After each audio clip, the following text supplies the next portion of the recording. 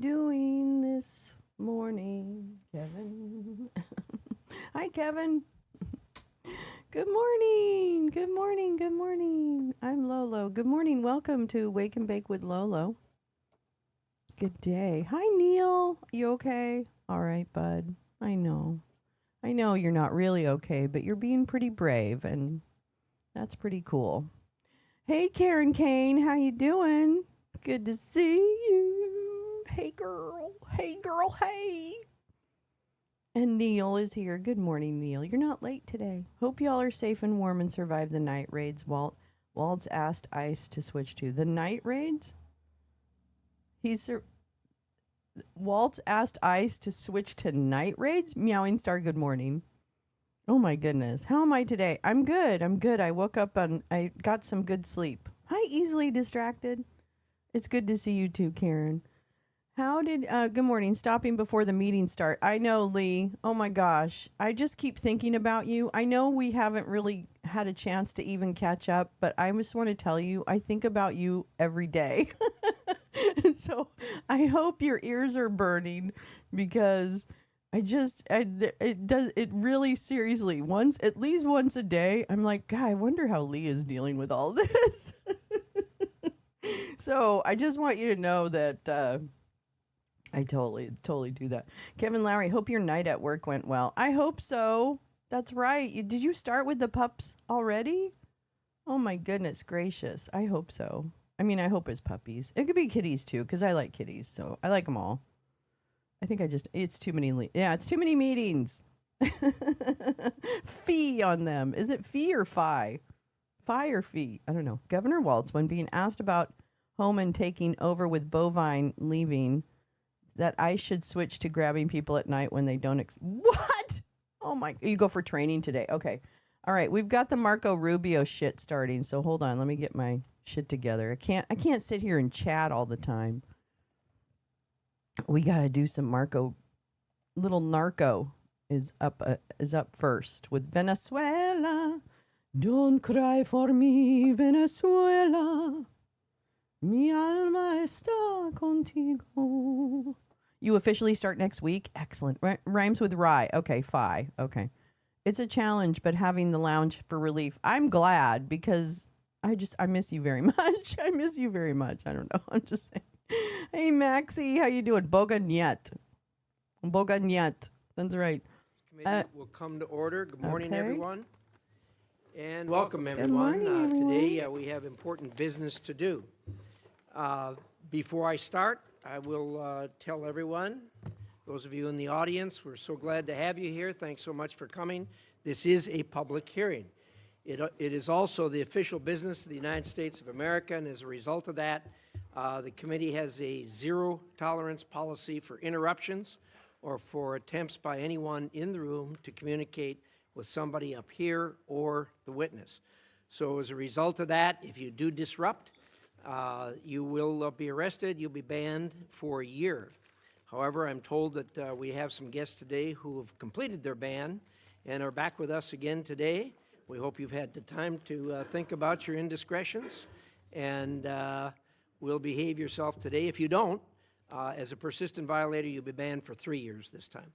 So in any event, welcome to everyone, and certainly Secretary Rubio, we're glad to have you here, and welcome back. The new co-pilot I got, Pete, is doing just fine in the seat you used to sit in, and I'm glad to have him. Thank you so much for being here. We were a little afraid we were going to lose you to the Miami Dolphins there for a while, but I guess that went a different direction, so it's certainly our gain. I'd like to start this hearing on the Venezuela situation by recognizing the brave men and women who participated in this operation. The intelligence gathering, planning, and execution were incredible. Only the U.S. could have pulled off this mission, and that's only because of the dedication and professionalism of each and every one of our service members.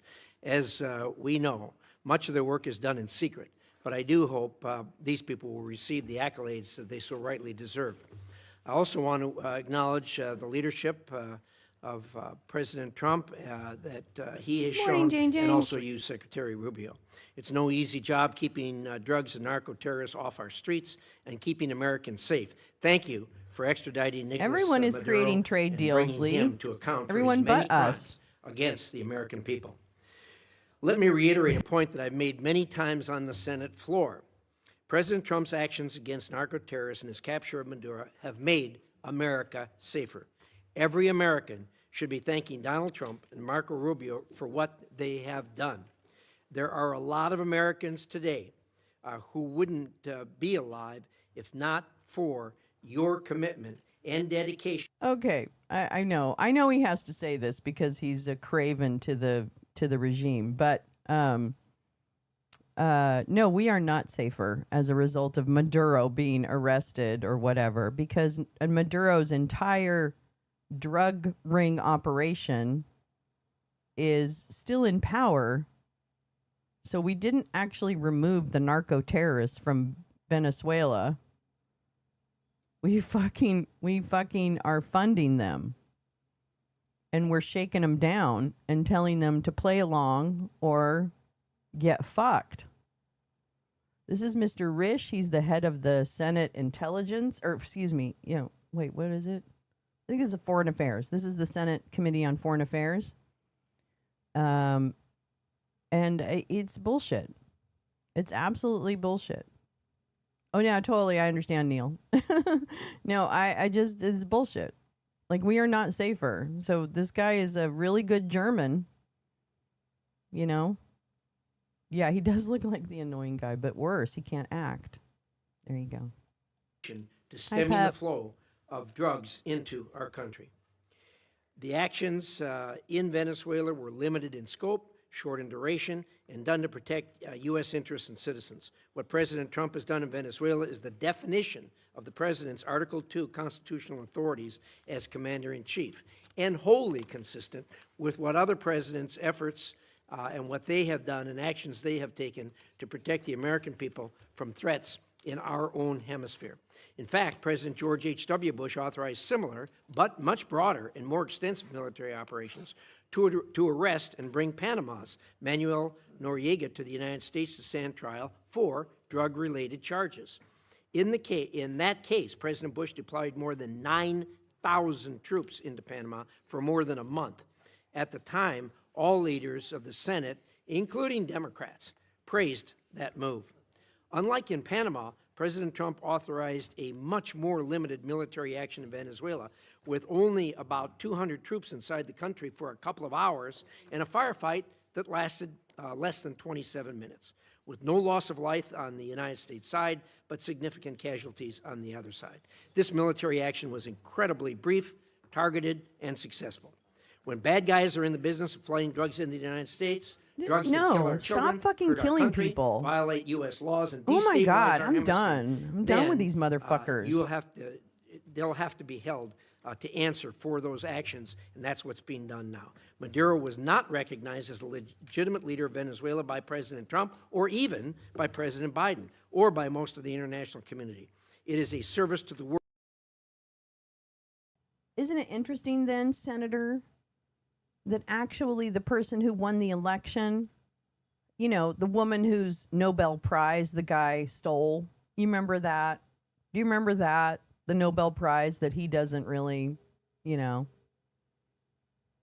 earn or deserve. Yeah, you know why? Because the woman who the people apparently did choose to be their president, according to the votes, he doesn't want her to be the head of Venezuela either. That's kind of odd, isn't it? If Mr. President only wants what the Venezuelan people want for themselves, but he's yet denying them the rightful leader that they voted in last year. Really? That's how that goes? Wow, you can really tell yourself a lot of stories, Mr. Risch. I'd love to check your hard drive, but here we go. World that this illegitimate leader is no longer in power. Now the United States has a tremendous opportunity before us in Venezuela.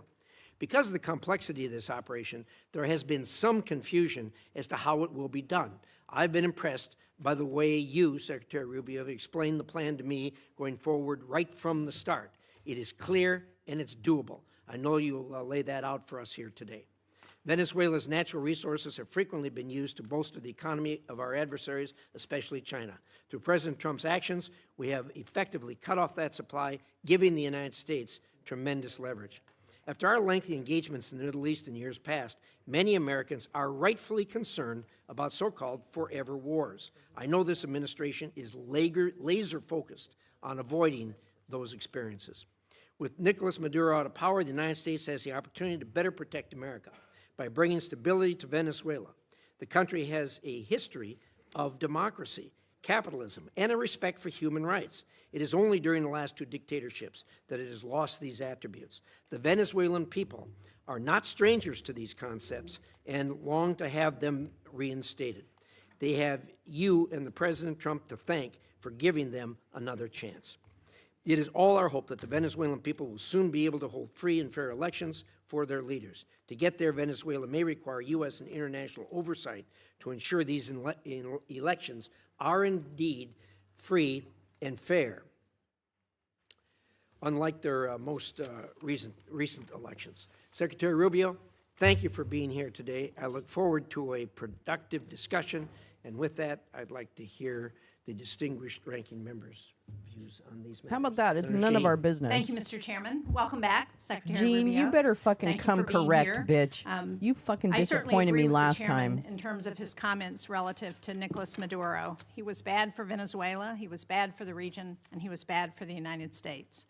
I think the question we have to ask now is, was the raid to arrest him worth the cost? And I also share the chairman's admiration for the military operation that took him out.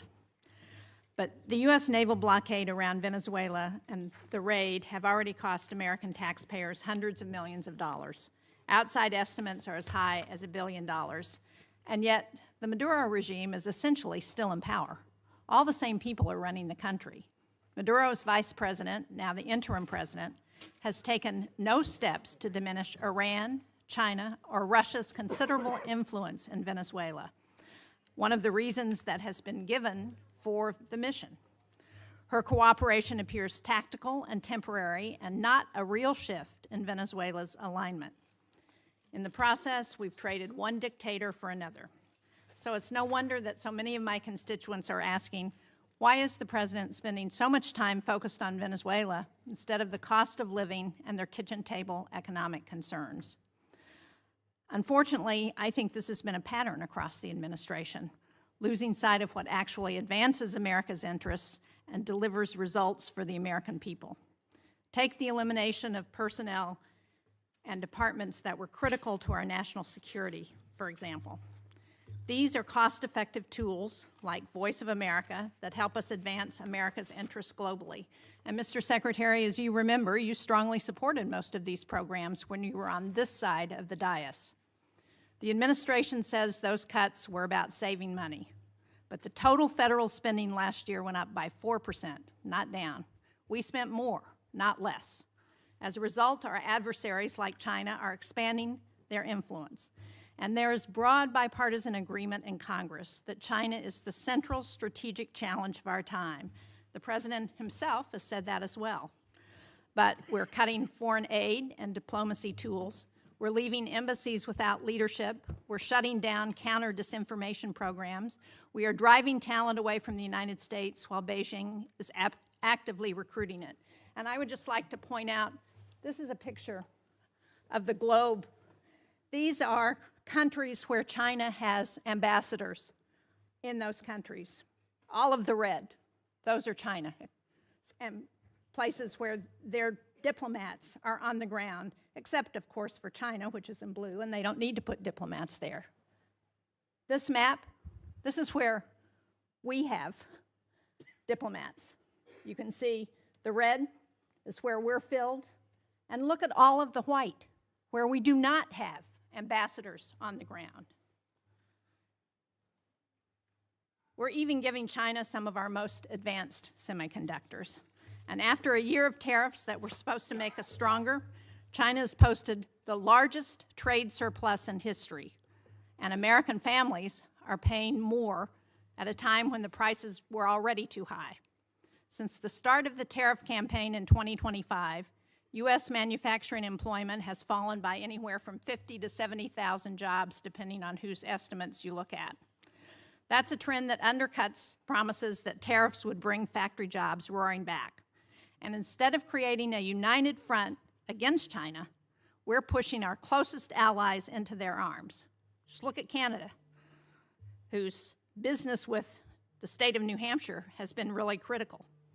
They recently cut a trade deal with China because they no longer view the United States as a reliable partner.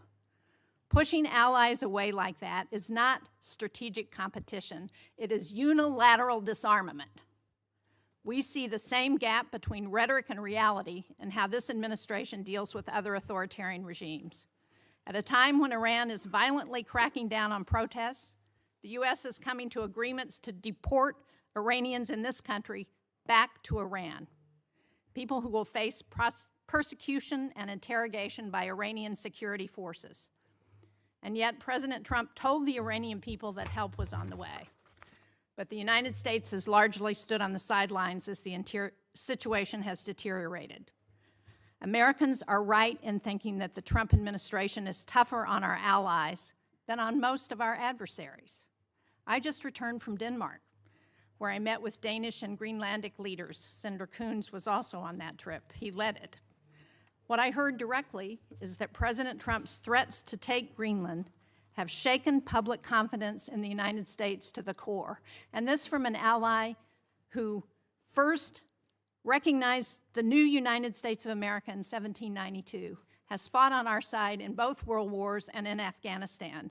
And I heard from one Danish-American woman whose son holds both citizenships and is approaching conscription age, that she's worried that her son might one day be forced to choose between the two countries that he loves. That kind of fear would have been unthinkable 2 years ago, or 10 years ago, or 50 years ago. There is no strategic objective in Greenland that cannot be achieved through cooperation. The only thing these threats have accomplished is weakening trust in the United States. That trust is the foundation of our alliances, and at a moment when Russia is waging the largest land war in Europe since World War II, we should be strengthening allied unities. Instead, we're undermining it. European allies are worried about open conflict with the United States. Canadian trading partners are turning toward China instead of the U.S., and the constant threat of new tariffs raising prices and making it impossible for businesses to invest is ever present. So, from Venezuela to Europe, the United States is spending more, risking more, and achieving less. That does not project strength. It hands our adversaries exactly what they want. Thank you, Mr. Chairman. Thank you, Senator Shaheen. We're now going to hear from Secretary Rubio. After that, we'll do a round of 5-minute questions. And so with that, Secretary Rubio, welcome back to the committee. Love to hear what you have to say. Thank you. I appreciate it. And I'll be brief in my opening statement so we can leave more time for questions. I've submitted a written statement, but I'm not going to use it. I'm just going to talk to you guys for a few minutes. And all right, here we go. Suspend. You know the drill. Off to jail. That's a war crime. That's a 1-year ban from the committee. Anyone who is a persistent violator will be banned for 3 years. So don't know whether the guy falls in that category. Looks like it. I hope after 3 years he'll find a more productive means of employment. Secretary Rubio, we have 2 hearings a week. You know, you seem to have a more robust following than most of our witnesses that come before us. But anyway. There'll be a couple more, so thank you for stopping the clock, but I appreciate it. So, and I know there's a lot of other topics you're going to ask me about, so we can talk about those, including the ones that Senator Shaheen just outlined. But let me just talk about Venezuela in particular. Please. I think we can talk, if you want. I'm sure your questions will be about what happened before and led up to in the operation. I want to focus my comments this morning on what happens now. That's right, Jeff. Good morning. Because you're going to ask about the going back. Good morning, and Will. let me just say this. What is our goal going in? We had in our hemisphere a regime operated by an indicted narco trafficker that became a base of operation for virtually every competitor, adversary, and enemy in the world. It was, for Iran, their primary spot of operation in the Western Hemisphere was Venezuela. For Russia, their primary base of operation in the Western Hemisphere, along Cuba and Nicaragua, was Venezuela. In the case of China, China was receiving oil at a huge, about $20 a barrel discount. And they weren't even paying money for it. It was being used to pay down debt that they were owed. This is the oil of the people of Venezuela, and it was being given to the Chinese as barter at a 20%, at a $20 discount per barrel in some cases. And so you had basically three of our primary opponents in the world operating from our hemisphere from that spot. It was also a place where you had a narco-trafficking regime that openly cooperated with the FARC and the ELN and other drug trafficking organizations using their national territory. It was an enormous strategic risk for the United States, not halfway around the world, not in another continent, but in the hemisphere in which we all live. And it was having dramatic impacts on us, but also on Colombia and on the Caribbean basin and all sorts of other places. It was an untenable situation, and it had to be addressed. And it was addressed. And now the question becomes what happens moving forward. As I've described to you in previous settings and in individual conversations, we had three objectives here. The final, I'll work it backwards because the end state here is we want to reach a phase of transition where we are left with a friendly, stable, prosperous Venezuela and democratic, in which all elements of society are represented in free and fair elections. By the way, you can have elections. You can have elections all day.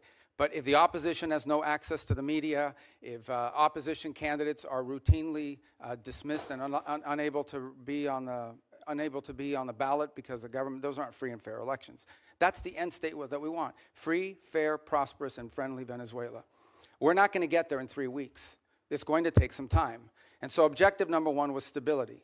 In the aftermath of the removal of Maduro, the concern was what happens in Venezuela. Is there civil war? Do the different factions start going at each other? Are 1 million people crossing the border into Colombia?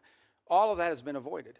And one of the primary ways that it has been avoided is the ability to establish direct, honest, respectful, but very direct and honest conversations with the people who today control the elements of that nation, meaning the law enforcement, the government apparatus, et cetera. And one of the tools that's available to us is the fact that we have sanctions on oil. There is oil that is sanctioned that cannot move from Venezuela because of our quarantine. And so what we did is we entered into an arrangement with them. And the arrangement is this. On the oil that is sanctioned in quarantine, we will allow you to move it to market. We will allow you to move it to market at market prices, not at the discount China was getting. In return, the funds from that will be deposited into an account that we will have oversight over. And you will spend that money for the benefit of the Venezuelan people. Why was that important? Venezuela was running out of storage capacity. Okay? They were producing oil, they were drilling oil, they had nowhere to put it. They had nowhere to move it, and they were facing a fiscal crunch. They needed money in the immediacy to fund the police officer, the sanitation workers, the daily operations of government. And so we've been able to create a short-term mechanism. This is not going to be the permanent mechanism, but this is a short-term mechanism in which the needs of the Venezuelan people can be met through a process that we've created where they will submit every month a budget of this is what we need funded. We will provide for them at the front end what that money cannot be used for. And they've been very cooperative in this regard. In fact, they have pledged to use a substantial amount of those funds to purchase medicine and equipment directly from the United States. As in fact, one of the things they need is dilutin, depending how you want to pronounce it. And that basically is the light crude that you need to mix with their heavy crude in order for the oil to be able to be mixed and moved. I'm sorry. Did he just say that they submit? Did he just say that Venezuela will now just like get an allowance of their own money from us? Is that what he just said? Is that what this motherfucker just said? I'm like, what? Like, they don't even, okay, so I know everyone in this room knows this, but they're not even trying anymore. They're not even attempting at spinning anything, which is great, actually, because I appreciate them just getting to the point. It actually is really great, but it's not really great because these guys are unchained motherfuckers right now.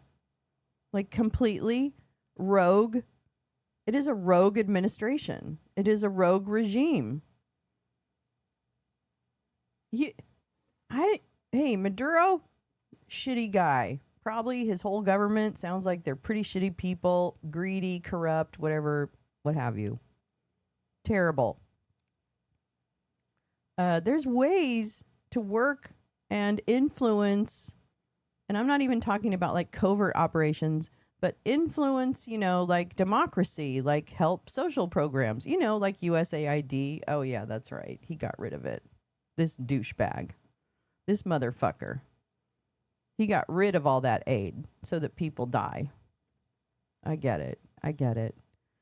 Yeah, I pinned an article, just one of probably many articles about Marco's troubled past with Latin America and the fact that this is a vendetta in this idiot's heart that is driving him to probably go against all moral values that he may have at some point held. I'm not sure. So this is a vengeance tale for little Marco. Little Narco is what we call him in Gal Squad. And but this is really, that's fucking unbelievable.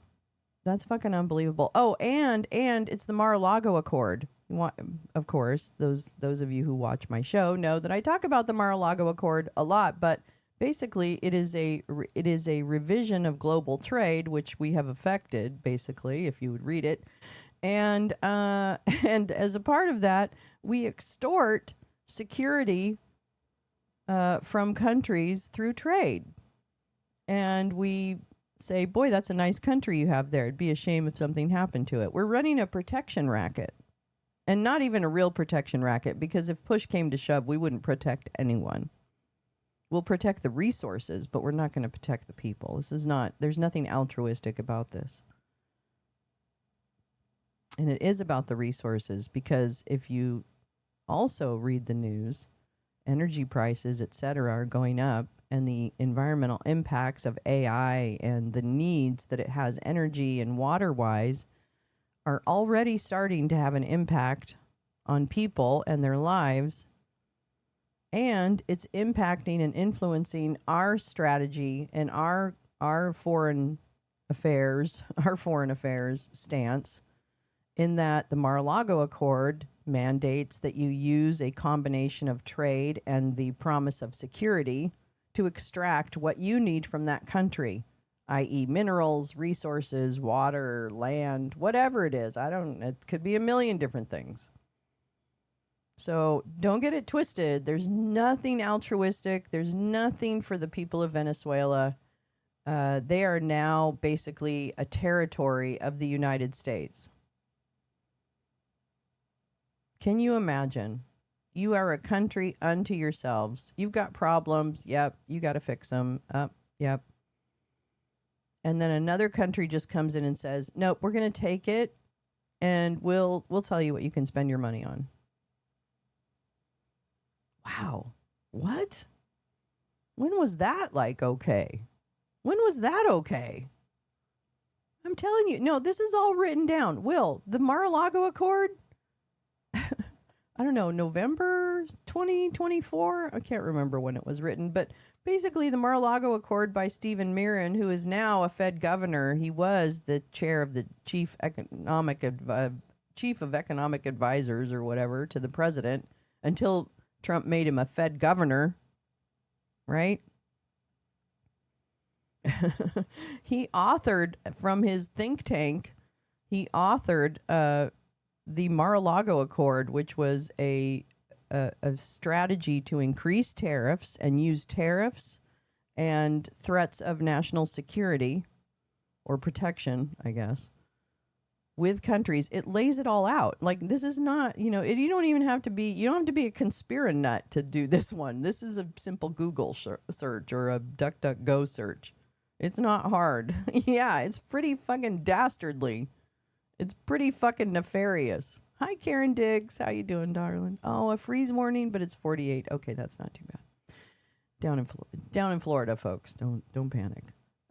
Anyway, so I just wanted to kind of give some more context to what this man is saying, because it's really bad. It's really bad. So, yeah. Okay. They used to get 100% of that from Russia. They are now getting 100% of that from the United States. So we're using that short-term mechanism both to stabilize the country, but also to make sure that the oil proceeds that are currently being generated through the licenses we'll now begin to issue on the sanctioned oil goes to the benefit of the no one else Venezuelan is having people, not problems, to fund Jane. Sorry the about system that. that existed in the past. The second is a period of recovery. And that is the phase in which you want to see a normalized oil industry. Again, look, we've got plenty of oil. There's plenty of oil all over the world. Canada produces heavy crude, so it's not like Venezuela's oil is unique in that regard, despite the fact they have the largest known reserves in the world. It's not irreplaceable.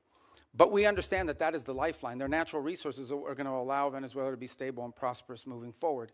And so we have created what we hope to do is transition to a mechanism that allows that to be sold in a normal way, a normal oil industry, not one dominated by cronies, not one dominated by graft and corruption. To that end, the authorities there deserve some credit. They have passed a new hydrocarbon law that basically eradicates many of the Chavez-era restrictions on private investment in the oil industry. It probably doesn't go far enough to attract sufficient investment, but it's a big step from where they were 3 weeks ago. So that's a major change. We can address some of the other components, but I'll run out of time. But one of the parts of the transition phase, or the recovery phase, is beginning to create Then I space guess you should for have different read your prepared inside of remarks, Venezuelan stupid politics head. to have an ability to speak out. Part of that is the release of political prisoners. By some estimates, up to 2,000. They are releasing them. They are releasing them probably slower than I would like them to, but they are releasing them. And in fact, you're starting to see some of the people being released beginning to speak out and participate in political life in the country. We have a long ways to go. Look, we can talk in more detail about all of these things. Suffice it to say, I'm not here to claim to you this is going to be easy or simple. I am saying that in 3.5, almost 4 weeks, we are much further along on this project than we thought we would be, given the complexities of it going into it. And I recognize that it won't be easy. I mean, look, at the end of the day, we are dealing with people over there that have spent most of their lives living in a gangster paradise. So it's not going to be like from one day to the next, we're going to have this thing turn around overnight. But I think we're making good and decent progress. It is the best plan, and we are certainly better off today in Venezuela than we were 4 weeks ago. And I think and hope and expect that we'll be better off in 3 months. Please take a look and at 6 the months and link 9 that I months than just we would have dropped. been The had headline Maduro will still tell been you there. all you Thank really need to know. Well, thank you, Secretary Rubio. We'll now do a round of questions, 5 minutes each. I'd like to start. I guess it's not I'd ask you to every go, oil I company understand we're that's not in a classified excited. setting, but I think Peace Love. a lot of people had no understanding of the groundwork that was done before the actual action took place. I was incredibly impressed with what you told me about how you, the president, negotiated with parties there on the ground, particularly the parties who were going to be in charge after Maduro was removed. And I wonder if you could talk about that for a minute, understanding that we aren't in a classified setting. And I'd like to, if you could, say a few things about it. Well, one of the things I've come to maybe more fully appreciate than I didn't when I was here in the Senate was the number of contingencies that the Department of War plans for all over the world. The overwhelming vast majority of them will never come to fruition, but there's all kinds of contingencies that are planned for. And one contingency that had to be planned for is the fact that sitting in Venezuela with a $50 million reward on his head was an indicted narco trafficker. In fact, I believe it's the largest reward we've ever issued for anybody. I would remind everybody the Biden administration had a $25 million reward on an indicted narco trafficker, the same person.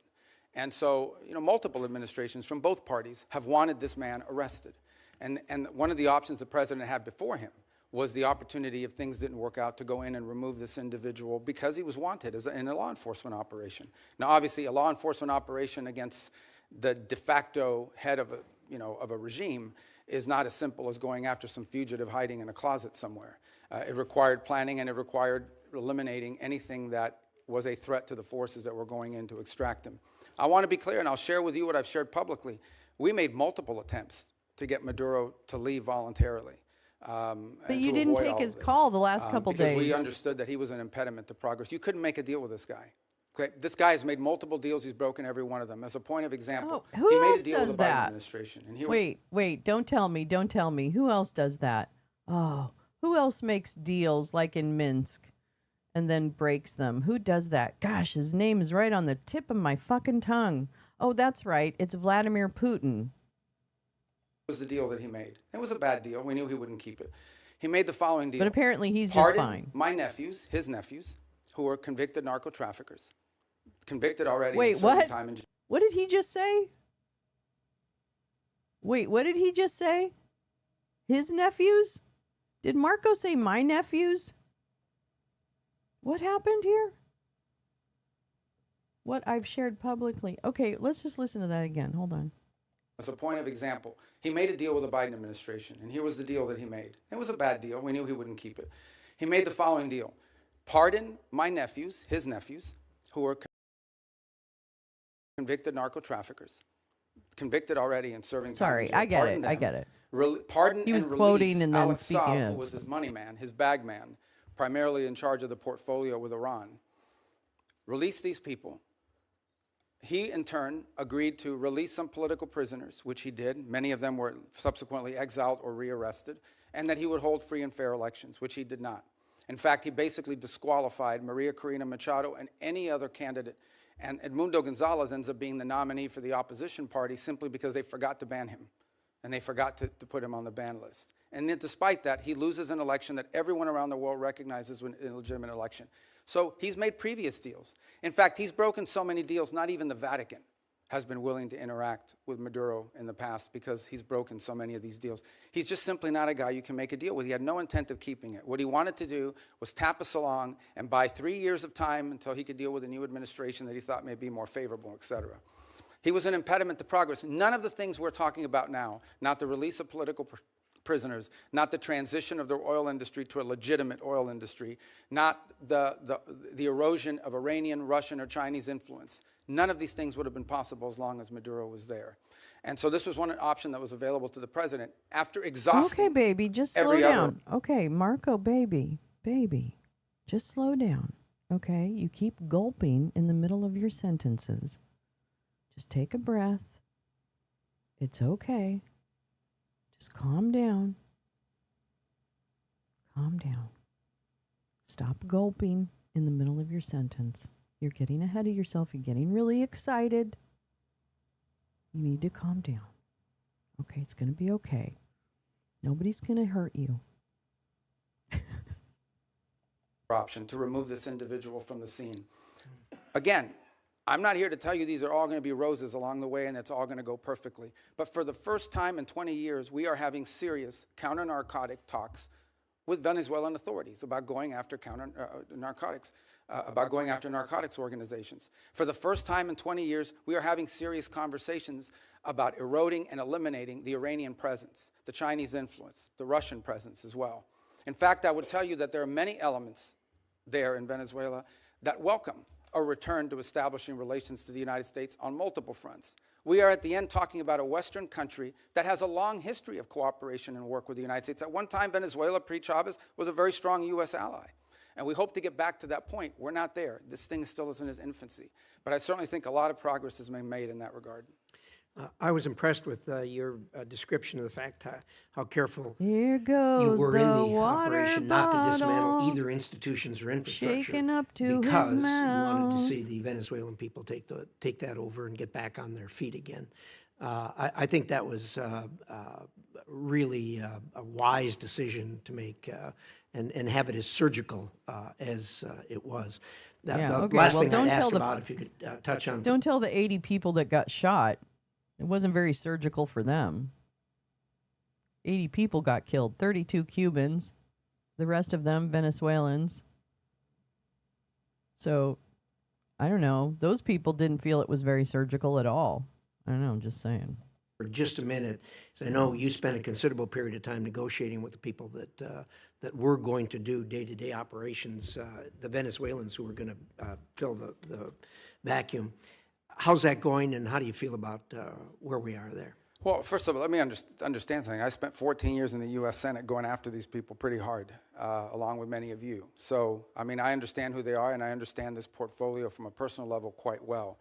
So we're very realistic about what we're dealing with here. We also understand that in geopolitics, Almost sometimes that's too required. personal, And in one this might particular say. case, there are an alignment of interests. And we certainly think that the approach we're taking is preferable to some of the other alternatives that people speculate about or fear. And I would say at this point, I do have to characterize, again, being realistic, clear-eyed, and understanding that there will be impediments and unexpected events along the way. What we have found so far is cooperation, respect, dialogue, and it's not just me. As has been reported in the media, Director Ratcliffe traveled to Caracas and met with leaders there and discussed important items of potential cooperation. I've also discussed, and I think I've alerted some of you, that we have Laura Dogue, who was our ambassador to Nicaragua in the past and to Honduras, will be taking over the Venezuelan Affairs Unit, first in Bogota, but ultimately in Caracas. We've had a team on the ground already there. Who's this little bobblehead behind him? It looks like the actual, labor secretary. Is that the labor secretary? Who is that? Is that the labor secretary? She's like a bobblehead. I don't know what's going on. I don't know if she's got some, candy in her mouth or something, but her lips look a little odd, but it's probably just mid-candy, that's all. She might have just put a mint in her mouth. I don't know. I have no idea. Anyway, is that the labor secretary? Why would the labor is it? I must be wrong. It can't be, right? We already had 70 locally employed to sort of maintain that facility. I'm wrong. I got to be wrong. But we have a team on the ground there assessing it, and we think very quickly we'll be able to open a U.S.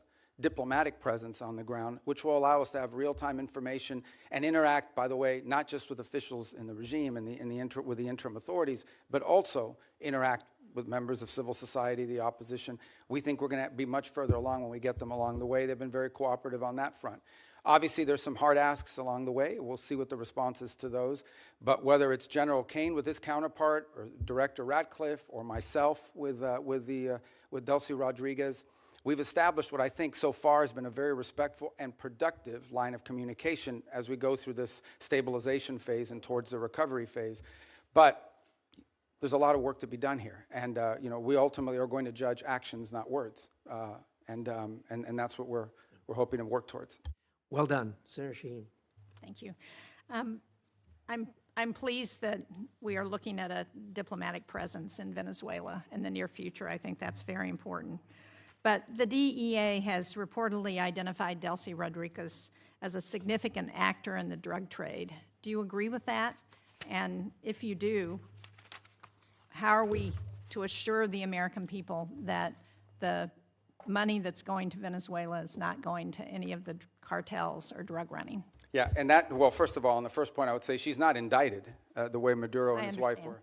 So I'm not going to speculate about newspaper articles and what law enforcement is working on. If, in fact, there were such an investigation, that's something that we would speculate on. Suffice it to say that this was not a normal system. We all should stipulate to that, okay? That regime, as everyone understood, was held together by corruption. The glue that kept people together was not loyalty to Maduro. It was the fact that these 5 guys had 5 separate oil fields that were assigned to them. These people had drug routes. I understand that. So that's going to be clear. I'm not defending the regime. In fact, I'm concerned that we haven't really changed the regime enough, and that America's dollars are still going to drug runners and to significant organizations who we don't want to have. Yeah, that's the point. Benefit from the funding that we're selling now of oil and providing to the Venezuelan government. Look, I acknowledge that we are dealing with, I told you, with individuals that have been involved in things that in our system would not be acceptable to us in the long term. By no means is our policy to leave in place something permanent that's as corrupt as you've described. We are in the transition and stabilization phase. We are just acknowledging reality, and that is you have to work with the people that are in charge of the elements of government. Okay, but now, what are the reassure people that money is not going continuing to go to the drug cartels? Right. So that's the process that I outlined to you. So on the sanctioned oil, the oil that requires U.S. permission to move, that oil, the proceeds of that oil, which, by the way, is being sold at market price, not at the discount Venezuela was being forced to sell, is being deposited into an account that ultimately will become a U.S. Treasury blocked account here in the United States. They will submit, we will, at the front end, say this is what this money can be spent on these things. We will submit to them. They will submit to us a budget request. We want to use this money for these things. And part of the proceeds will go to fund a audit process to make sure that that's how the money is being spent. So and that's how we intend to handle those funds in the short term. There's an actual audit process that's been set up? It will be set up, and we have a couple options. One option is the XM Bank. They have expertise as bankers and being able to do some of that option. There may be some others in place. We haven't finalized what that audit process would be. We've only made one payment, and that payment we did, and retrospectively will be audited, but it was important we made that payment because they had to meet payroll. They had to keep sanitation workers, police officers, government workers on staff. It was a $300 million payment. Right. So it's been reported that the oil sold for $500 million, that $300 million went to Venezuelan government. What happened to the other $200 million? It's still sitting in the account, is my understanding at this time. The account in Qatar? Well, the account, yes, but that will ultimately be that's a short-term account. Ultimately, it will be a U.S. Treasury blocked account in the United States. And will it also be audited? Correct. Well, the audit will be on the expenditures. At the front end, we'll tell them. Wait a motherfucking minute. So you're telling me that our government sold oil for $500 million or billion or whatever it was, I don't know, 500 whatevers, gave it to Qatar to hold. I'll look up XM Bank. Okay. Gave it to Qatar to hold. We gave Venezuela $300 million so they could pick up their, not fall into complete chaos. Really sounds like it's great for the people. And then the $200 million or billion or whatever it is sitting still in Qatar, earning interest for a Qatarian bank. Now, I don't know what the interest is on 200 billion, million, whatever, but I have to imagine it's pretty significant. And so I'm wondering, as an America First, tenant, why wouldn't you deposit that with an American bank so that American banks could reap the benefit of holding that type of cash? No, he could give it to I don't even know what he could do. I'm sure he could do something that's just like more vanilla and put it in treasuries. Why aren't they in treasuries? Wait a minute. Why is that money, why did that money ever have to go to Qatar? Do we not have enough of a financial system here to handle that amount of money? What the fuck is going on? Where are all the America First morons? Hi, Badge. Where are all the America First people? You literally are giving the Qatari government funds so that they can make interest on them and, do things that banks do to make money off of money. That's one of the schemes. And you didn't do it for America? What happened to America First? What happened to America First? I'm confused. This is really stinks to high heaven, and yet everybody's acting like it's all normal. And I guess, hi Val, I guess they can, the cognitive dissonance is really kind of amazing, and I hope somebody writes a real scientific article about it someday. It is money stashing, but just even on the face of it, if you look at it, the America First kind of position on this, why in the fuck world would you give money like that to Qatar? Right, exactly. There's a million, nothing makes sense.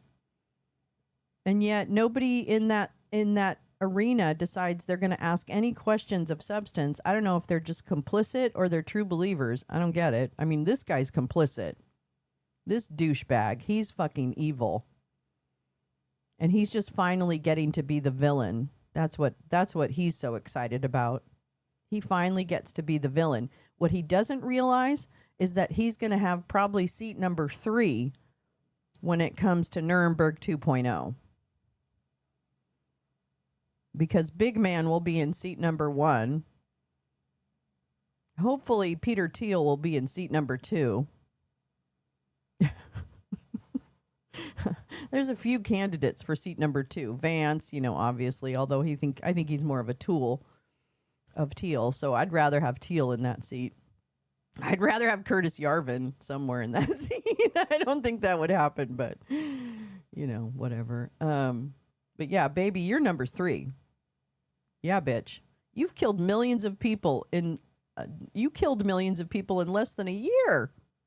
Oh my God, the blood on this guy's hands is incredible, and more people are dying every day because of what he did to USAID.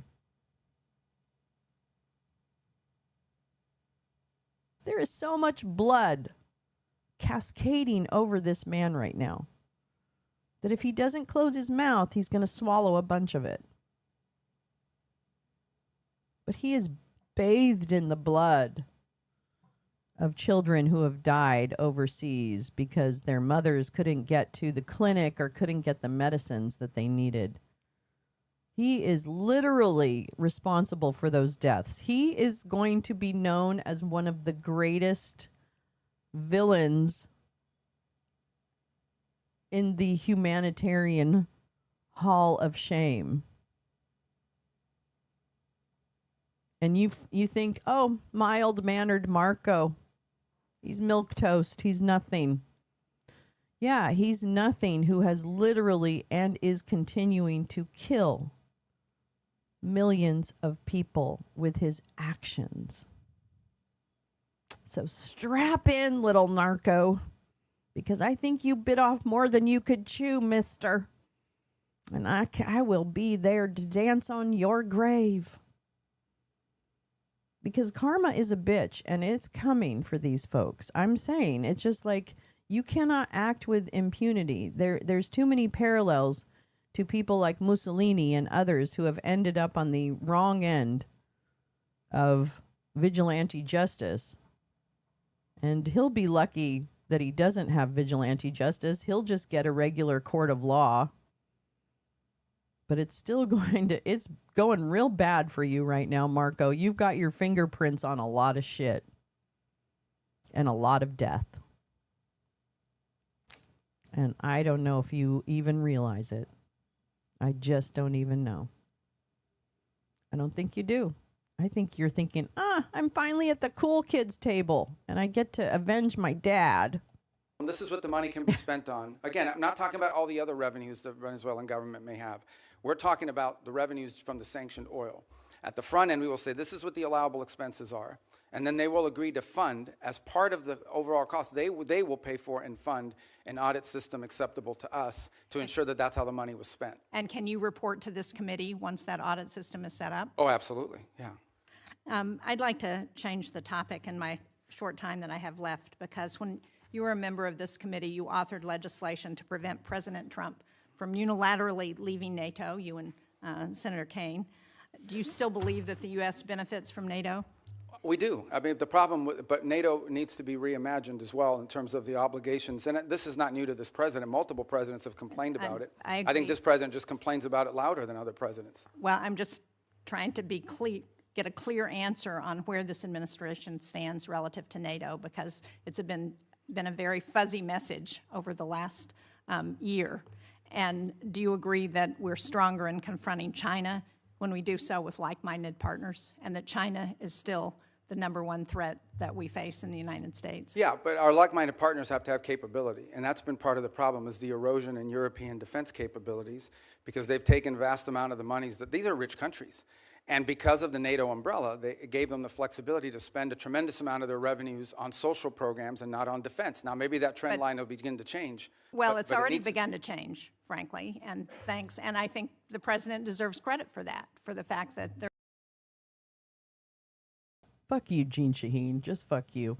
Yeah, you know what happens is, this is like, for example, what happened in the UK. The demand that we make that they spend more on defense, everything is fine. You can make the case that it's important for countries to, do what they need to in order to defend themselves and, protect their people and all that.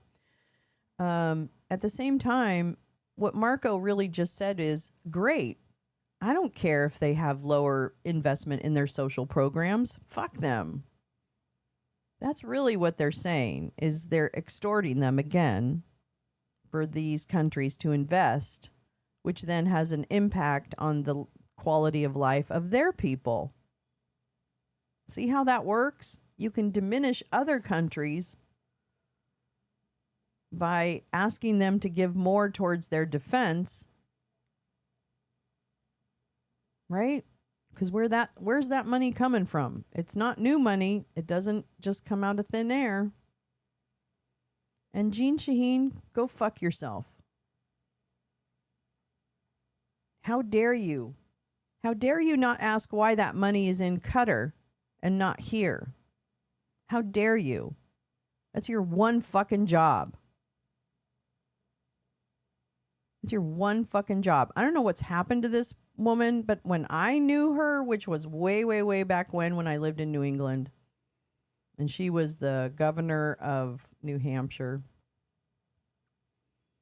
In fact, it was before then when she was a mayor. I can't remember where she was mayor. Maybe I'm wrong. I might be thinking of Shelley Pingree, but yeah, I just, I don't know. And don't bother asking him about USAID, but maybe you're going to get to that. I have no idea. There is now a commitment for 5% of GDP to be spent on defense. But part of that strength also comes not just from having the mechanism, the military might, but it also comes from the unity with our allies. And to the extent to which that unity is undermined, like the talk about Greenland and antagonizing Denmark, then it undermines NATO's ability. And the only people who are excited about that are Vladimir Putin and President Xi. Yeah, well, I would say that I think our alliances in NATO ultimately are something that's going to work out. Our partners understand the importance of the U.S. presence in NATO. Without the U.S., there is no NATO. And we understand that in order for NATO to be stronger, our partners need to be stronger. And one of the things we've explained to our allies in NATO is the United States is not simply focused on Europe. We also have defense needs in the Western Hemisphere. We have defense needs in the Indo-Pacific. And it will require us. We may be the richest country in the world, but we don't have unlimited resources. And as we reassign exactly resources, why we want to have allies and partners to help us as we're looking at conflicts around the world. And when we antagonize our allies and partners, and when we send Canada to do a trade deal with China instead of coming to New Hampshire or the United States, it weakens our ability to confront our adversaries. Yeah, but our allies have to be two things. They have to be willing to step up, but they also have to be capable of stepping up.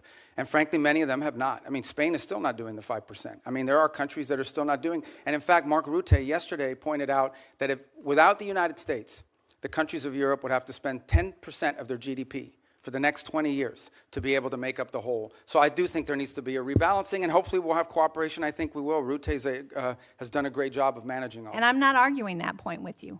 As I said, I agree with what the president has asked of our European allies. What I'm arguing with you about is that his rhetoric is undermining NATO and our partnerships with our allies, and that's a problem. Thank you, Mr. Chairman. Thank you, Senator Shaheen. Senator Ricketts. Thank you, Mr. Chairman. Thank you, Mr. Secretary Rubio, for being here. So some of the comments from my colleagues on the other side of the aisle are difficult to square with the record. The goalposts didn't move, nor did Maduro change. The only thing that changed was President Trump acted on what members of both parties said needed to happen. And did so, by the way, with an operation that will go down in history as one of the most impressive and tactically proficient to be ever carried out. So, Secretary Rubio, I'd like to get your response to a few yes or no questions. I know that's typically not your nature, but please bear with me here a moment, okay? All right, let's hear them first. Basic question is, what are we doing here?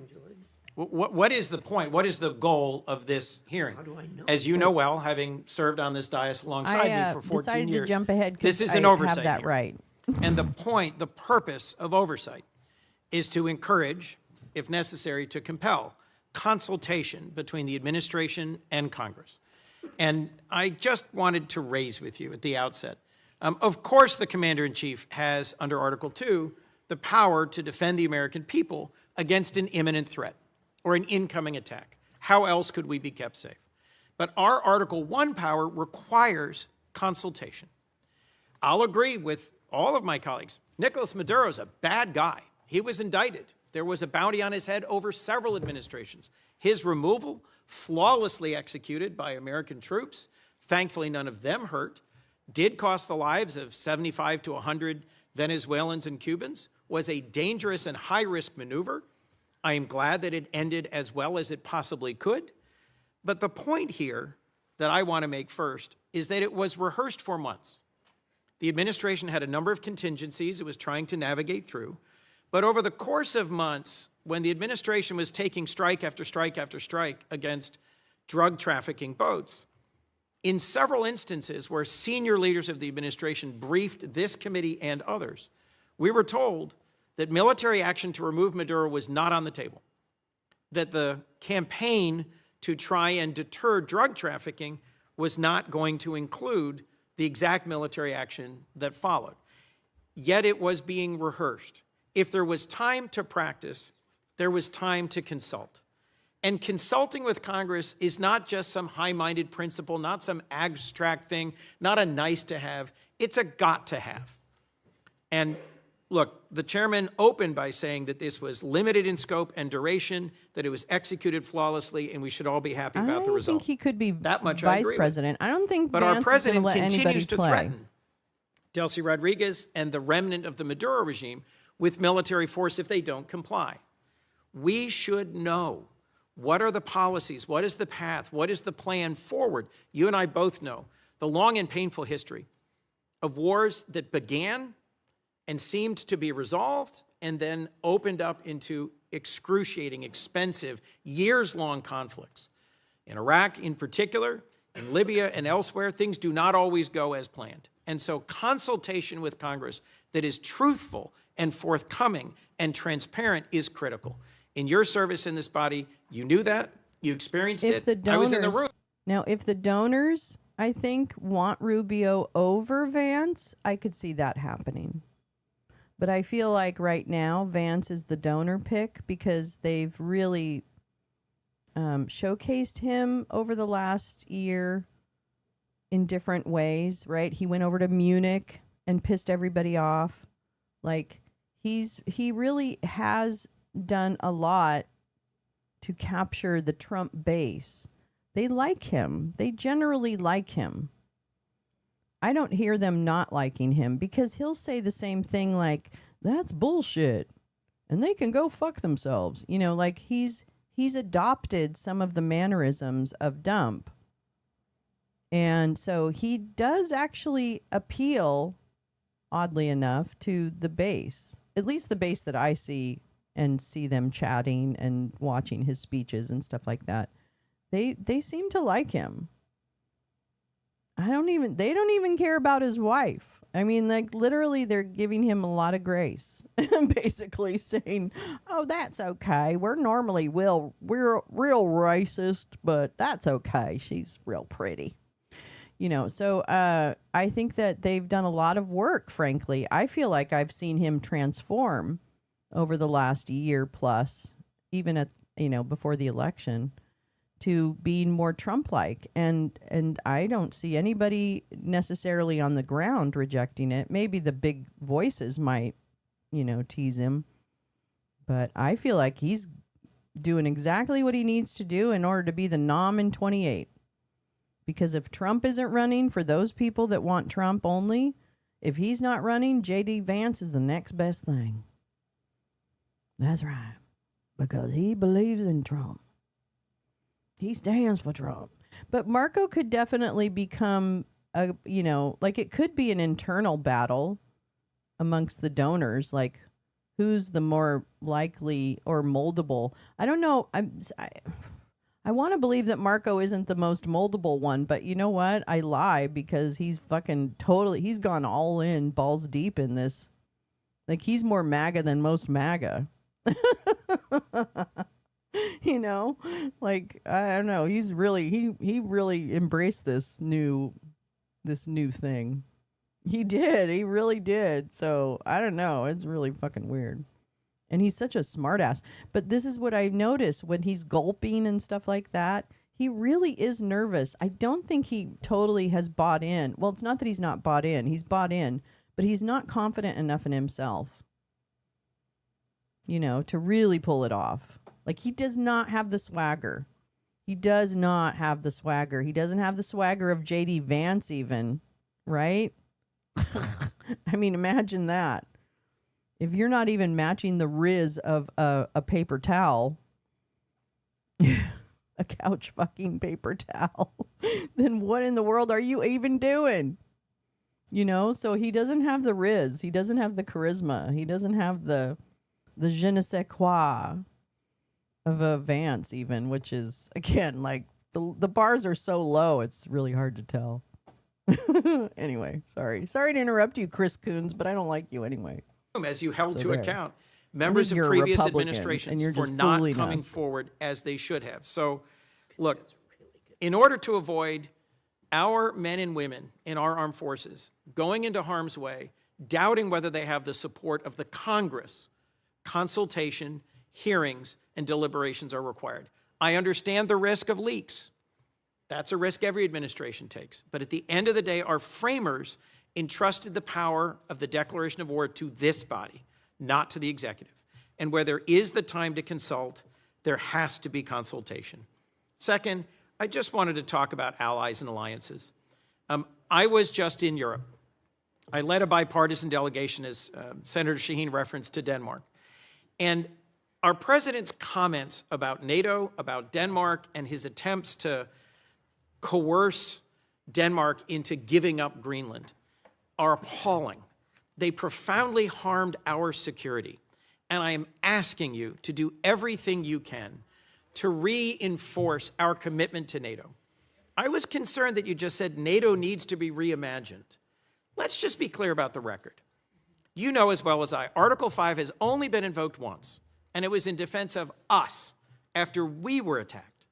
Danes and soldiers from almost every other NATO ally deployed and served, fought, and died. 52 days.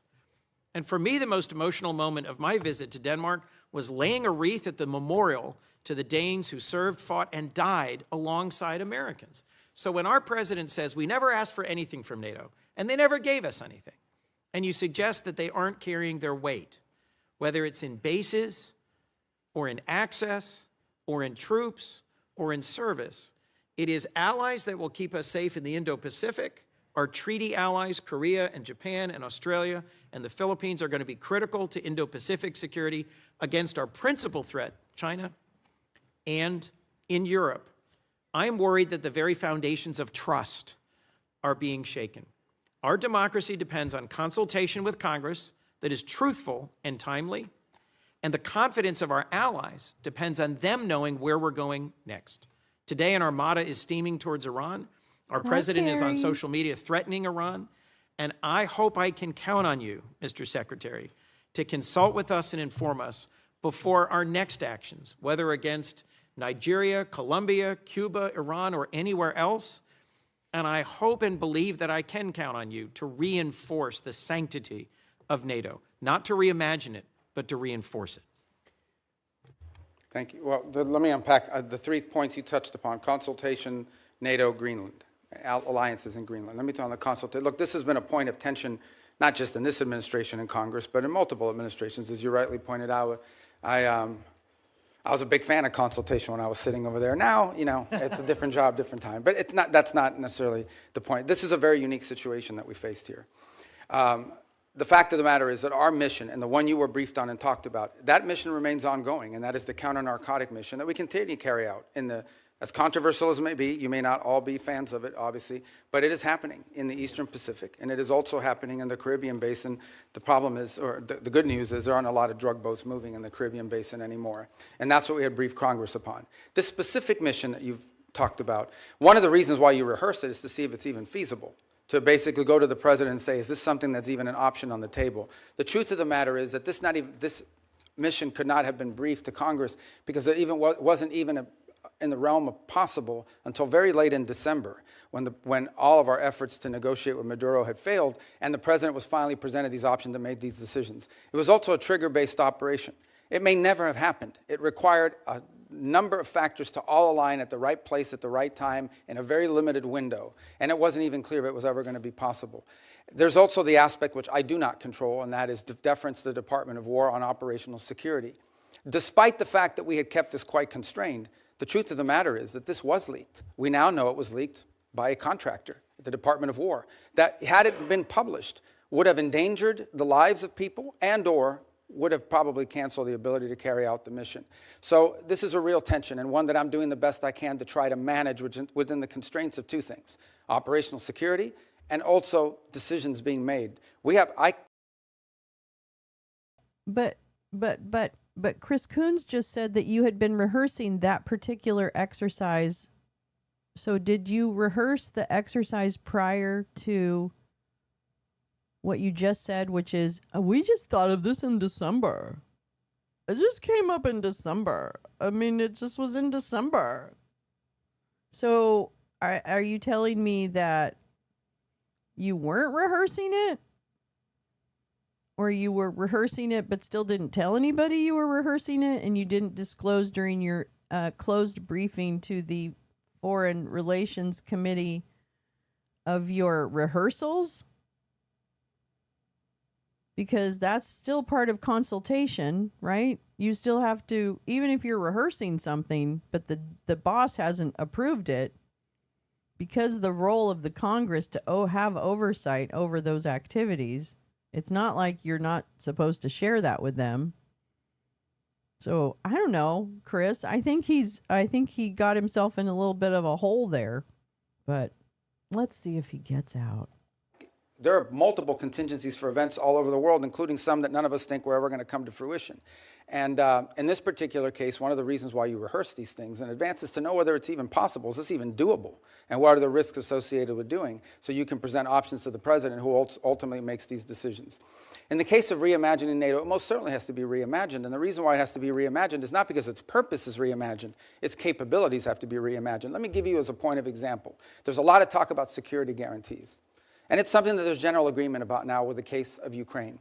But those security guarantees basically involve the deployment of a handful of European troops, primarily French in the UK, and then a U.S. backstop. But in fact, the security guarantee is the U.S. backstop. It is not and I'm not diminishing the fact that some countries in Europe are willing to place troops in a post-war Ukraine. What I'm pointing out is that is irrelevant without the U.S. backstop. And the reason why.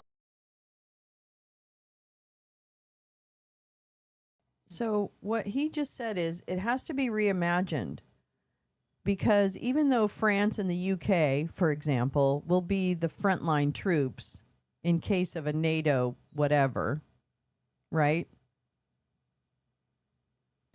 The Americans are the backstop. So we're not at the front lines, just so you know, in that scenario. And he's not even happy that we're a backstop. So what would it be, Marco? What would it be? Call us if you're really in trouble and we'll come over, but we're not going to send anybody over and get anything in place. What the fuck is what's the revision? What?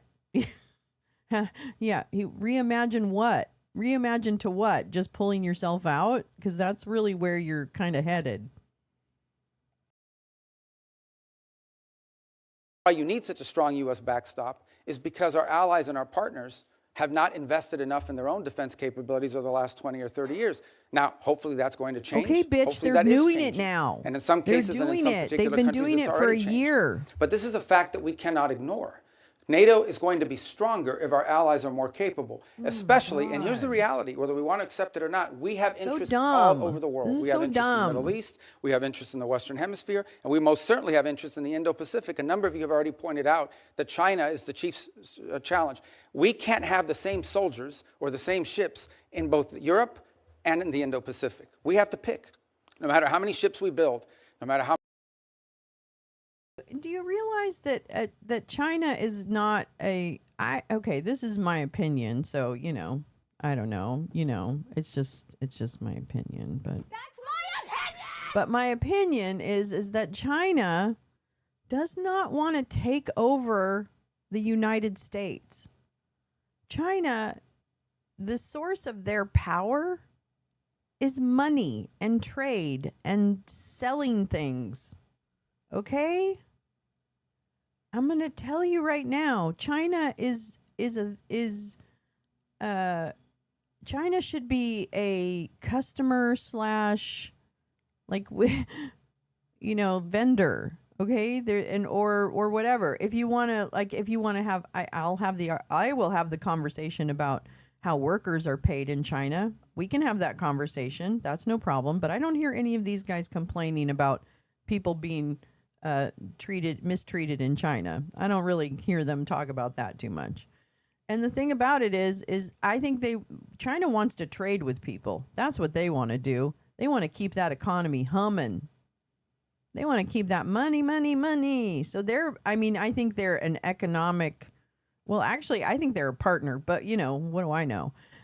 So I feel like, it is not a zero-sum game. It's not. That's just it's unrealistic. These idiots have completely backed themselves into a corner. And all you really need to do is do a little digging on the economics and the forecasts to know that we're fucked right now. And it's not going to go well for the American worker, right? Or are the American communities that are going to be decimated by either the high price of energy or the complete destruction of the environment around communities. I hope you caught our show yesterday when we read Dee Batiste's Substack article about Boxtown and outside of Memphis and what's happening as a result of Grok XAI's huge monolith there in the community, creating illness and destruction. And not jobs, because the jobs that are coming are going to be either highly specialized or will be automated. But it's no longer the great American factory worker starting from the bottom. Now we're here. That's not what they've designed for you. It's just not. Which is why it's okay if RFK says polio. Polio. Yikes. He's got the hands up because he's dirty and he knows it. Yeah, that's a really good picture of him, actually. Capabilities we grow, Yikes. We're going to have to make these adjustments. And the stronger our partners are in NATO, the more flexibility the United States will have to secure our interests in different parts of the world. That's not an abandonment of NATO. That is a reality of the 21st century and the world that's changing now. In the case of Greenland, I'll say we're in a good place right now. We had excellent meetings with the Secretary General of NATO.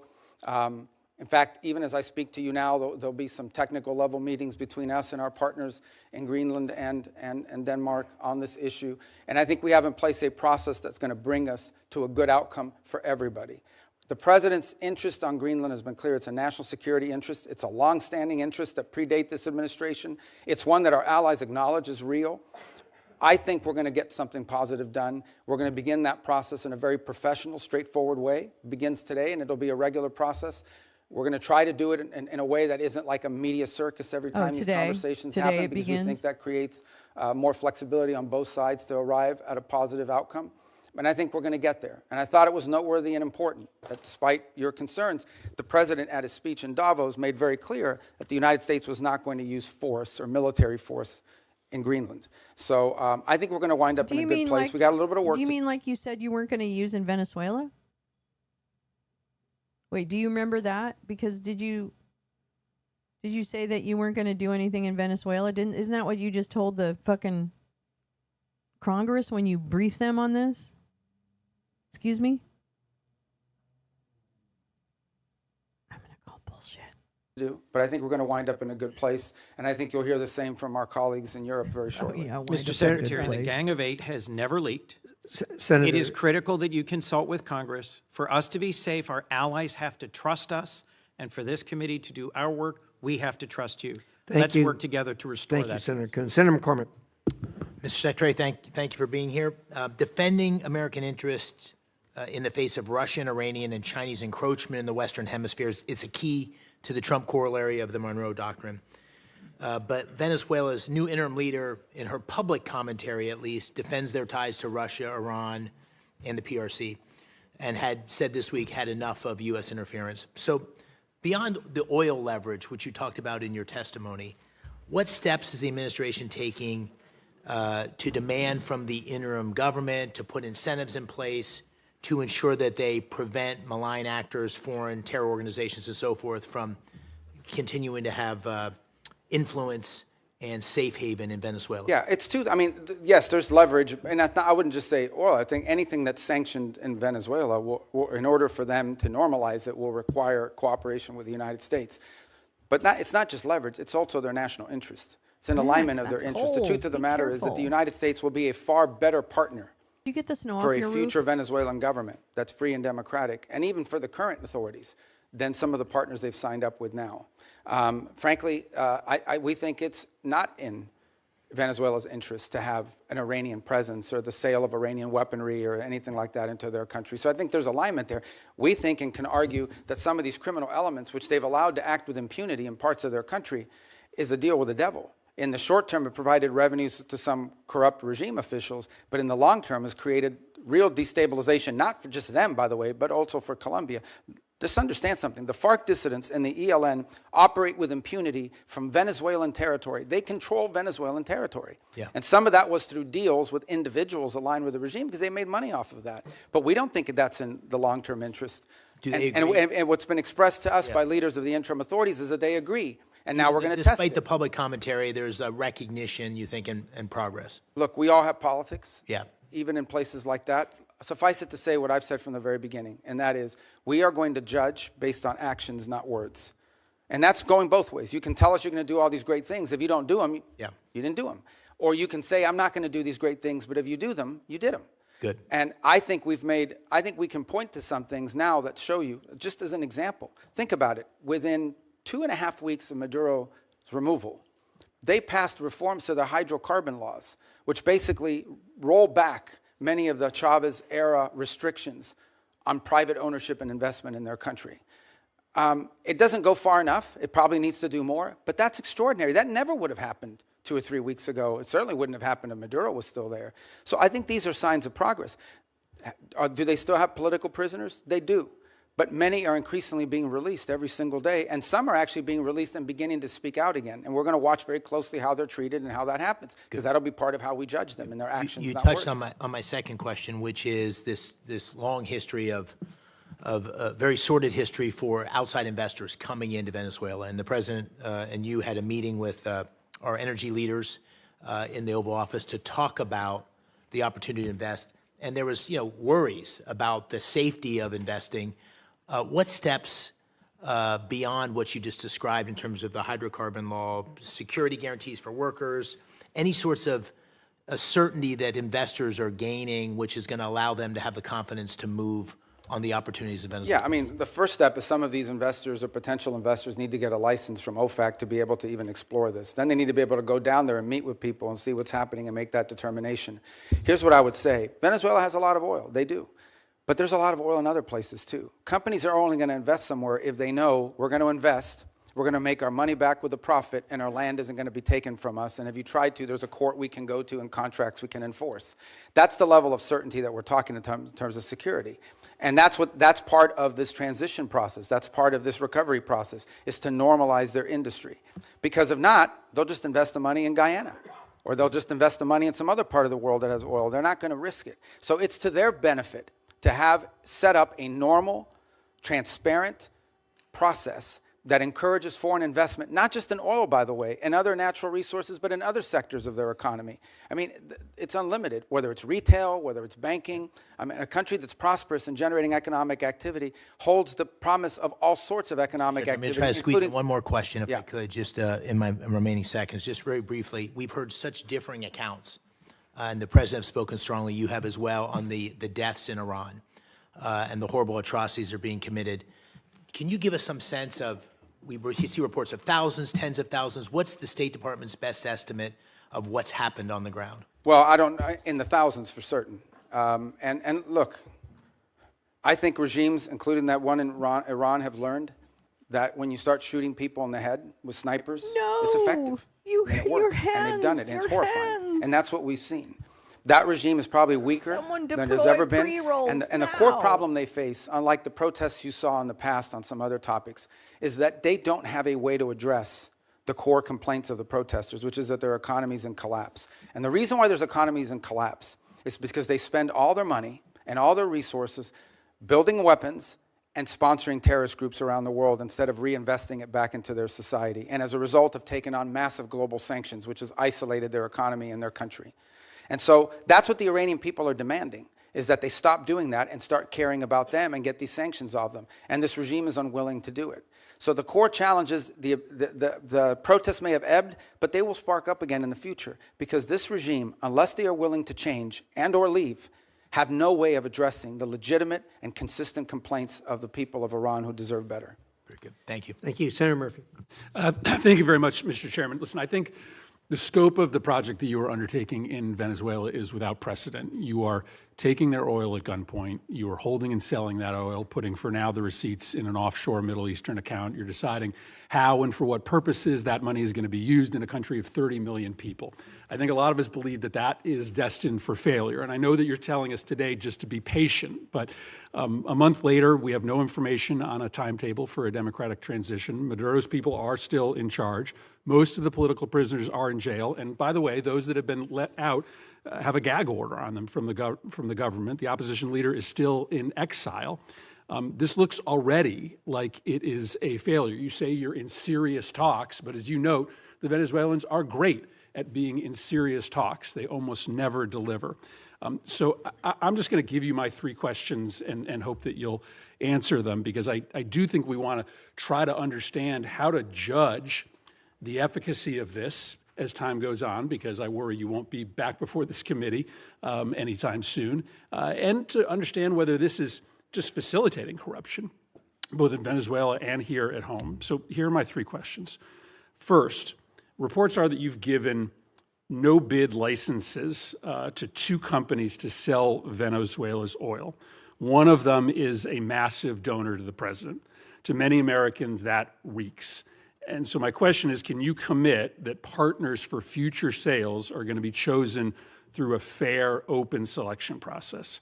Second, if Delcy Rodriguez, who is an unelected leader, the head of Maduro's torture operation, is still in power 6 months from now, does that mean that your policy is a success or failure? How do we judge when we've had enough of Rodriguez?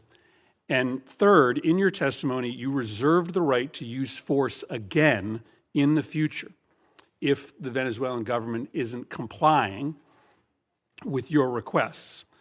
So if, for instance, they refuse to give you access to the oil in the future, if they said, we're just going to keep it for ourselves, would this cause you to consider military action? And do you concede that if you're using military action simply to try to compel cooperation from the government, you absolutely need congressional authorization for that? So if you can answer those three questions. So the first question was about the trading companies. The second is about Delcy still in power 6 months from now. 6 months from now. And the third is on the use of force. Yes. Okay. On the first one, the two traders. So here's the problem we faced. The problem we faced in the short term is they had no place to put oil. They were running out of storage capacity for their oil. We had to move that oil to market very quickly. The only way to move it to market very quickly is to plug into these two primary trade companies that could sell it in the open market. That is not the permanent outcome here. That is a short-term fix to a short-term problem, which is they were literally storing oil. They brought in tankers and had tankers sitting offshore just to hold their oil. At some point, their capacity to produce was going to be shut down and their ability to generate revenue. So we had to move that oil very quickly. The long-term plan is not those two trading companies. The long-term plan is for them to have a normal energy program that sells directly into the market, directly, to refineries and to companies that are exploiting and exploring it. For example, Chevron has operations there that never stopped. They seek to expand those operations. They don't need those trading companies. So those trading companies were a short-term fix for a very acute problem because we wanted to prevent societal collapse because they had no money for revenue. On the second point about her being still in power, look, let me say this, a couple things. This is not unprecedented. I can point to a number of places, Spain, Paraguay, two examples of places in which there was a transition, from an autocratic regime to a democratic regime, and it took time. I can't give you a timeline of how long it takes. It can't take forever. It's not even been 4 weeks Is it since 6 Maduro months, was a reduced. year, two Well, I think years? we need to be, let me put it to you this way, we need to be much further along 6 months from now, even 3 months from now. That may not be satisfactory to you, but I'm saying we have to be much further along 3, 4, 5 months. 3 or 4, 5 months from now cannot look like what today looks like. And I think there's acknowledgement on both sides of that. I can probably give you a better answer, and this is not deflecting, when we finally have people on the ground like the ambassador and the team around her on a daily basis that are interacting. Because one thing is for me to pick up the phone and talk to Delcy Rodriguez 3 times a week. Another thing is to have someone on the ground on a daily basis that's following these events, is talking to civil society, but also engaging with interim authorities. But the fact of the matter is that, yes, we want to see quick progress. As you said, it's unprecedented, okay? All I'm saying to you is, before this was stagnant. Before this, we had spent 14 years, you were involved in some of those efforts, 14 years trying to change the dynamic in Venezuela. 13, 12, 11, 10. I have never big heard part of my of the career in the Senate XM was spent Bank. on this.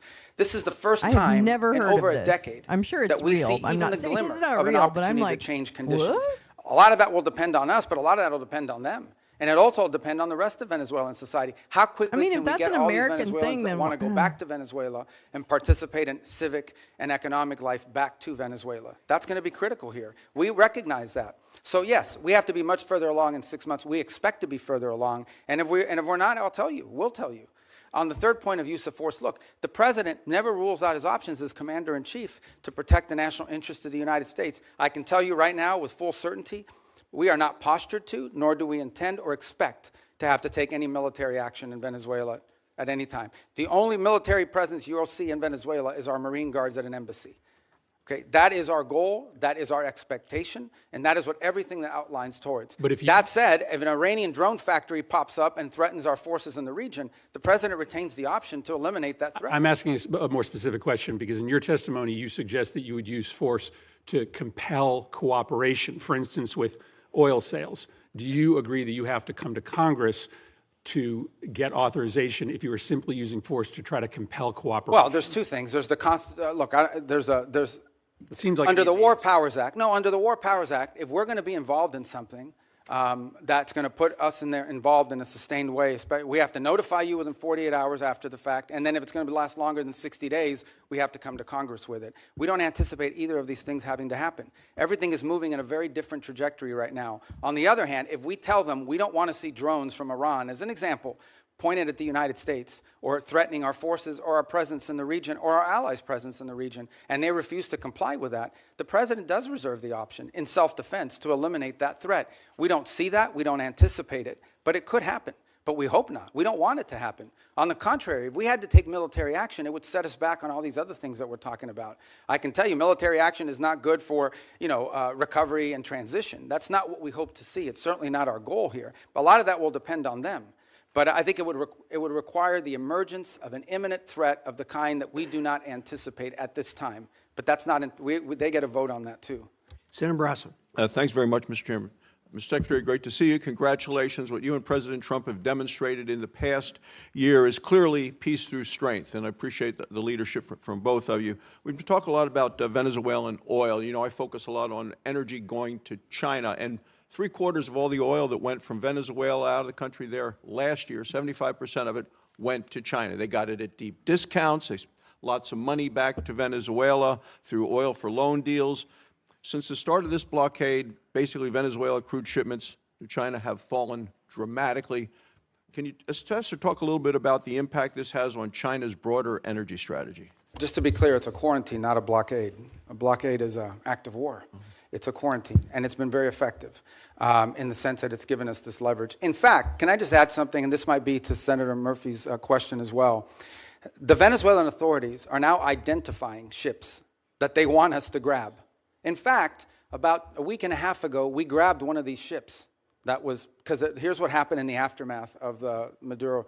About 5 ships took off without authorization from the Venezuelans, because they were controlled by some network in the country. With the cooperation of the interim authorities, we seized one of those ships, we brought it back into Venezuelan waters, handed the ship off to the Venezuelans, who in turn fed it into this mechanism. I'm going to just take us down a little rabbit hole very quickly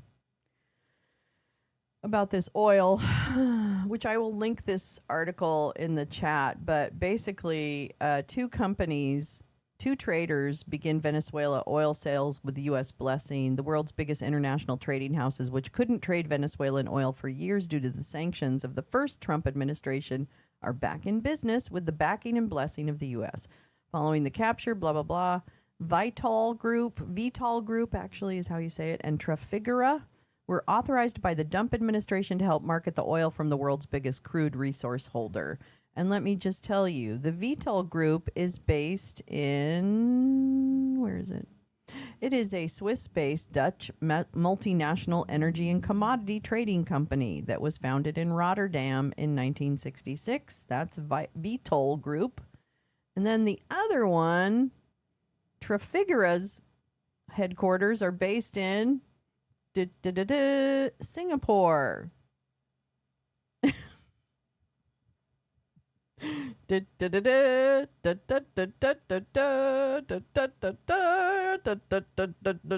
America first? I don't know. Okay. Anyway, back to blockades versus quarantines versus extrajudicial killings. Short-term mechanism that I described to you kidnap was created. So we're seeing cooperation on that front. Now, I think your question more specifically was about China. Yeah, so look, China can buy Venezuelan oil, but they're going to have to buy it like everybody else in the world is going to have to buy it. Yeah, at the normal price. And that money is going to flow back to the benefit of the Venezuelan people in a structured way. And I know that in the short term, that will involve this mechanism we've described. In the long term, our intention is that it would be governed by a democratically elected government. You know, I mean, that, like a normal country would handle it. But it's not just about oil. There's other economic activity, the full spectrum. I mean, Venezuela was, and still, we're not talking about some third world country here. I mean, we're talking about a country that doesn't just have wealth, it has memory, it has history of economic activity, of people who own chains of pharmacies. I know some of these people who own chains of retail stores, including American retailers who had a presence there. We just want it to be a normal, prosperous country again, not a playground for Iran, Russia, and China in our own hemisphere. And we're going to try to help them get that because we think it serves our national interest. That will require actions on our part, not money, but ultimately that will require them. This is ultimately going to be on the Venezuelan people and Venezuelan society and Venezuelan leaders to make this happen. We're going to be there to help and assist and create the parameters for it. Who do you think pays for the Department of Defense? Who do you think pays for that shit, you motherfucker? What do you mean we're not spending any money, you son of a bitch? We're flying your fat ass all over the world. Oh my God. He expects you to believe this. He expects you to open your mouth, open wide, and take it all in. This is the dumbest country in the world. I'm so sorry. We are so stupid. And we feel like we're making really good progress. If we make as much progress over the next 4 weeks as we've made in the last 3.5 weeks, I'll feel very good about that. If it slows down or it gets complicated, I'll certainly let you know. But our anticipation is that we're going to be able to continue to work cooperatively with them because it's in their interest and ours. But I will point out to this. After this operation happened, look at the people who criticized it. I mean, there were others. China, Russia, Iran, Hamas. These were the people that were upset about this strike and this raid and what we did. And I can tell you. It's funny, Marco. I ruined a perfectly good dinosaur suit standing in the rain for a few hours after you went into Venezuela. So a lot of people that I was with, at least, were really upset about what happened and the fact that you can't just start bombing countries and taking over and kidnapping leaders, even if you don't like them. That's just not the way it's supposed to work. Yeah, he is not honorable. Anyway, I'm just saying there was a lot more than just those countries upset about what you did. There was a lot of people right here on the ground that were real mad. But, you know, keep telling yourself what you need to at night to make yourself not cry yourself to sleep, Marco. That in many countries in the Western Hemisphere, there was great pleasure in the fact that Maduro was removed and that it didn't involve an all-out war and an invasion. Since you mentioned Iran, and Senator McCormick mentioned Iran as well, a lot of oil's still going from Iran to China. But it did, Marco. It was a huge invasion. Last year. People Lots of that died. money goes back to Iran, to the dictators, the people that are actually killing others on the street. Can you talk a little bit about what we can do to prevent that from continuing to go and what we're doing to support the Iranian? Some of that is sanctioned oil. This requires the willingness to enforce those. Thank you. We started this operation on September 2nd with the attack on Venezuelans in boats in open waters. And now we are nearly 5 months in. Next week is 5 months. Finally, a public hearing. Wow, how novel. Finally, a public hearing in the Senate or House. This is the first public hearing we've had. 200 folks who are on secret designated combatant lists have been killed. U.S. troops have been injured. Hundreds of millions of dollars have been spent. An armada amassed. The announcement of a new Monroe Doctrine, which does not land well in the Americas. Democrats have been asking over and over again, can we have a public hearing? Can we share what we know with the American public? Finally, a public hearing. But even that hearing is constrained. I'd like to talk about the complete weakness of the legal rationale about the strikes on boats in international waters, but I can't because the administration has only shared it with members in a classified setting. I can't tell you why the domestic rationale is hollow and the international rationale is hollow. I can't tell you why the rationale for attacking Venezuela is hollow because, again, the rationale has been shared with us in a closed setting. I can't share with you the grim details of the murder of shipwrecked survivors in open waters that we all know because we've seen the videos and we've questioned the U.S. military officials involved about legality because the administration will not release that publicly. They released the boat strike videos publicly, but they hid the second strike that killed struggling shipwreck survivors, even from Congress, for nearly 3 months, but I can't really talk to you about it. I can't talk to you about the weakness of the targeting criteria being used to attack boats in the Caribbean and Pacific. I would encourage any colleague, if you have not, go to the classified setting and ask for a briefing on each strike and ask this question: what was the evidence that there were narcotics on that craft? You will be very surprised if you ask that question about every strike. And so even in this first public hearing, 5 months in, there's a lot we can't talk about. If it was such a righteous operation, why is the administration and the majority in this Senate so jealously protecting the details about it from being revealed to the American public? I have Virginians deployed in this operation. I can't answer their families' questions. Thank God we're having a public hearing 5 months in. This is supposed to be the greatest deliberative body in the world. Mr. Secretary, who won the July 2024 Venezuelan presidential election? Oh, I think the whole world would acknowledge it was Edmundo Gonzalez. Who lost that election? Maduro. And his vice president, Delcy Rodriguez. Now, you have made the decision, the administration has made the decision in the aftermath of the attack that Delcy Rodriguez should be leading the country. Let me read something that President Trump said about her on January 14 about Delcy Rodriguez, who lost the election with Maduro. We just had a great conversation today, and she's a terrific person. I mean, she's somebody that we have worked with very well. Let me tell you what Delcy Rodriguez said the day after Venezuela was attacked. Governments around the world are simply shocked that the Bolivarian Republic of Venezuela is the victim and target of an attack of this nature, which undoubtedly has Zionist undertones. What the hell did Delcy Rodriguez mean when she said this attack had Zionist undertones? I'm assuming you have no idea.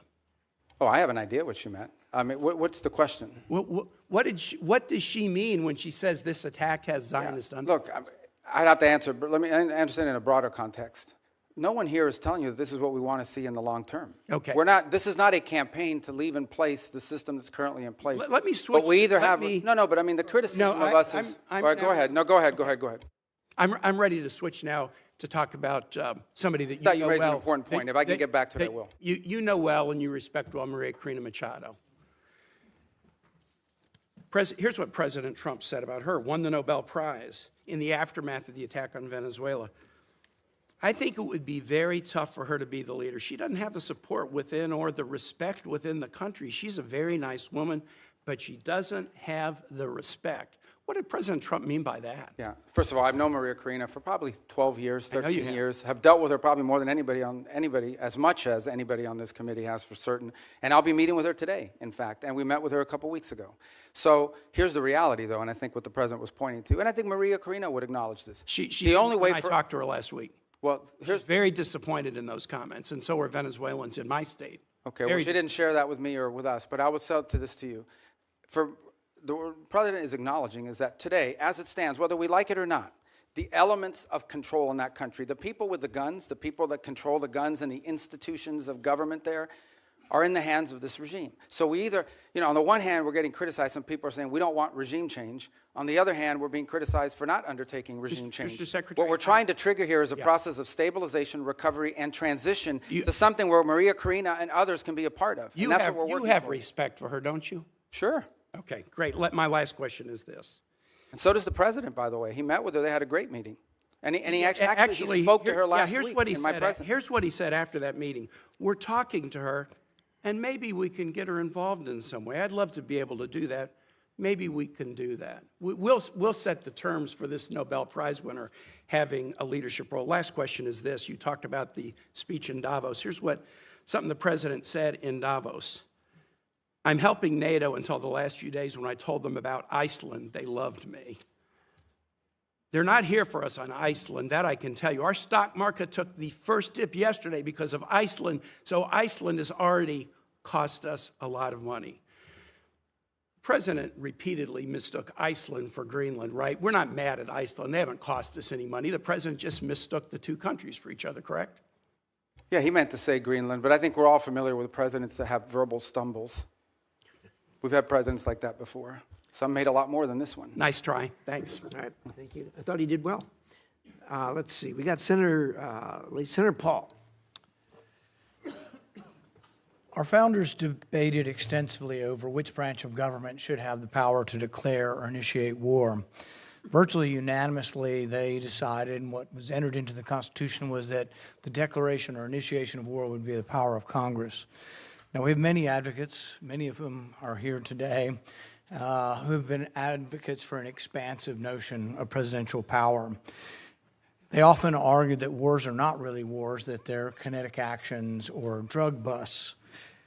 I think, though, if you reverse the circumstances, it becomes very difficult for these arguments to hold up. So I would ask you, if a foreign country bombed our air defense missiles, captured and removed our president, and blockaded our country, would that be considered an act of war? Well, I think your question is about and I will acknowledge you've been very consistent on all these points the entire career. So let me no matter who's in charge. So I will point to two things. The first is it's hard for us to conceive that an operation that lasted about 4.5 hours and was a law enforcement operation to capture someone we don't recognize as a head of state, indicted in the United States, wanted with a $50 million bounty. My question would be, if it only took 4 hours to take our president, it's very short, nobody dies on the other side, nobody dies on our side, it's perfect. Would it be an act of war? We just don't believe that this operation comes anywhere close to the constitutional definition of war. But would it be an act of war if someone did it to us? Nobody dies, few casualties, they're in and out. Boom, it's a perfect military operation. Would that be an act of war? Of course it would be an act of war. I'm probably the most anti-war person in the Senate, and I would vote to declare war if someone invaded our country and took our president. So I think we need to at least acknowledge this is a one-way argument. One-way arguments that don't rebound, that you can't apply to yourselves, that cannot be universally applicable are bad arguments. So my next question would be, let's say it's not a war. And we're just going to define it away and say it's not a war. That's one of the arguments. So it's a drug bust. What if a foreign country indicts our president for violating a foreign law? Should we extradite our president, or should we be okay if they come in and get him by force? Look, I think ultimately we're always going to act in our national interest. And so if somebody comes after our national interest, like the case you've described, which obviously does not exist at this time, but the case you've described, the U.S. always has the right to act in its national interest and to protect itself. So really I don't know about this equivalency. Well, does this justify them doing it? We're always going to do what's best for the United States and America. We're always going to protect our system. But the point isn't, and you're exactly right, we will act in our national interest and we should. So I'm not disagreeing with you at all. What I'm saying is, though, that our arguments are empty then. The drug bust isn't really an argument, it's a ruse. The war argument, not a war, is a ruse. It's not a real argument. And we do what we do because we have the force, we have the might, we do it because it's in our interest. So we wouldn't let anybody come in, bomb us, blockade us, and take our president. We've had arguments about legitimate, illegitimate presidents, bad elections, rigged elections. So there's all kinds of same arguments that we've had in our country that they've had in Venezuela. But we wouldn't argue for an indictment. And these things aren't idle speculation. I mean, Netanyahu's been indicted by the ICC. And one of the reasons I object to being part of the ICC, and I would say you and the administration probably agree, is we're not going to let any international council indict our president and arrest him somewhere on foreign soil. We're not going to do that. We actually, most of us probably object to indicting Netanyahu in that way as well.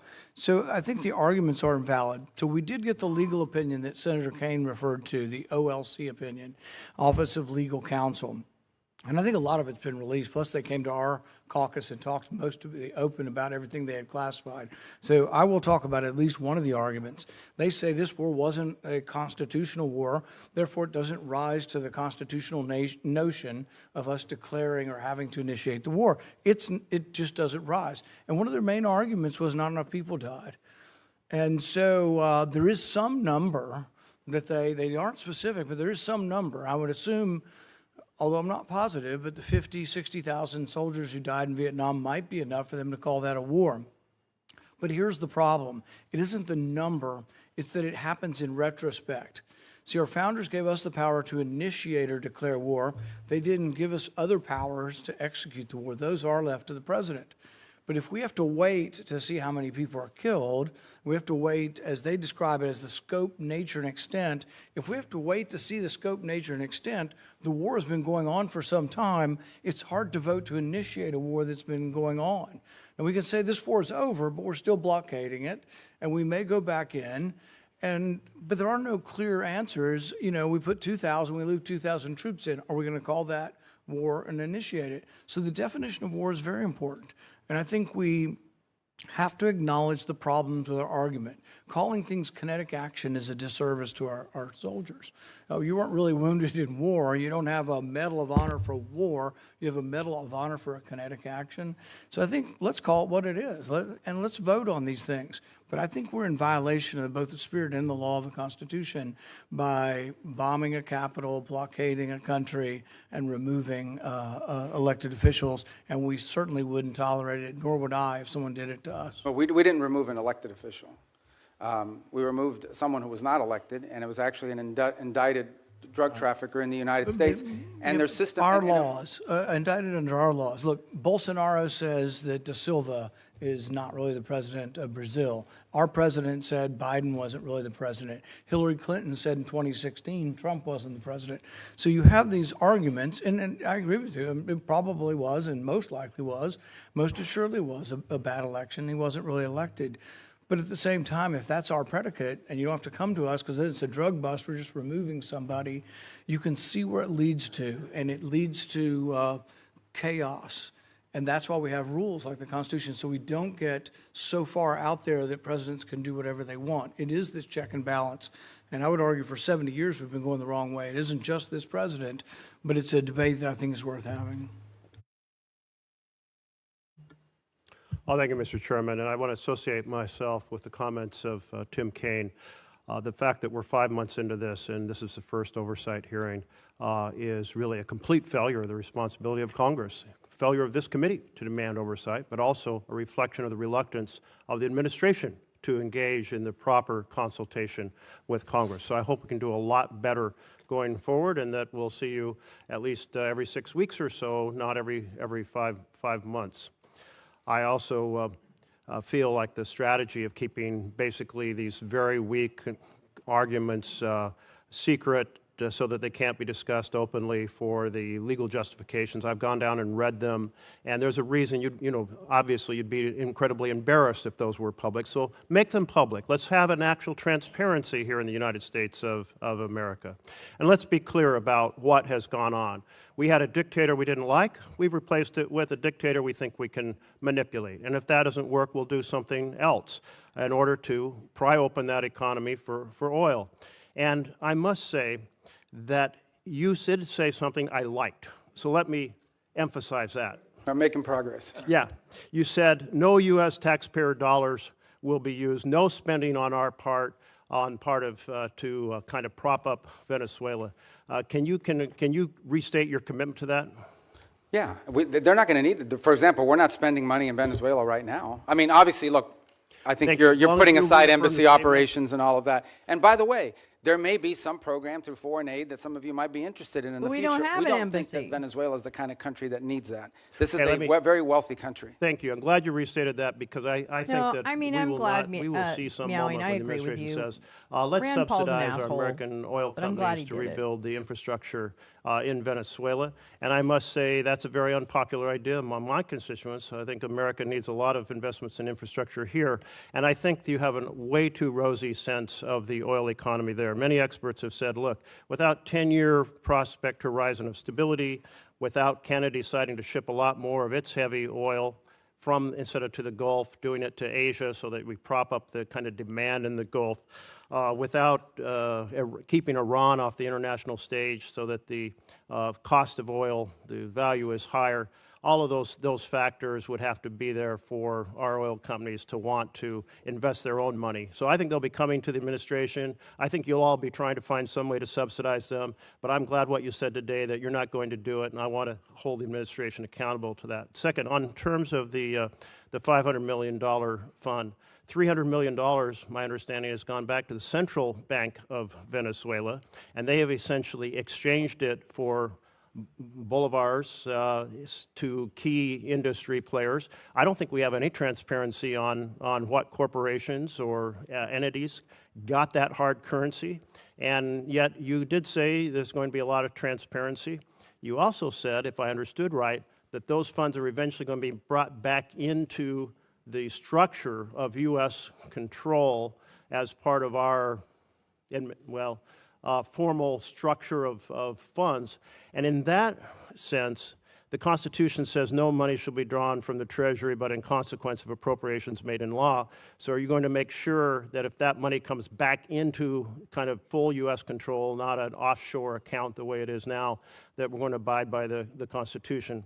Third point here is that one of the things that transpired is cutting off the oil to Cuba. And I know you have a strong interest in making life difficult for the leadership in Cuba.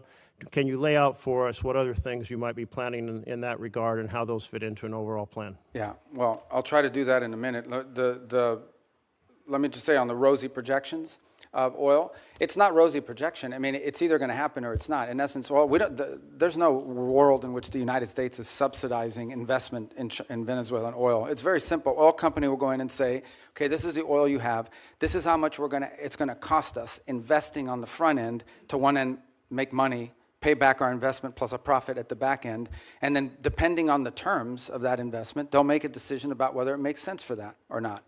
Right now, what you have in Venezuela is a corrupt and broken oil company run by the government that basically takes this money, doesn't reinvest in it at all, and basically sprinkles it to its people to keep the glue that keeps the regime together. We want it to become a normal oil economy. That's what the ultimate goal is here. And in a normal oil economy, companies are going to go in, they're going to look at Venezuelan law, they're going to look at Venezuelan authorities, and they're going to make a determination about whether or not it's worth their investment. And that's the normalization process that we're talking about. That's going to be up to them if they want to have a normal oil economy as opposed to one that is basically used as a way to feed graft in a very inefficient way, but they didn't care about that. If they do it the right way, we think it has great promise and potential over the long term, especially because these investments take a long time. But the U.S. doesn't have to put any money to encourage companies to go in and invest, nor is there any interest in doing so. But a lot of it That's a point I really do appreciate. Yeah, no, I don't want to see. Well, I don't even think that's even been. Going in. I don't think that's even been discussed or considered by anybody. Your second point was. I wrote it here, but now. It's the $300 million Since I left here, being I've had to start redistributed using to these. I corporations in Venezuela. And The second one was what, I'm sorry? lack of accountability over that. The $300 Oh, million yeah. has already been distributed. On the account. So that's not the permanent structure we want to see. In the long term, we just want them to have a normal industry where the companies are involved in there, they're selling it directly to the market, and we're out of that game. What we're talking about now is the sanctioned oil, the oil that's under our sanction. So we have to monitor how that money moves. So yes, the first 300 million moved for the following reason. We would all agree we didn't want to see systemic collapse. Like one of the things a lot of you told me you were worried about on the short term is this is going to trigger internal chaos in Venezuela. 1 million people are going to storm the border with Colombia. Colombia even stood up troops to their border what to prevent it. happened? Brazil was worried about it as well. It's going to lead to fighting in the streets between rival factions and shooting. None of that has happened. And key to that stabilization is ensuring that the government had enough money to meet payroll and Wow, meet what a their low basic bar. needs as part of the That's a stabilization. low bar. We should not confuse stabilization you. with transition.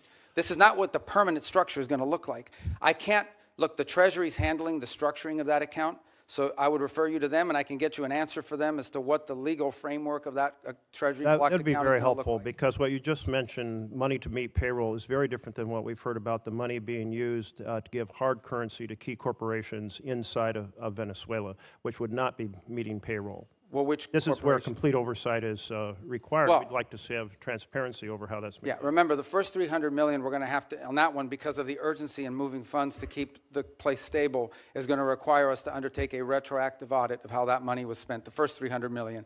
But there's probably another 2.5 to 3 billion down the pike at some point, which will have front end through this process I described. I'm not sure if you were here where I described it, and we're still finalizing it. But basically, the way it would look is we would send them a letter saying, on the sanctioned oil proceeds, this is what it could be spent on, and you have to agree to contribute, you have to agree to pay for an auditing system to make sure that that's how it's being spent. That's the process we're trying to create. Again, on Friday will mark the 4-week mark of this all began. I understand, we live in a world where the items move very quickly. This was front page news of 3 weeks ago when we scheduled this hearing, and today other items have captured the attention, but we remain focused on it.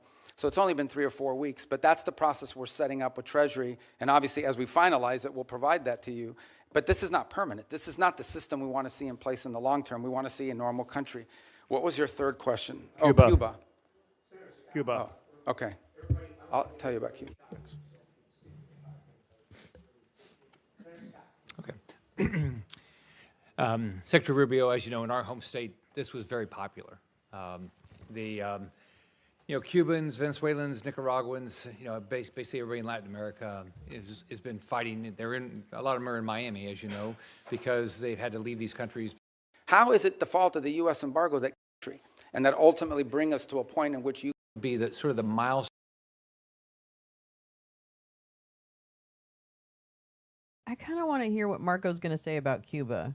I don't think it's going to be truthful, just so you know. I'm not saying that. But there is... You want to talk about Medicare fraud? There's your Medicare fraud. This dude. Didn't he get convicted for it? I think, Max, you know the story about Rick Scott and his Medicare fraud in Florida. I'm sure, Jay, you know about it. Yikes. Stones you would give them to look at to say we are making progress. Well, first I would remind everybody, let's just go back 6 months, 8 months, a year ago at this time.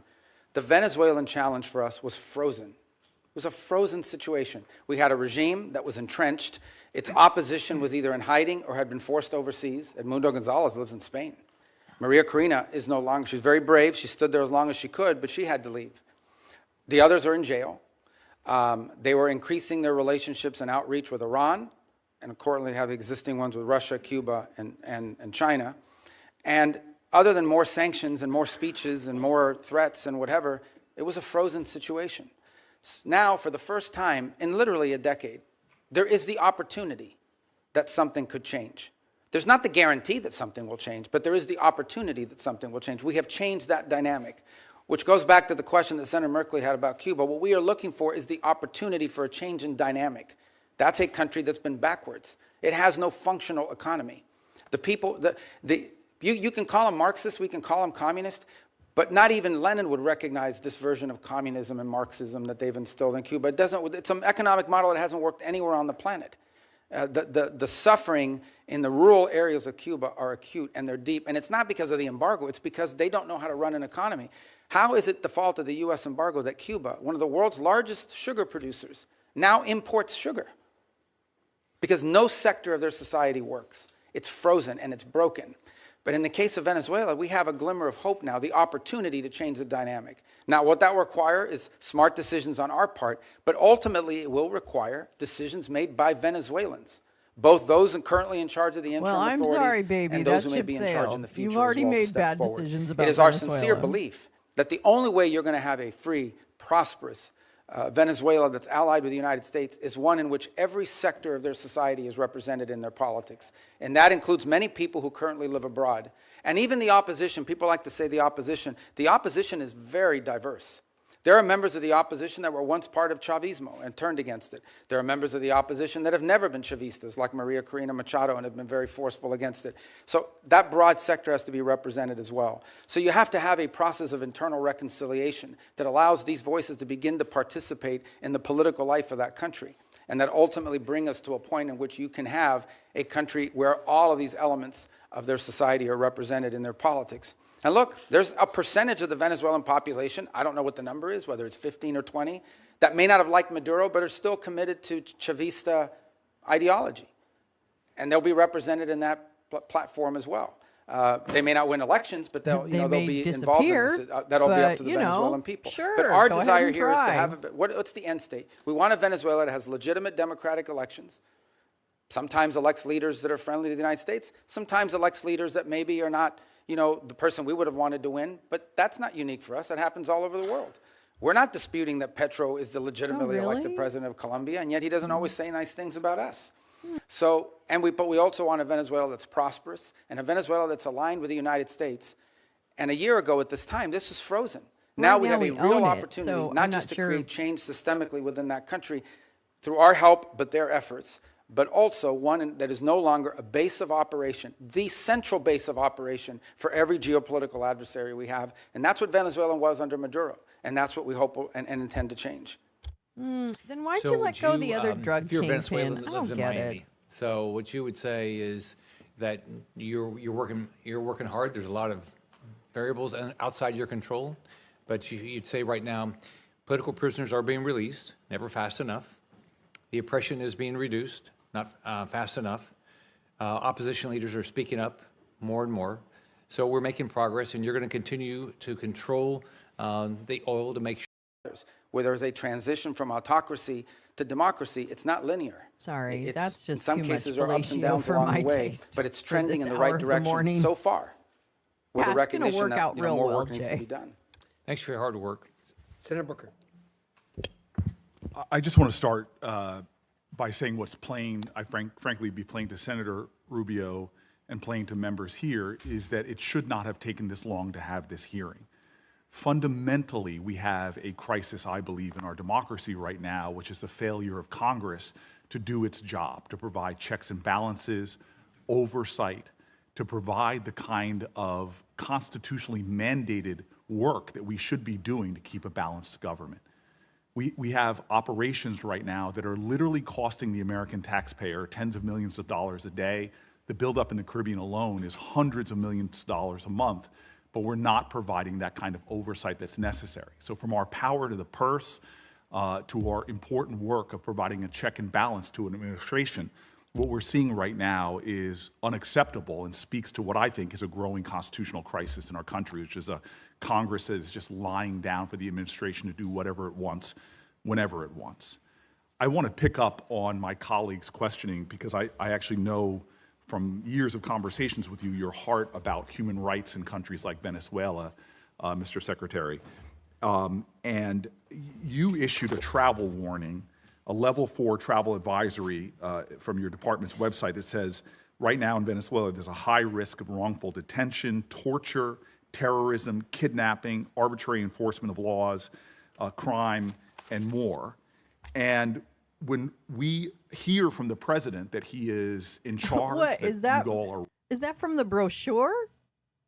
Where'd you getting that from? Wow, that's a crazy brochure, Corey. running this government, to that extent, I have a lot of concerns when it comes to the rampant human rights violations that are persisting. Cabello is Maduro's key hardline enforcer. He's continued to intimidate and suppress Venezuelan voices. He remains in control of Venezuela's security forces, security services. And that's just from the Americans. We're seeing extraordinary examples that the constant oppression of the people is continuing as these folks are remaining in control of the country. So I just want to know, what is the plan to address in a much more aggressive manner these severe human rights violations and to try to stop these armed militias? Because if we are doing things to stabilize their government, if we're turning over resources and money to the very groups that are creating these horrors, that seems to me against America's values, and it seems to me something that should be unacceptable to Congress on both sides. Yeah, well, absolutely. The Venezuela I described that we want to see emerge from this is one in which none of that is happening. If you think about travel advisories are us imagining worst-case scenarios. We have a duty to warn American citizens when they travel to a place that does have a history of Americans being arrested, of Americans being taken. And they may be taken by a deliberate action of a government or entity related to the regime. They may be taken by criminal gangs that control parts of that society. For example, you have these colectivos, as they're called, which basically are these armed motorcycle gangs that are allowed to act with impunity in return for their support for the Maduro regime in the past. You have the ELN and the FARC and other drug trafficking organizations, including Tren de Aragua, that are involved. Again. So these are real risks that we have a duty to warn Americans, because here's what we didn't want to see, and don't mean to interrupt you. We have this announcement that Maduro's been taken. All of a sudden, people conclude, oh, he's gone, let's flood over there, let's all go over there, and we could expose people to dangers. But this is the hypocrisy that I see. At the same time that you're issuing these human rights cautions about what's going on there for Americans, you have a president that's lifting temporary protected status for Venezuelans. Many of them are individuals that have lived in our country for years, if not decades.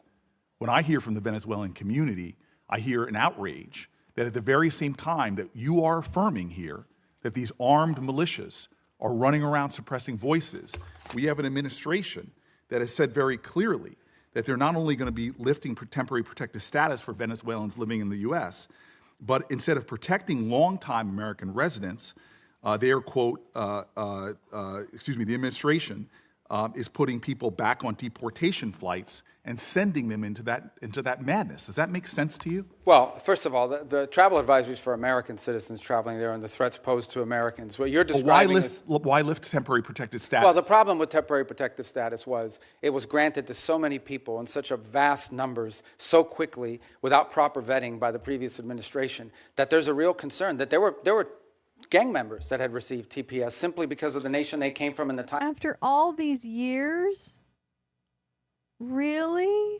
All of a sudden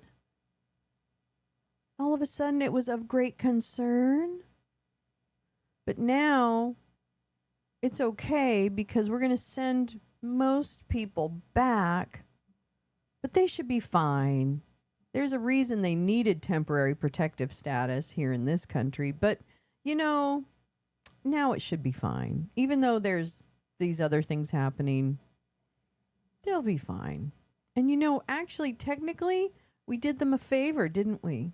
And temporary protective status means temporary.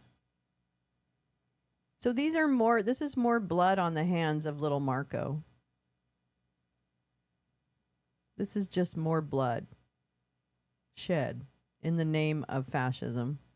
And Marco doesn't want to admit that he's part of a fascist regime and basically a very important part of the fascist regime, actually. He's really critical. I actually don't think they could pull much of this off without him, frankly. So that's why I say you're number 3, baby. You're seat number 3 there in Nuremberg 2.0, in The Hague or wherever you end up. I'm telling you right now, the party's over. It's time to call it a day. You've had your fun in the world. You are such a turd. You killed all the way. Take off your makeup. Ooh.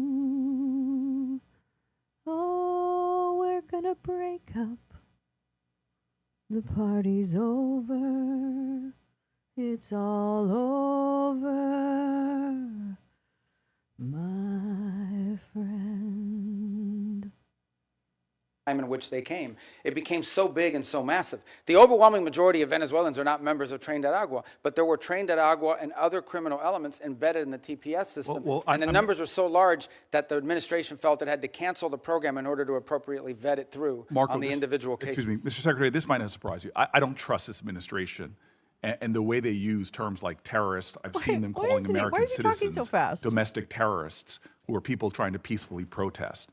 The problem we have right now is the administration continues to make policies that seem to contradict their words, and yet we don't have a process in place for Congress to do its job because people are not calling folks in for these hearings and not providing the kind of oversight that we need. It is very frustrating to me that we still have a repressive regime in power in Venezuela suppressing human rights, yet we are cooperating with them. We are funding them, and we're not calling out the ridiculousness of the violence that's going on there. At the same time, we're taking people who have lived in our country for years and years and years and sending them back into that hell where they can be targeted, where they can be abducted, where they can be held for hostage because they know they have American family members that are still here. This is a situation ripe for where we are being complicit in continuing human rights violations, and that needs to stop. And I think just on 2 points. We're not cooperating with them to continue doing what they're doing now. We're cooperating with them to transition away from what's happening now.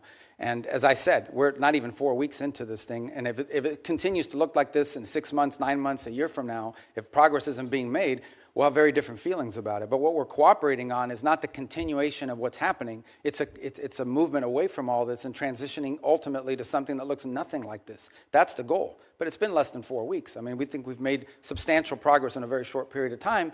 But I acknowledge we want to make a lot more progress. This is not the end state that we want. Senator Corner. Mr. Secretary, I want to expand a little bit on the question that Senator Barrasso raised about Venezuelan oil. But primarily what I want to do is focus on something that's come to be known as the shadow fleet or ghost fleet of Russian and Iranian oil that's been used, that's subject to sanctions, which has, with the complicity of Venezuela, been used to evade sanctions to help fund the Russian war against Ukraine and help Iran remain the #1 state sponsor of international terrorism and fund its proxies, which have been responsible for so much death and misery in the Middle East. So it strikes me that Venezuela, even though it has a lot of oil, has been more involved in trying to assist its allies, namely Iran and Russia, in circumventing these sanctions to help them fund their nefarious activities, both in the Middle East and in Ukraine. But obviously, they're also a source of additional energy, which is needed by China. Can you help us understand that better? And is the law enforcement operation to arrest Nicolas Maduro and the current status of our engagement with Venezuela helping us deal with that ghost fleet or the evasion of sanctions? Yeah, on the first point, on the second point, absolutely it's helping us deal with it because it's a complex situation to describe. The oil in Venezuela we all think is under the control of one entity, and some of it is, but you literally have a place in which certain individuals, the glue that held the regime together was corruption and graft. Like people said, I'm supportive of this regime, and they didn't, not because they like Nicolas Maduro, but because Nicolas Maduro set up a system that guaranteed them a profit. Some people were making that profit from drugs. Some of them were making it from stealing money from their food program called CLAP. Some of them were making their money from an oil field that was literally given to them in exchange for buying them their loyalty. Some were making their profits from all three. Hey, Black Bear, and other Killer activities. Bud. So yeah. there's no doubt that his removal has created the conditions to begin to move away from that.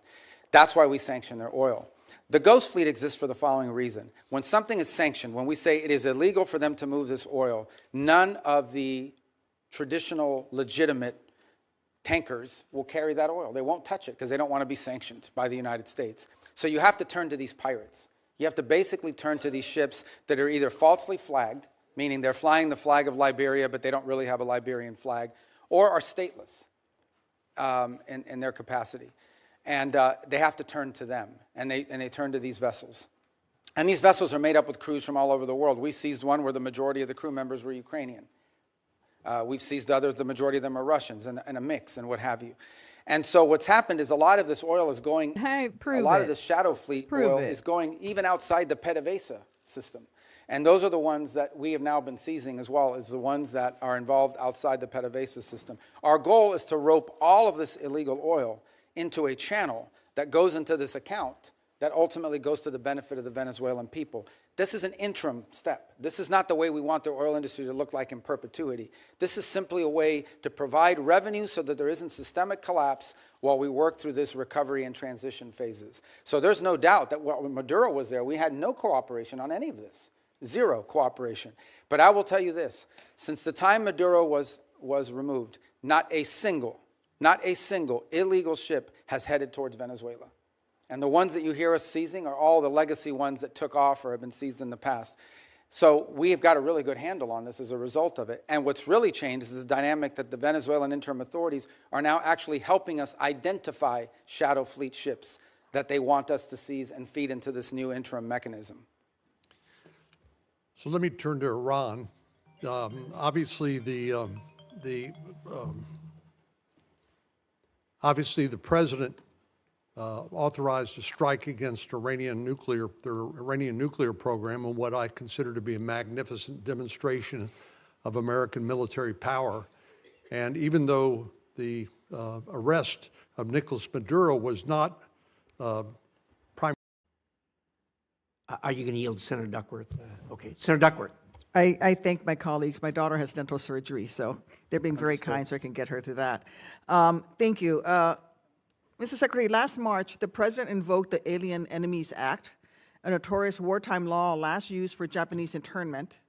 He said that he was responding to the Maduro regime's supposed invasion or other acts of war against the United States. But in recent weeks, you, the Department of Justice, and our friends across the aisle have repeatedly said that we are not at war with Venezuela. Secretary Rubio, if that is true and we are not at war with Venezuela, will you advise the president to rescind his invocation of the Wartime Alien Enemies Act? Well, that was a mechanism to remove people from our country that prevent grave danger. So, for example, we know for a fact that Tren de Agua is a very dangerous gang. Sharon In fact, Brown, I believe, if I'm not mistaken, I may have been the first member of Congress. This is a wartime You'll get it Mr. pretty Secretary. fast. Well, are we currently at war with Venezuela?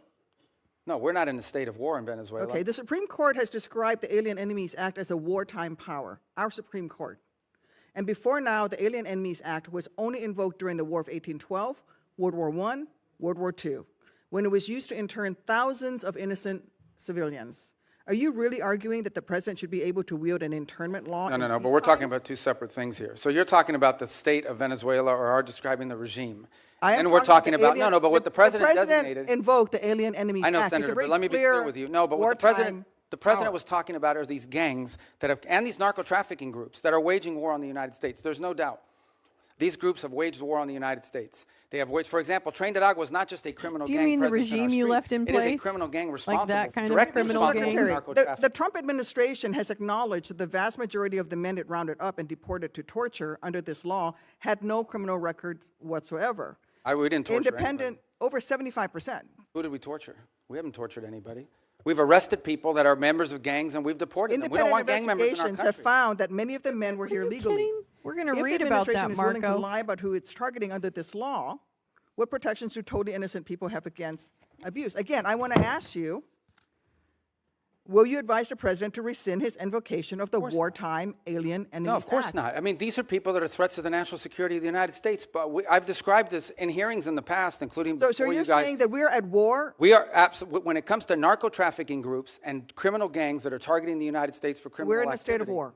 There's no doubt about the fact that we're confronting them in a warlike setting because they're waging war on us. And do the Geneva Convention They're waging war against us and they're enemy combatants as a result of it. And the fact of the matter is that we are confronting these irregular groups. And that's one of the great challenges of the new century in this hemisphere in particular, is that these non-state actors who possess state-like capabilities in terms of their weaponry pose a grave danger to the United States. I don't think any American would dispute that we have cartels that pose a threat to the national security of the United States. You're lying. laws of when it comes to warfare. I mean, you're saying that he can invoke this wartime power.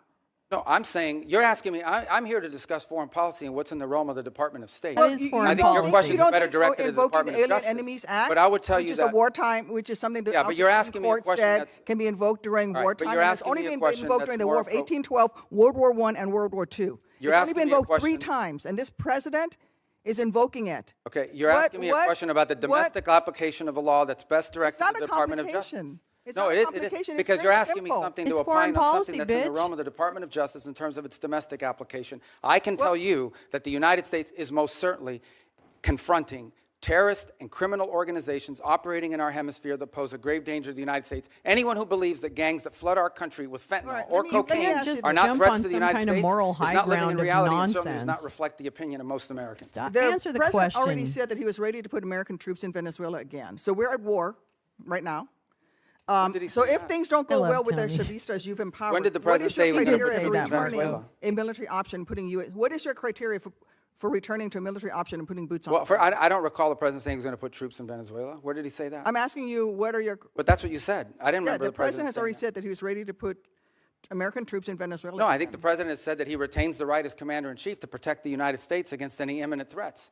Maybe that involves troops, maybe that involves air power. We hope, but we don't anticipate that being the case in Venezuela. I worry that you are playing fast and loose with our nation's Well, I just gave you military. And let me testimony just here say, for I just want to conclude by Yeah, saying, but I just gave you testimony of how well things are moving forward, not as fast as but everybody you would like. also said So that why- in 6 Whoa, or 9 months, whoa, if things calm don't go well, you're going to have to down. do something else. And the president's Calm already down, said that little he's not ruled out the Marco. military option. And you've also just said that, yes, we are at war. The president has But wartime every powers. president retains so the power to use military to reasonable for me protect- to ask you. And I gave you a very No, she specific can reclaim example. her Every time. president retains the right She's to just defend the playing with United her States food. against an imminent threat. That's Yes, all. if there are just give you an example, Iranian drones deployed in Venezuela that could threaten the United States, we most certainly will address that, even if it's located in Venezuela. But we hope we don't get to that point. We don't expect to get to that point. I don't think that- We're not trending in that direction. That's a fact. But that said, on the one people of hand, America people are worried that unhappy this we're is a president cooperating who with engages Venezuela. in yet On the other hand, they another want us to forever go to war, with Mr. them. Secretary. What's we that? don't need to be in another forever war, and that is the path that we are going towards. And let me just say, Well, how are we let me going towards a conclude- let me forever just- let war me if we're just dealing with conclude. we're No, Well, dealing you're with not Elsie putting out a Rodriguez every military day? option. You're not going to ask him Marco. to rescind his invocation of the Alien Enemies Act. That puts Americans in jeopardy. And let me just say something about the president's recent comments about NATO allies. When I served in Iraq, there were Polish forces there with us. There were British forces there with us. There were Spanish forces there with us. I personally landed in Elsie, España, which came under direct attack by insurgents. Polish troops who worked with the Illinois military, with the Illinois National Guard for 30 years, died in Afghanistan, Mr. Secretary. All the president so I just wants wanna is for say NATO to is have that more our NATO capabilities. allies have stood beside wants us, our allies to and have more we NATO need to maintain the strength of that alliance. I get it. yield. All Senator, the your president wants is our time's allies. up. Not making much progress here. Well, let me just very say, the much. president Let's- just wants our allies to have more capabilities to be involved in operations like that, God forbid, in the future if necessary. That's not what he an said. unreasonable He said request. that they stayed a little behind, and they certainly did not come to our defense. And Well, which not every they did. country in Europe, not every country in NATO participated in those missions. Some did. Denmark suffered some of the greatest military casualties. There's no doubt that many of our allies have stepped forward and provided assistance to us, and there are many others that simply don't have the capability to do it now or in the future. That's not what the president said. So that's Senator what he Lee, was pointing to. Thank you, Mr. Chairman. Thank you, Secretary Rubio, for being here. I also want to thank you for reaching out to me the night of the execution of the arrest warrant against Nicolas Maduro. I could tell when we talked that you had been up all night, and it was... Funds are in an account that's owned and signed. It's an account that belongs to Venezuela. Oh, I'm sorry, but it has based U.S. Mike sanctions Lee. as a blocking I don't have mechanism time on it. for your and one of the smooth primary reasons penis why it head was in a third country initially, until we today. could create the Thank mechanism you. to move it to a Thank U.S. y'all. presence, is twofold. One, we have an issue we're working through on recognition. What is exactly, you have to recognize a government, but we don't recognize this government. We recognize the 2015 National Assembly. So we have to find some creative way legally to meet that standard.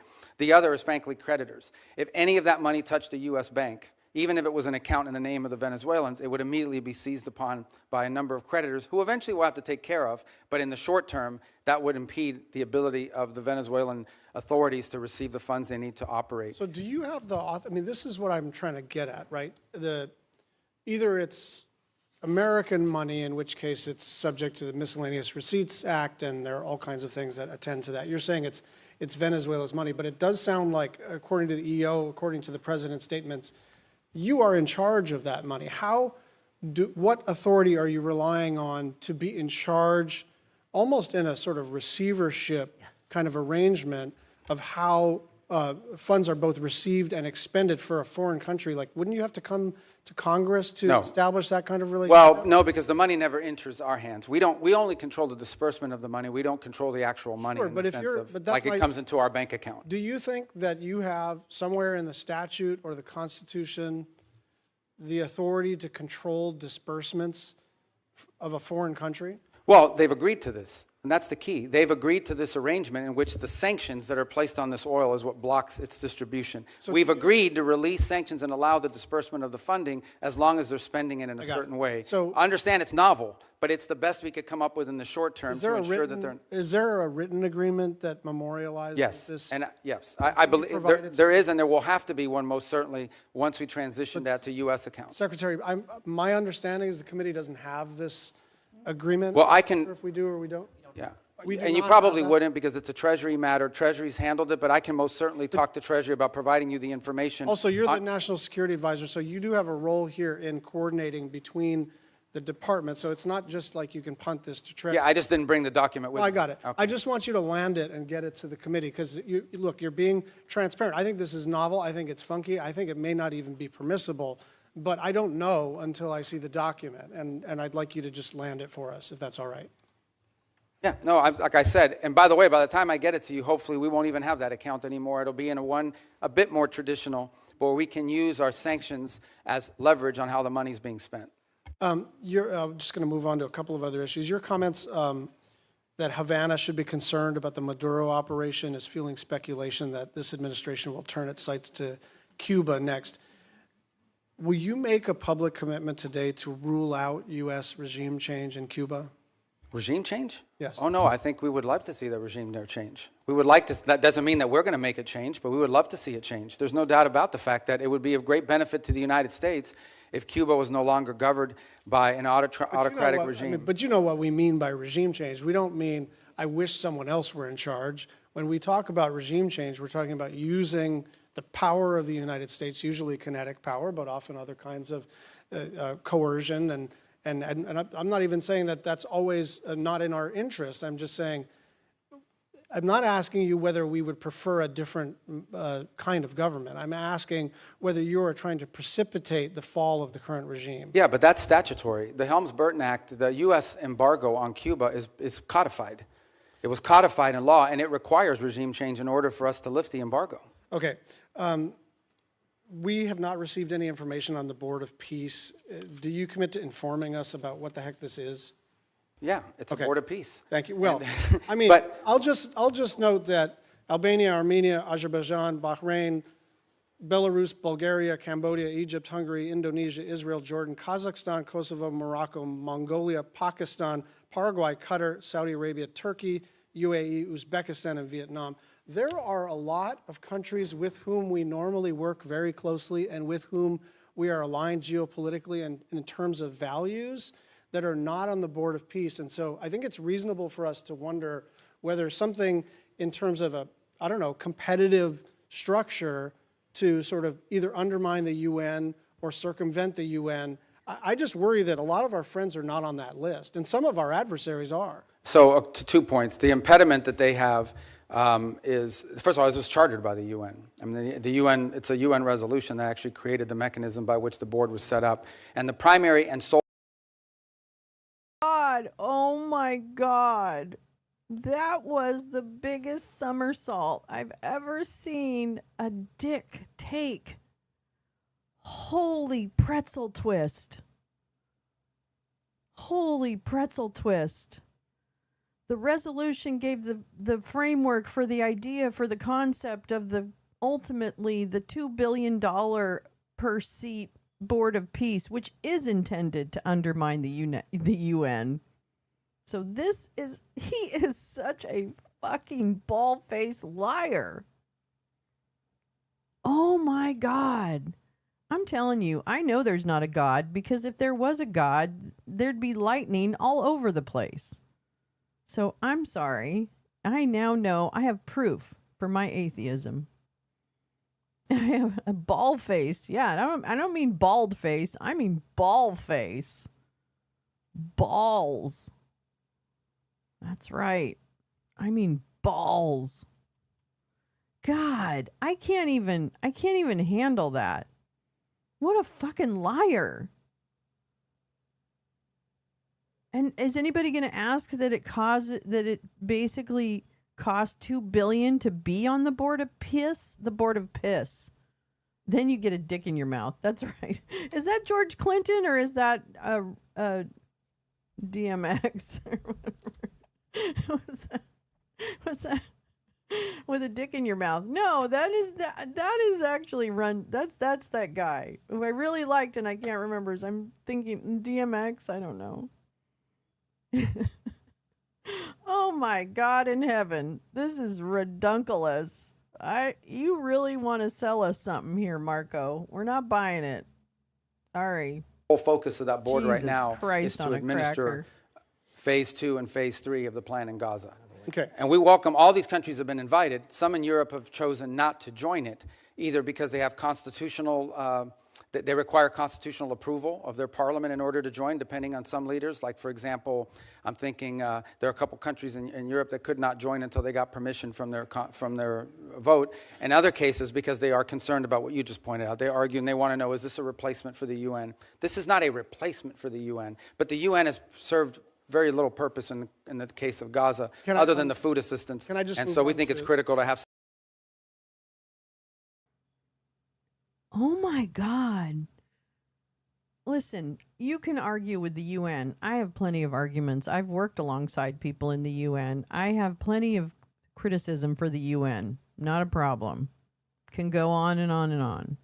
However, I was in Liberia, where the UN was the police force because they were in that post Charles Taylor, right, mode where they were still trying to clean up their justice system, et cetera, et cetera. And the police in Liberia exist, but they didn't have guns because they weren't allowed to carry weapons. The UN was in country and were the ones patrolling, protecting buildings, et cetera, et cetera, et cetera. So the UN, that's just one other thing that the UN does. The UN actually does a lot of fucking shit. And if you don't watch what might be perceived as boring briefings by the UN teams that do the reporting from the ground, you're really missing out, because I learned so much about what actually was happening in Gaza from listening to the UN observers who would then come in and report in one of those very small press briefings that get zero press. Nobody really talks about them except for in more serious journalism. I'm going to tell you, the UN does a fuck ton of shit. And there definitely could be some streamlining of the UN. I have no problem with that. There's corruption everywhere. There's bureaucracy everywhere. There's lots of things. But don't let the perfect be the enemy of the good. Yeah, they won't let the UN in right now into Gaza, or are letting in very little aid. I mean, that's still happening, by the way. And the ceasefire has been broken by Israel time and time and time and time and time again. So, there you go. Oh, Rudy Ray Moore. Oh, who's Rudy Ray Moore? I thought it was DMX. Dun dun dun dun. Y'all gonna make me lose my mind up in here. With the dick in your mouth. Something that's in charge of that. One final 10-second question. I love those lyrics. We are hopefully about to enact appropriations law either this Friday or soon after that. And I just want your commitment to work with my team and anyone else who has jurisdiction on the implementation of the SFOPS bill. Yes, of course. And we're very happy you're about to pass it. Even if you pass none of the other budgets, you should pass that one. Thank you. I agree. You could have gone a little further than that, Secretary. Senator Curtis. Thank you, Mr. Chairman. Thanks, Mr. Secretary.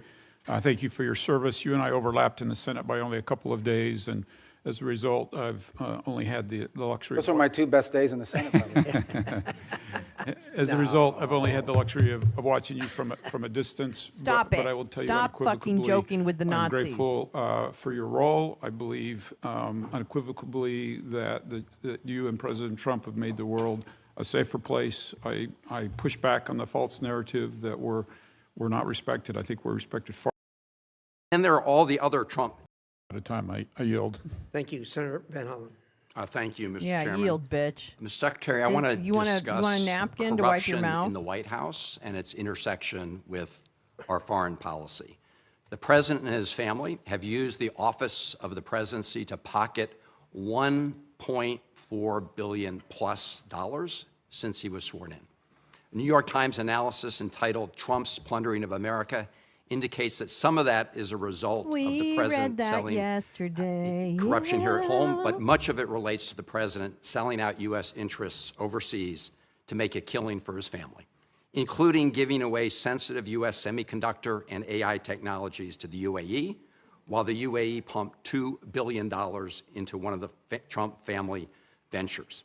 And then there are all the other Trump deals that are intertwined with tariff or foreign policy matters. Golf courses in Saudi Arabia and for Vietnam, the nuclear Trump information? hotels and office buildings in other countries. And of course, there's the $400 million jet from Qatar. The list goes on and on. By any measure, this is the most corrupt administration in American history. We also see the president wielding U.S. power overseas in a way that advances the interests of his billionaire buddies at the expense of American interests. It was Ron Lauder, who has business ventures in Greenland, who reportedly first put the idea of grabbing Greenland. I just want to take a moment to acknowledge all of us because we literally just read that article too yesterday. So I just want to tell you how fucking great we are. That we find the best articles to read to understand what the fuck is happening. Damn it. Like, share, and subscribe. Fuck. Oh, man. Maybe I should just lead with some, like, gossip. Maybe I should just lead with gossip. Trying like the lost leader, you know, you start with gossip and then people come in and then you trap them. And then they have to watch and listen to what we read. I'm going to tell you right now, this is, I am shocked all the time at how much, however things flow into our lives. It's not me, it's you guys that share all the articles that I pull. It's just fucking mind-boggling. We've been like 3 to 6 months ahead of shit, just in terms of understanding, not like we're solving, world hunger. But oh my God, Becky. Into President Trump's money. And in the case of Venezuela, President Trump has said he talked to oil executives about toppling Maduro and going into Venezuela before anyone in Congress knew. We know that in President Trump's mind, deposing Maduro was not about stopping the flow of fentanyl or drugs in the United States. He cut the budget for DEA. He pardoned the former Honduran president convicted of drug running. And the new president, Delcy Rodriguez, has herself been long suspected by DEA of being involved in drug smuggling. She's also a longtime hardened communist leader, so this operation certainly was not about bringing more freedom and democracy to Venezuela. In fact, the president told us what it was all about at his big press conference after seizing Maduro. The president said it was about oil, oil, oil. He used the word oil 19 times, never mentioned democracy or freedom or human rights. And so the pattern of corruption is clear. Now, President Trump has said publicly that he had communications with folks from the oil industry about going into Venezuela before anyone here in Congress was notified. Mr. Secretary, simple yes or no question. Were you with President Trump during any of those conversations he had with with people with oil interests in Venezuela about the possibility of deposing Maduro? That's not a simple yes or no question, but I can answer it quickly, and that is the president always elicits opinions from all sorts of people, including, for example, Chevron has an active license in Venezuela. They operate in Venezuela. They've been doing so even when the sanctions were in place. So of course you would ask Chevron, what is your opinion of Delcy Rodriguez? What are your opinion of their economy and of their prospect? But the notion that somehow the president authorized this challenge at the urging of oil executives is absurd. That never happened. Mr. Secretary, I'm asking whether you were with the president. That never happened. I couldn't be with him because it never happened. The oil executives were not involved whatsoever in any of the planning on this matter. None. Did the president, as he said publicly, inform them about the U.S. operations? I think all of those executives learned about this operation the same time everybody else did. Well, President Trump has said the opposite in public. There's the link. No. Yes, he has. I mean, he said it. I think it was aboard Air Force One on an airplane. It's on public record. You can take a look. Look, Paul Singer, who you know, gave $8 million toward Trump's 2024 campaign. Conveniently, through his hedge fund, he's acquired Citgo out of bankruptcy, which is suddenly very, very valuable. Did you or President Trump have any communications with Paul Singer about Venezuelan oil in the months leading up to the military action in Venezuela? I can tell you I did not, and I would be very surprised what the president did in that regard. And in fact, that Singer position that you've outlined, which is not just him but other creditors, was actually was blocked. We don't want to see. It's one of the reasons why we had to do this account in a third country in the interim, is because we don't want it to be something that's picked apart by creditors. I appreciate that, and we'll monitor it carefully. There's also Vitol. They've been given a license for Venezuelan oil worth about $250 million. Vitol's senior partner, John Addison, gave $6 million to the Trump-aligned PACs in the last cycle. And the list goes on, Mr. Secretary. And I have to say that when you have the President of the United States himself, after taking Maduro, get up and say this was about oil, oil, oil, it does make all of us ask the question whether he put men and women in the U.S. military at risk simply so he could grab that oil. Well, that oil, yeah. And I don't know if you were here. I think you were here the whole hearing. I don't think you had left. Number one, the only reason why we use Trafi and Vitol is simply because in the short term, we had to move 50 million barrels of oil that were stuck. And Venezuela needed to turn that into cash so that they wouldn't have systemic collapse. And the fastest way to do it in the short term is for the traders to do it because that's in the business that they're in. That is not the permanent structure. The permanent structure we want to see is a normal oil industry where it's sold directly. You know, companies have licenses down there, they have an arrangement to pay royalties, and they move the oil directly to their refineries or sell it in the global market, not through middlemen. Yeah. The only reason why they were used in this instance is because we had an acute short-term problem, which is how do we provide funding from their own revenue, not ours, to keep their government afloat. So in essence, we allowed Venezuela to use their own oil to generate revenue to pay teachers and firefighters and police officers and keep the function of. Okay, wait a minute. I'm just going to interrupt him to talk about oil-based traders or oil traders. And I said, duck, duck, go. Who are the U.S.-based oil traders? Let's see. There's Shell, Chevron, Mercuria, Gunvor, Apex Oil, GCC Supply. A lot of them are based in Houston, obviously, as a big oil trading path, which is very close, a lot closer to Venezuela than Singapore or Switzerland. But yet the two trading firms that they turn to are Trump donors, Trafigura and Vitol. Make it make sense. America first? First in what? First to be taken? Government operating so we didn't have We're systemic already collapse. under But that attack system by with other those traders, countries. that is We're not already the long-term under plan control. here at all. My only point, Mr. Secretary, is those folks who gave a lot of money to the Trump campaign have done very well as a result of what's happened. Thank you. Thank you, Senator Daines. And stick around Secretary because Rubio, good to have you up here. Today, Dave's story is about, guess what? The Board of Peace. That's right. Dave Troy looked into the Board of Peace and just wrote a story about it today. So I've pulled that up, and after we get through some of this, we're going to go to that because I've got a few things to read to you today.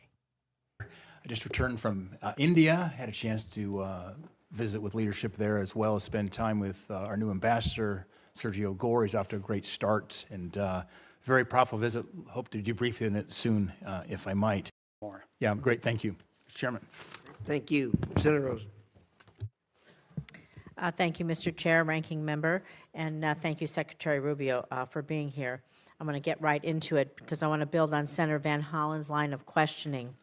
President Trump pardoned the former Honduran president after he was convicted of trafficking roughly 400 tons of cocaine into the United States, cocaine that contributed to the deaths of tens of thousands of Americans year after year. Yet the president and his cabinet authorized a military operation to capture Nicolas Maduro in order to arrest him for virtually the same crime. So, yes or no, because I have a bunch of questions here. To the best of your knowledge, was Hernandez convicted of trafficking approximately 400 tons of cocaine into the United States? I'm not involved in the pardon process. I can tell you. No, I'm just asking if he... Yeah, but I don't do yes or no. I don't play games. This is not a game show. Do you know he was... Okay, so I'm just going to tell you he was... So I can answer your question because I know what you're getting at, but go ahead. He was convicted. I know. The president felt that he was unfairly treated. I can't give you much insight because I'm not involved in the pardon process. Would you not concede? Can you not understand how the American people and how the world are clearly going to be frustrated by the hypocrisy of this when one man is convicted and pardoned and another man captured, and how it undermines the United States' credibility on the world stage? No, but the difference is that, again, I can't opine on the specifics of his case because I wasn't involved in the pardon, but he was not a sitting office holder. He was not even the president of Honduras when that decision was made, either to convict him. The difference between him and Nicolas Maduro is he was actively engaged in narco trafficking. It was an ongoing endeavor. I think it does undermine our credibility, but I'm going to move on to some foreign policy decision-making here, because despite the fact that you... When did Nicolas Maduro stop being corrupt? Famously or infamously have numerous jobs in the administration, your Secretary of State, your National Security Advisor. That doesn't make any sense. It is increasingly unclear who's actually directing U.S. foreign policy under President Trump. We have a special envoy Witkoff. He's reportedly conducted Russian-Ukraine talks in Switzerland beyond your awareness. He and Jared Kushner have been described as managing the president's Gaza plan.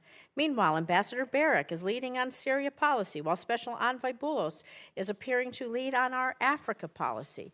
So I have to ask you, I know the answer to this, but I'm going to ask you, are you the lead for U.S. government on foreign policy? No. The lead on U.S. foreign policy is named Donald J. Trump, the President of the United States.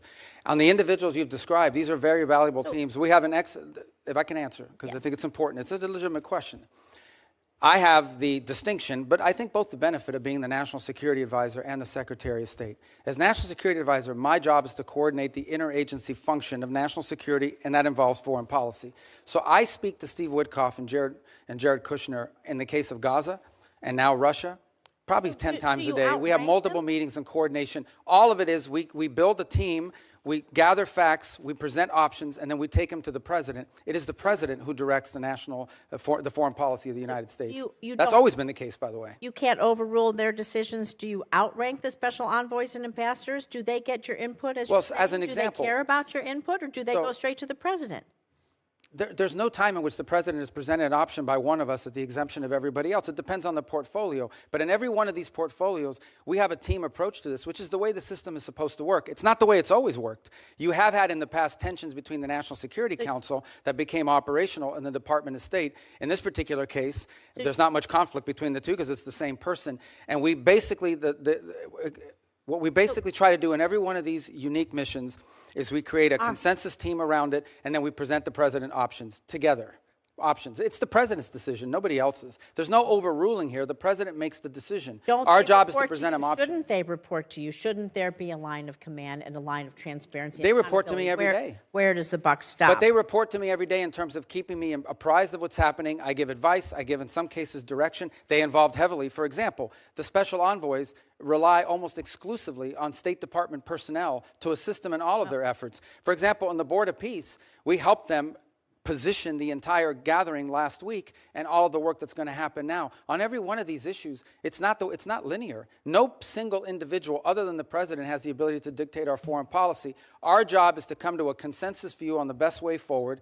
Where there are disputes, those are presented to the president, and he makes the decision. Let's talk about the Board of Peace then, because all treaties and statutes have to be approved by Congress, and the president is starting a new Board of Peace, and we would need that authority. The authority for the filing stems from the International Organizations Immunities Act, but it's my understanding it only provides the president with such authority when participation by the in an organization has been approved by treaty or statute. Treaties and statutes must be approved by Congress, so when will the administration be requesting Congress pass legislation to authorize the president to extend this benefits to the Board of Peace, creating the Board of Peace, and when will it be sent? Well, actually, the Board of Peace was chartered and set up by the UN Security Council through a vote of the UN Security Council as the deliberation. So it's an international organism recognized by the Security Council of the United Nations, which is something I think many of you should be supportive of, the fact that we're doing it. The president is claiming his authority is from the International Organizations Immunities Act, and this law only provides the president authority when U.S. participation has been approved by treaty or statute. I know my time is up. Please consider working with us to do these things. You know what it is to be a senator. You know what that collaboration and cooperation mean. And I think that all of us expect that respect from you and would really appreciate it. Thank you. Thank you, Senator Rosen. Secretary, you've been very generous with your time. We have just a few comments to wind up here. Senator Shaheen. Yes, I agree. Thank you. I hope that you will come more often before this committee. But I just wanted to clarify a couple of things. One is that under the CASE Act, the State Department is required, as are other agencies, to give documents like the one that Senator Schatz was raising for the agreement between Venezuela and the U.S. to this committee. We have not yet received it, so I hope that we will see it in the near future. The other thing, with respect to the exchange between you and Senator Rosen, I can tell you that we have, as the minority staff, requested on multiple occasions updates from the State Department on the special envoy's negotiations on the Ukraine war with Russia, and we have been denied access to any of that information. I would hope that, number one, that would be available, because I think everybody's interested in trying to support efforts to end this war in Ukraine. This should not be an adversarial position. And number two, I would also hope that, like Senator Curtis, that you would be willing to have someone from state come before the committee. We have not had a hearing on negotiations over the war in Ukraine since I've been on this committee since the president took office. And so I hope you will make that commitment to have state come and be part of a hearing on the war in Ukraine and the negotiations there. Yeah, and we would love to do that, and I'll make sure that happens. And I will tell you. Okay, I'm done listening to Marco. Marco, go fuck yourself. I don't like you. I don't like you.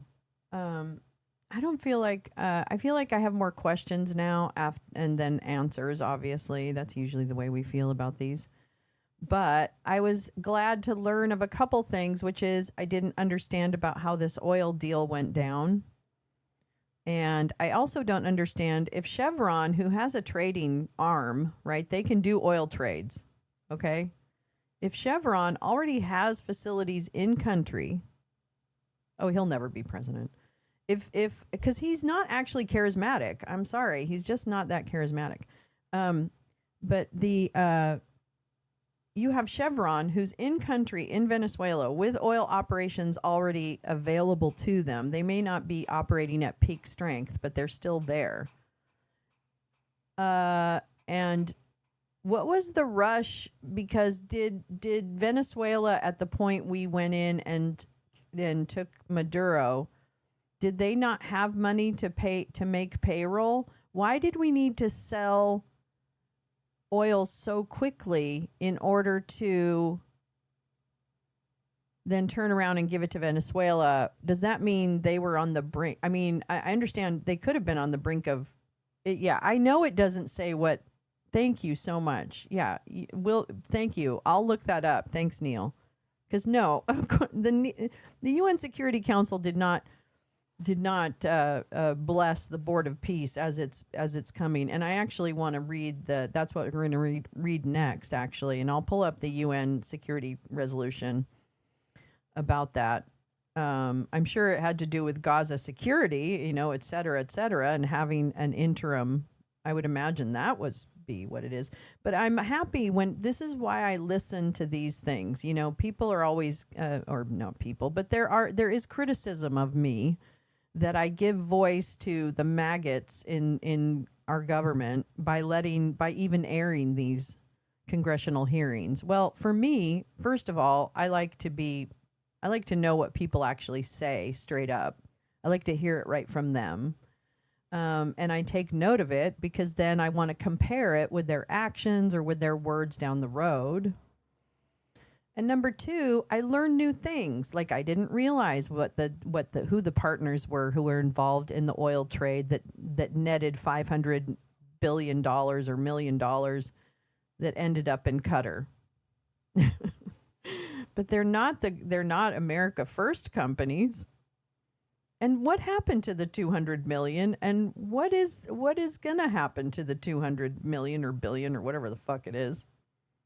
So, yeah, there's a lot of questions. The other thing is, on January 3rd, after we took Maduro, Trump said exactly that we're not afraid of boots on the ground if we have to have. We had boots on the ground last night at a very high level. Actually, we're not afraid of it. We don't mind saying it, but we're going to make sure that the country is run properly.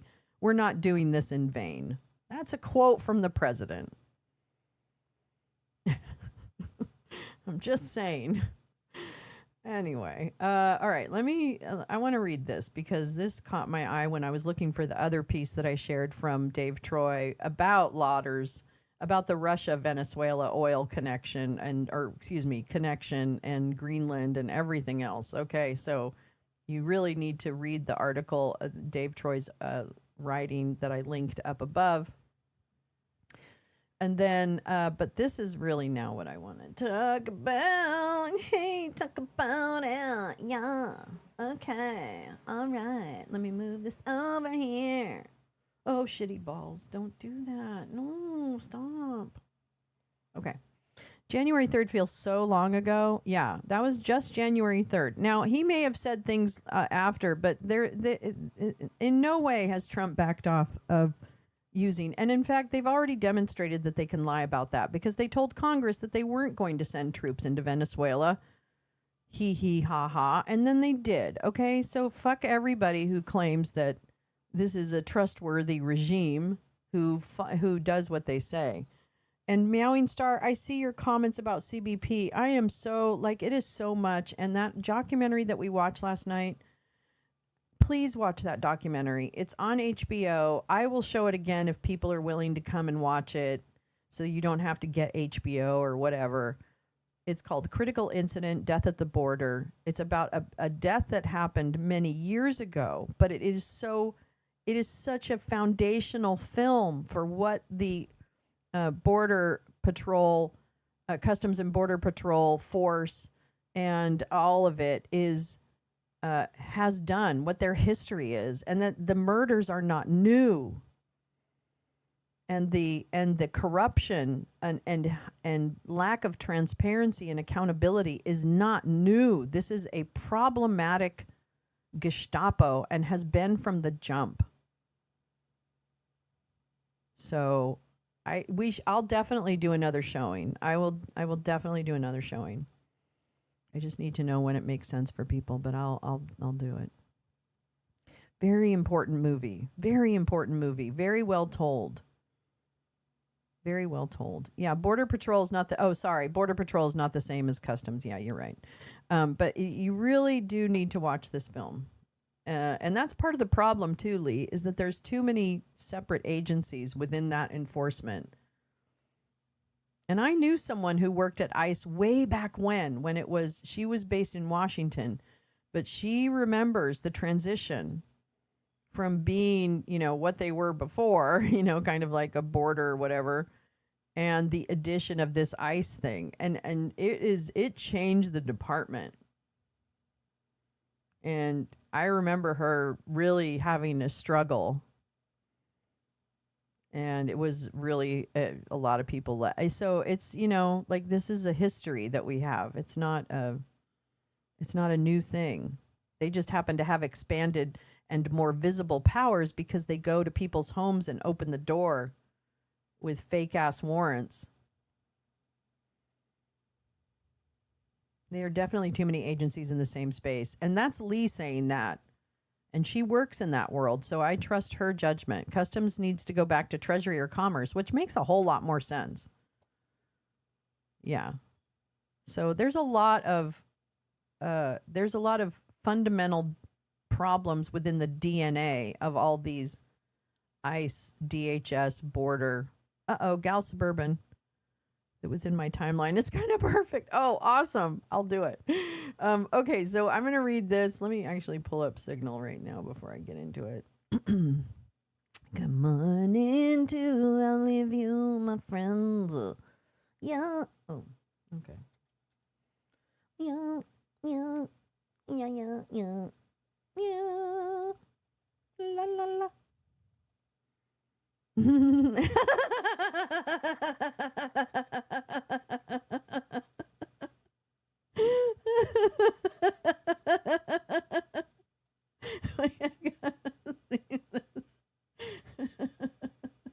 This is me. Oh my God. This is me. Oh my God. This is me. This just says everything, doesn't it? Doesn't this just say everything? Oh no, that's not it. Oh my God. There it is. Oh no, that's not it. Damn it. Come on now. That's me. I don't want me. Where is it? Where is it? Oh, capture window? What the hell? Screen 2? What's going on? I guess it's not. Okay. Okay, wait a minute. Hold on. I'm sorry. You know how it's going right now. This is how it normally goes. Okay, hold on. It's going to be so anticlimactic too, and I'm going to be really upset that it's not going to be as good. Oh my God. Oh my God. Okay, there it is. All right. Here. This is what Gal captured. Wait, let me make it bigger. Let's see. Wait, transform. Bit to screen. There we go. Oh, whoops. Oh, shit. I'm in the way. But there's my face.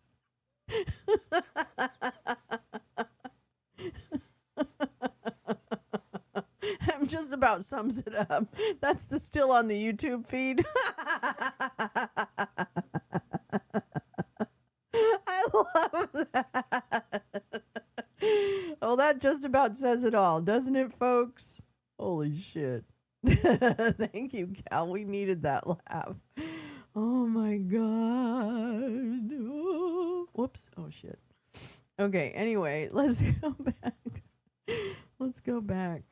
All right, let me see. Well, the ray of sunshine head and hands over. It's too much tuna. Over head in my hands. I'm done. Accurate mood. Hashtag sick of it. All right. This is our little ray of sunshine, Dave Troy, always here to brighten your day with an uplifting message. There's a new painting in there, too. Oh, excellent. I'm going to go. Okay, I'm going to do this, and then I'll pull the painting. Thank you, Gal. I love you so much. Board of Pissssss trademark filings reveal its murky legal status. I love the word murky. I think it's a great word because it's kind of funny, but then it's kind of dangerous, and I like it. The Board of Peace trademarks are not owned by the organization itself, but by the United States Patent and Trademark Office, marking an unprecedented use of executive branch power to protect rights of an ambiguously defined supranational entity. Oh, well, there it is. I did it. Oh, he ratified it at Davos. Suck it, Davos people. An investigation by America 2.0 reveals that Donald Trump's Board of Peace, ratified last week at the World Economic Forum in Davos, Switzerland, has filed applications for 2 trademarks with the United States Patent and Trademark Office. This would not be unusual except for the fact that the organization itself, which has no legally defined status, is not the holder of the trademarks. The marks are owned by the USPTO itself, marking an unprecedented use of executive branch power to protect the rights of an ambiguously defined supranational entity. So this is the Board of Peace word mark pending educational and informational services owners, the United States Patent Office. Wow. Interesting. The Board of Peace was created... The Board of Peace was created as a result of the UN Security Council adoption of Resolution 2803 on November 17th, which authorized the organization as a transitional administration with international legal personality intended to set the framework and coordinate funding for the redevelopment of Gaza. However, the organizational charter revealed in Davos is light on details and makes no mention of Gaza. I wonder if this is a link to the document. Oh, excellent. Excellent. Fantastischer. We'll be right back to you. This has caused many to believe the organization may be intended as a shadow UN that could ultimately replace it. So far, the Board of Peace has not been registered as a legal entity in the United States or apparently in any other country, raising questions about how it is processing the voluntary $1 billion fees that member countries are being asked to proffer. Some have speculated that Dump himself may be collecting these fees. However, as a United States individual, he would be subject to United States law. The group's status as a purely supranational organization seems to be an intentional decision to isolate the Board of Peace from the jurisdiction of any country. That's right. Off topic, how do you all maintain... Okay. So in Discord, we're having a curly hair discussion, okay? You can learn about it in our Discord. It's full service. We even discuss curly hair. You're welcome. But we welcome all hair. We welcome all hair or non-hair individuals alike. It just happened to be a conversation about curly hair. All right, I know. Well, sometimes we're serious and sometimes we need to kind of just talk about hair. I don't know. The group status, desire to avoid congressional oversight may also be a factor. The Board of Peace mimics a treaty organization in many ways with the United States in the position of convener. Sharon. It's such a joke that we've had this thing. It's very cute. However, ratification of participation in treaty organizations requires approval by a supermajority vote by the Senate. Rather than be subject to that constraint, Dump has authorized participation in the Board of Peace entirely within the executive branch. What could go wrong? Yeah, just put the money in a plastic bag and Michael Cohen will pick it up on the corner. maybe put in some boxing gloves in it if you can't make the full payment. No, I don't remember that. On January 16, 2026, Dump signed Executive Order 14375, designating the Board of Peace as a public international organization entitled to enjoy certain privileges, exemptions, and immunities. What? What? Which ones? Where you pull your properly conditioned hair out? Yeah, exactly. At least your hair is properly conditioned. Or you can put it. They take money in bags. This administration definitely. Tom Homan, the kinder, gentler Greg Bovino. Oh, you have a problem with over-policing? Let's send in Tom Homan. What? Excuse me? What the fuck? Oh, let's replace this Nazi for another Nazi. Okay. Interesting. I love it. I love it. Okay, here we go. Let's see. Designating the Board of Peace as a public international organization entitled to enjoy remarkably certain privileges, exemptions, and immunities, which sounds really, really bad. Uh-oh. Wait a minute. I have to interrupt this. Hi, you're on air. Hello. Oh, my sick baby. I sound terrible. You do. You want to say hi to everybody? Oh. Yes, hi. What? Hi, everyone. Oh, Bobo says hi. Oh. Are you okay? Think it would be this dawn. Yeah. Oh, I feel like shit. Okay. I feel like I've smoked 20 packs in a day. Which is fun because I've never smoked a cigarette. Which is funny because you've never smoked a cigarette in your life. But so you're not dying right now, are you? Do I need to call anyone? No. Okay. No, it's okay. I just want to say hi, but don't worry about it. I love you. I love you very much. I love you. I love you. Tell everybody I love them too. Okay, they're saying that they're hearing you say it. Yeah, you should definitely record some Tom Waits covers while you have this voice. So, Jesus. Oh, I should. Ooh. Oh, it's bad, girl. It sounds bad. It's bad. You still have a fever? Poopy. Oh yeah, queen. I'm burning up. I think the doctor misdiagnosed me. She's like, this is a bacterial infection. But she did like a little COVID, flu, etc. test. And she left before the results cleared. So I saw that I think there's a line next to influenza A. Oh, so whoops. I'm pretty sure that the antibiotics are fucking useless. Well, I don't know if it's bacterial. Yeah, you should be okay. Well, then she says it is, but I mean, it's influenza A, I think. Oh, is that viral? Oh, whoops. I think so. Then, So that's useless. I guess your dictatorship doesn't have better doctors. I guess not. She arrived in like a pencil skirt, dressed to go out. I was like, "Who the fuck are you?" She got out of the elevator, and I thought she was in the wrong place. I was like, "Hello, what's your problem? Get out of here." You're not a doctor. Doctors don't wear pencil skirts. You're not a doctor, but doctors don't wear gingham pencil skirts. Gingham?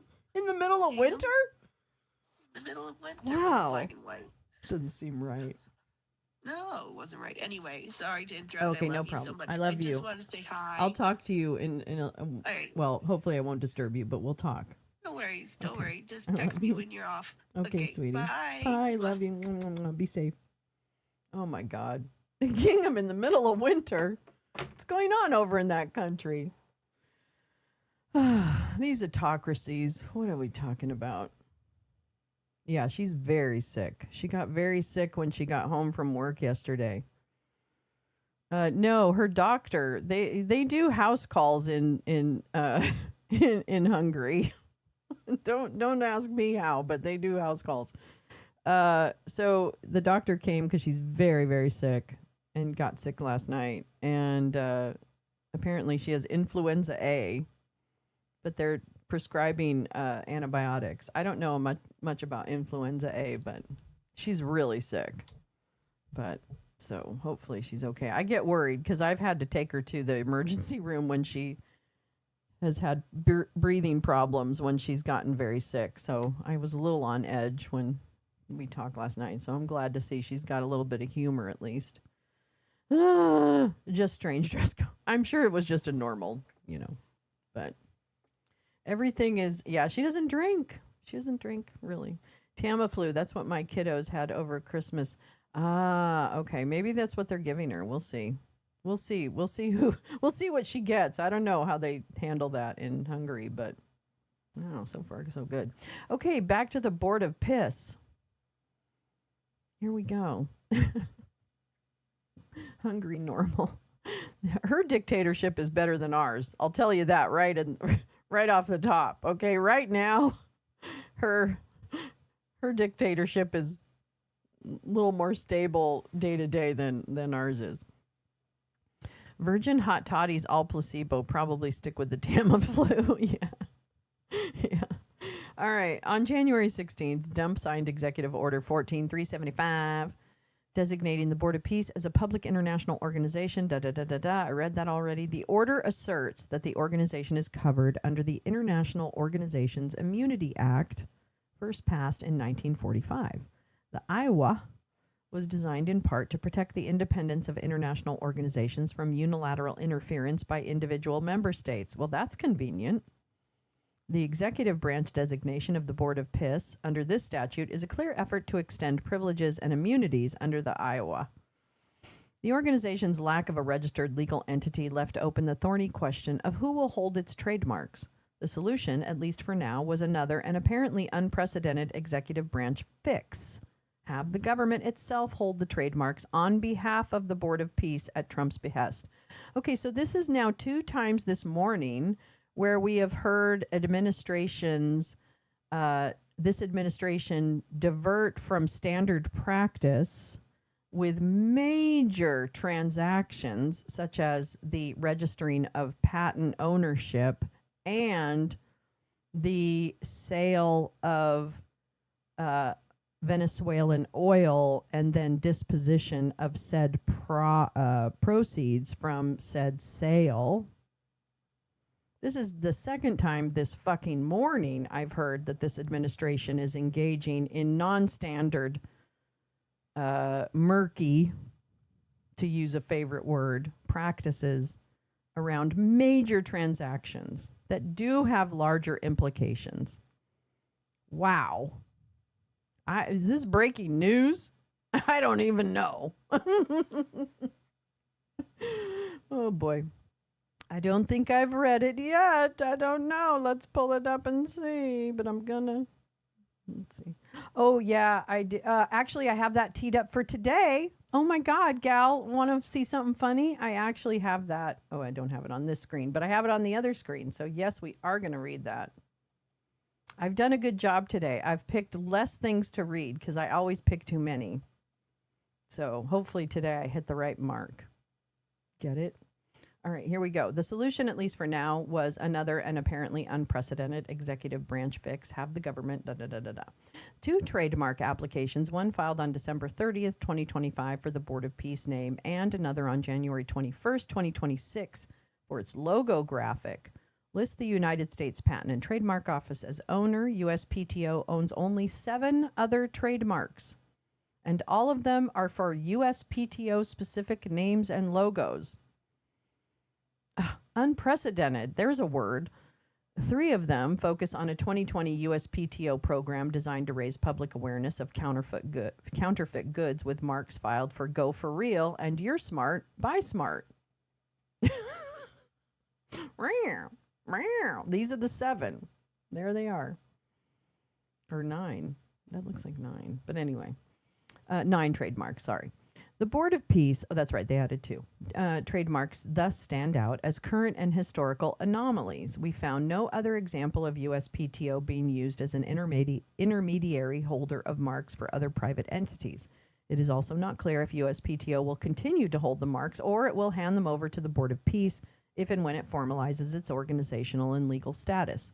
However, if Trump maintains to maintain the group as a supranational organization outside of the rule of law of any country, it seems possible that this status will continue indefinitely. Under the current arrangement, Trump can continue to maintain absolute personal control as chairman for life, using the United States government to defend the organization's trademark properties, raising serious concerns about conflicts of interest. America 2.0 has filed a FOIA request with multiple government agencies for information regarding the designation of the Board of Peace under the International Organizations Immunity Act and the use of the U.S. Patent and Trademark Office as a proxy for protecting the group's trademarks. We'll report back when we learn more. Update. An experienced D.C. area patent attorney we contacted told this. I've never seen anything like this. I have no idea why or how the USPTO could be the owner of these two applications or have had the requisite bona fide intent to use the marks in commerce, which is required under Section 1B of the Lanham Act. I don't see how these applications could be valid. Well, they're going to have to keep an eye on the Board of Pissssss. Yeah, and it's all human rights abusers so far on the board. Isn't that funny? And we invited Russia to be on the board. Isn't that funny? I mean, I don't mind, détente, but we're not at the détente point quite yet, I don't think. So, yeah. All right, so let's go. I want to go now to, let me see, where is it? Okay. Let me just get a couple of housekeeping things now because this I thought was interesting. Yeah. Oh, shit. Come on. I love the colorful clothes she wears. Oh, my God. Where's my fucking screen? Where's my frickin' screen? Oh, my gosh. Oh, I know. There it is. Do-do-do. Do-do-do-do. Do-do-do-do-do-do. Yeah. Yeah. All right. Oh, fuck. Come here. All right. I just wanted to read this because I'm sorry. I don't think everybody's really excited about Venezuela. I could be wrong, but I don't think so. Hopefully that works. Okay. This was from last week or last couple of weeks. What the big oil executives told Dump about investing in Venezuela since, everybody's acting like everyone's excited. Cup of coffee, loaf of spliff, and lounge. And the CEOs of ExxonMobil and ConocoPhillips told President Dump that Venezuela will need big changes to attract investment. Exxon CEO Darren Wood said Venezuela is uninvestable. That's unfuckable for you business minds in the country's current state. ConocoPhillips CEO Ryan Lance said the country's energy system needs to be restructured. Chevron is ready to quickly ramp up production, but I guess they weren't ready to trade the oil because we didn't go to Chevron to trade the oil, did we? Who's already there? I don't know. Leading U.S. oil executives told Dump that at the White House on Friday that Venezuela will need major reforms to attract investment. Trump said Friday that the industry would invest at least $100 billion to rebuild Venezuela's energy sector with U.S. security guarantees. Mar-a-Lago Accord. But the CEOs of big oil companies like Exxon and Conoco did not commit at the meeting to quickly re-enter Venezuela. Darren Wood said it's uninvestable at its current state, and Venezuela seized Exxon's and Conoco's assets in 2007, and Caracas owes the companies billions of dollars. What? Outstanding claims from arbitration. Oh, they're mad. We've had our assets seized there twice, so you can imagine to re-enter a third time would require some pretty significant changes from what we've historically seen here. Woods told Dump at the White House, if we look at the legal and commercial constructs and frameworks in place today in Venezuela, today it's uninvestable. Yikes. Okay, so you get the point. I link all these stories in the description of the video, so if you want to dive deep into them, they'll be available later on today. Let's see now. And speaking of China and, whatever, just a little economic news from the 27th of January. China to favor Brazilian soybean imports in H1 despite renewed U.S. inflows. Oh, wow. How's that going? I thought they were buying all kinds of soybeans for us. But the summary of this story from Reuters is China favors Brazilian beans on bumper harvest, cheaper prices, strong crush margins, soy meal demand underpin the H1 soybean demand. China takes 12 million tons of U.S. soybeans, but more buying is uncertain, and soybean trade to focus as Trump, All right, here we go. China is expected to boost imports of Brazilian soybeans in the first half of 2026 as record production and competitive prices propel shipments, reinforcing South America's dominance in the world's biggest oilseed importer, even as U.S. supplies return. Oops. Private soybean processors in China are locking in deals for Brazilian soybeans to be shipped from February onwards as the harvest gathers pace. Swelling supplies and squeezing prices, trade sources said. Get ready, farmers. He doesn't love you that much. Such activity could hit demand for U.S. cargoes when the North American export season begins in September. Purchases of about 12 million tons of U.S. soybeans following a thaw in ties between Beijing and Washington since late October were made entirely by state-owned Sinagrain and COFCO as higher U.S. prices sidelined private traders. Even if Beijing orders more purchases by state-run grain traders and stockpiler Sinograin to meet trade deal commitments to Washington, China's 13% tariff on U.S. soybeans makes them costlier for private crushers than Brazilian supplies facing a duty of 3%. China's current purchase volumes of U.S. soybeans are limited, sufficient only to maintain a positive political atmosphere ahead of the April meeting between the two countries' leaders. Oops. April Fools, we're not buying any more of your soybeans, said Dan Wang, China director at Eurasia Group, a global political risk consultancy. If the April meeting yields further tariff reductions and certain assurances on the Taiwan issue, China may commit to soybean purchases, but volumes are likely to remain limited. Crush margins for Brazilian soybeans shipped between March and June remain favorable to clinched deals, traders and analysts told Reuters. We will probably see higher exports from Brazil to China in the period from March to June, higher than last year, said a trader for a large global company. Brazil's soybeans are way cheaper than U.S. soy in this period. All the sources spoke on condition of anonymity because everyone's afraid. Oh, my God. Earlier, the market had expected China's purchase of Brazilian soybeans to decline this year as it bought U.S. cargoes. That's funny. That's really funny. Chinese state-owned firms have bought about 12 million metric tons of U.S. soybeans since late October, fulfilling a U.S. stated pledge, but volumes remain well below China's purchases of roughly 23 million tons in the 24-25 crop year. Here's a nice little table. And the U.S. is the darker color, the middle color is Brazil, and then others is the lighter yellow. And you can see over time, this is from 2015 all the way to 2020. So this is a 10-year span. And you can see the share of Brazil is quite significant. So very interesting. Oops.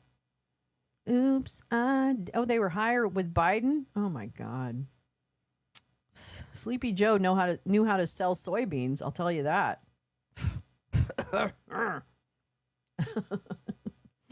On November 18th, Brazilian soybeans for shipment in December to China were priced at $507.90 per metric ton, below the $516.90 for U.S. Gulf supplies and $510.50 for U.S. Pacific Northwest origin on a cost and freight basis excluding tariffs. At those levels, China would have paid roughly $31 million to $108 million more for 12 million tons of U.S. soybeans than for Brazilian cargoes. China resumed U.S. soybean purchases after the leaders of both countries met in late October, with the White House saying China had also agreed to buy at least 25 million tons a year over the next 3 years, starting this year in 2026. Oops. On Thursday, U.S. President Dump said he would visit China in April, while his counterpart Xi Jinping would travel to the United States towards the end of 2026. Traders do not expect further U.S. bookings, citing higher prices and anticipated bumper crops in major producers in Brazil and Argentina. Our large crop makes our product cheaper than the U.S. one, and this tends to last until the arrival of the new U.S. soy from September, said Adelson Gasparin, a grain broker in southern Brazil, who expects China to keep up import levels. Brazilian soybeans shipped in February are at least 50 cents a bushel cheaper than U.S. Gulf shipments on a free-on-board basis, and up to 75 cents cheaper for March shipments, say traders and analysts. As the harvest accelerates, Brazilian prices are likely to face further pressure. I think the difference is going to widen out, said Dan Bass, president of Ag Resource Co., maybe to something like $1. Traders said some purchases are possible during the peak South American export season, though probably minimal unless China issues a directive to buy U.S. supplies or South American corn shipments flood ports in Brazil, they said. I don't think it works without a government enforcement, said one trader. Brazil's 25-26 soybean production is forecast at a record 182.2 million tons, according to agribusiness consultancy AgroConsult. Marcela Marini, senior grain and oilseeds analyst at Rabobank, expects Brazil to export about 85 million tons to China over the period from September 2025 to August 2026, an increase of 6 million tons over the prior year and about 8 times what they buy from us. Sorry, not sorry. Oh my God. China has booked roughly 42 million to 44 million tons of Brazilian soybeans for September to August, which is when we normally would sell ours, including 23 to 25 million tons for February to August, two Asian traders said. China's pig herd remains large, defying government efforts to reduce overcapacity, and analysts say a meaningful decline is unlikely before the end of the second quarter, keeping soy meal demand strong in the first half of 2026. For 24-25, China imported 109.37 million metric tons of soybeans, and imports for 25-26 are expected to drop to 95.8 million, the Farm Ministry says. Technical, but still very interesting, and I think it was pretty clear what was happening. And there's the article that you brought, Gal, that I actually had also pulled up. And I love it. Great minds think alike. Young. Okay, so the headline here. President Dump has signed 230 executive orders since returning to the White House. One by one, in a carousel of documents, a nation is pointed in a new direction. Oh, is that what we're calling it now? A new direction? Wait, FYI, just now, 2 federal agents who shot Minneapolis man are placed on leave. Thank you for that. Let's do this. Let's check, yeah. Oh no, stop it. Okay. The move was disclosed by an administration official as more Republican leaders broke with the White House's handling of the shooting. U.S. Capitol Police were also investigating an attack on Ilhan Omar. God, so fucking stupid. The 2 federal agents who opened fire on a Veterans Affairs nurse in Minneapolis have been placed on leave. An official with the Department of Homeland Security said on Wednesday, as more voices, including some in the Republican Party, broke with the White House over its handling of the fatal shooting. Of the murder? Okay. It was unclear if the department had taken any action regarding the other agents involved in the encounter with the nurse, Alex Preddy, including those who had helped restrain him before the 2 agents fired about 10 bullets into his back, and as he slumped onto the street. The agents have been on leave since the shooting, the official said, something the White House had not previously disclosed.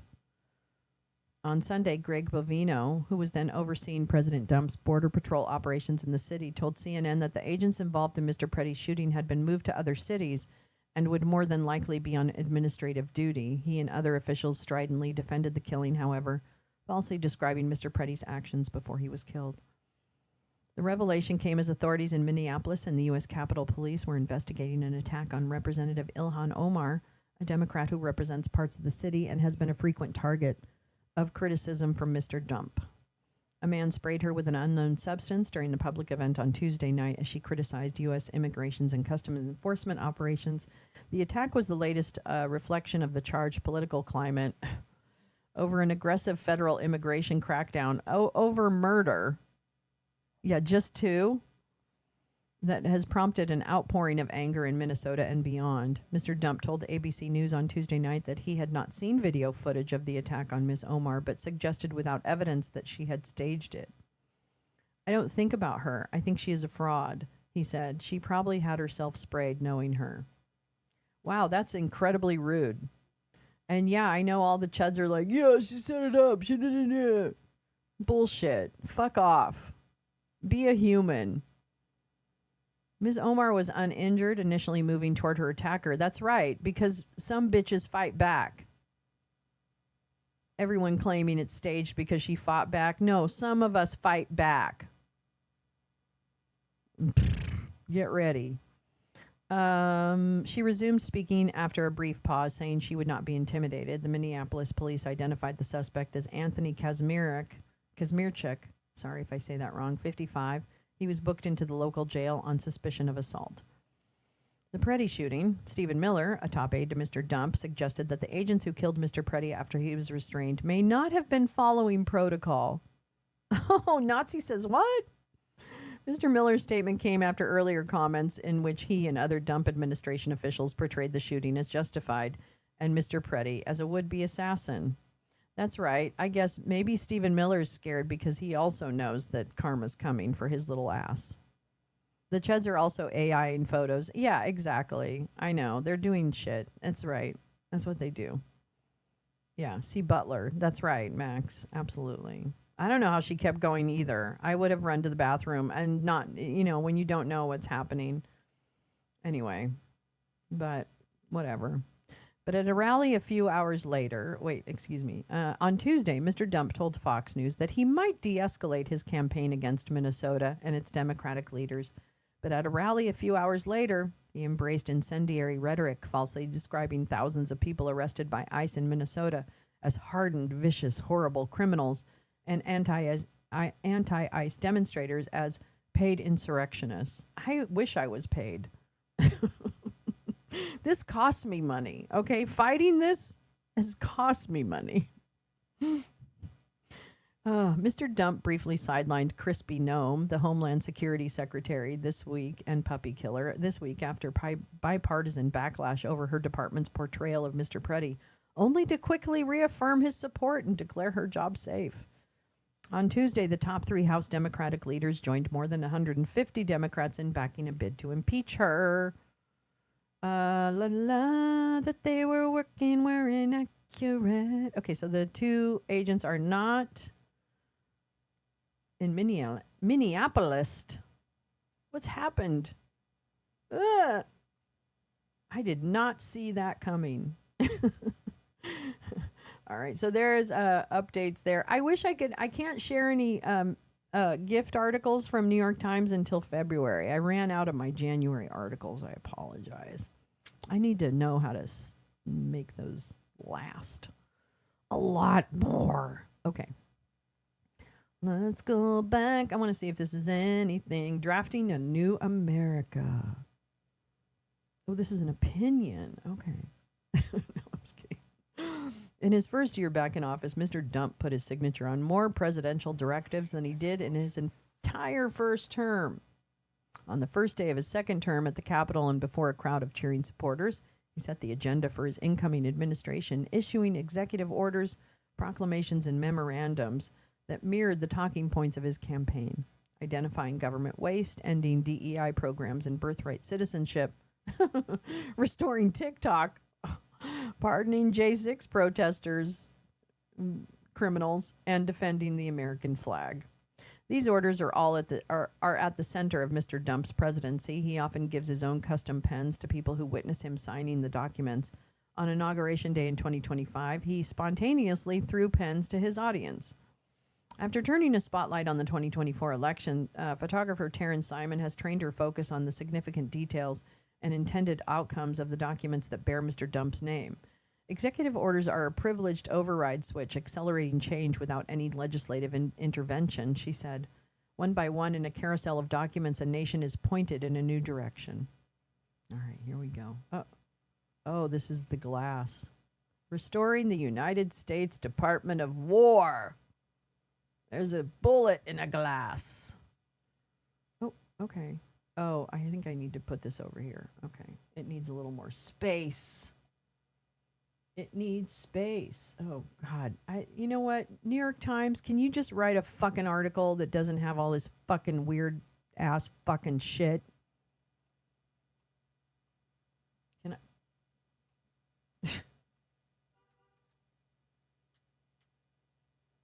This is so dumb. Okay, here we go. Jesus Christ. I know you can't read it. I'm very sorry. It's the fucking New York Times. Fuck them. I read the truly original draft of this project to reshape the country. They called it the Constitution of the Confederate States. Oh, yeah. George Washington established the Department of War in 1789. It was renamed the Department of Defense in 1949 following a reorganization by President Harry S. Truman. Let me move this because it's bugging me. Oh my God, stop. Stop. Sorry, I'm so sorry, everybody. Yikes. Okay.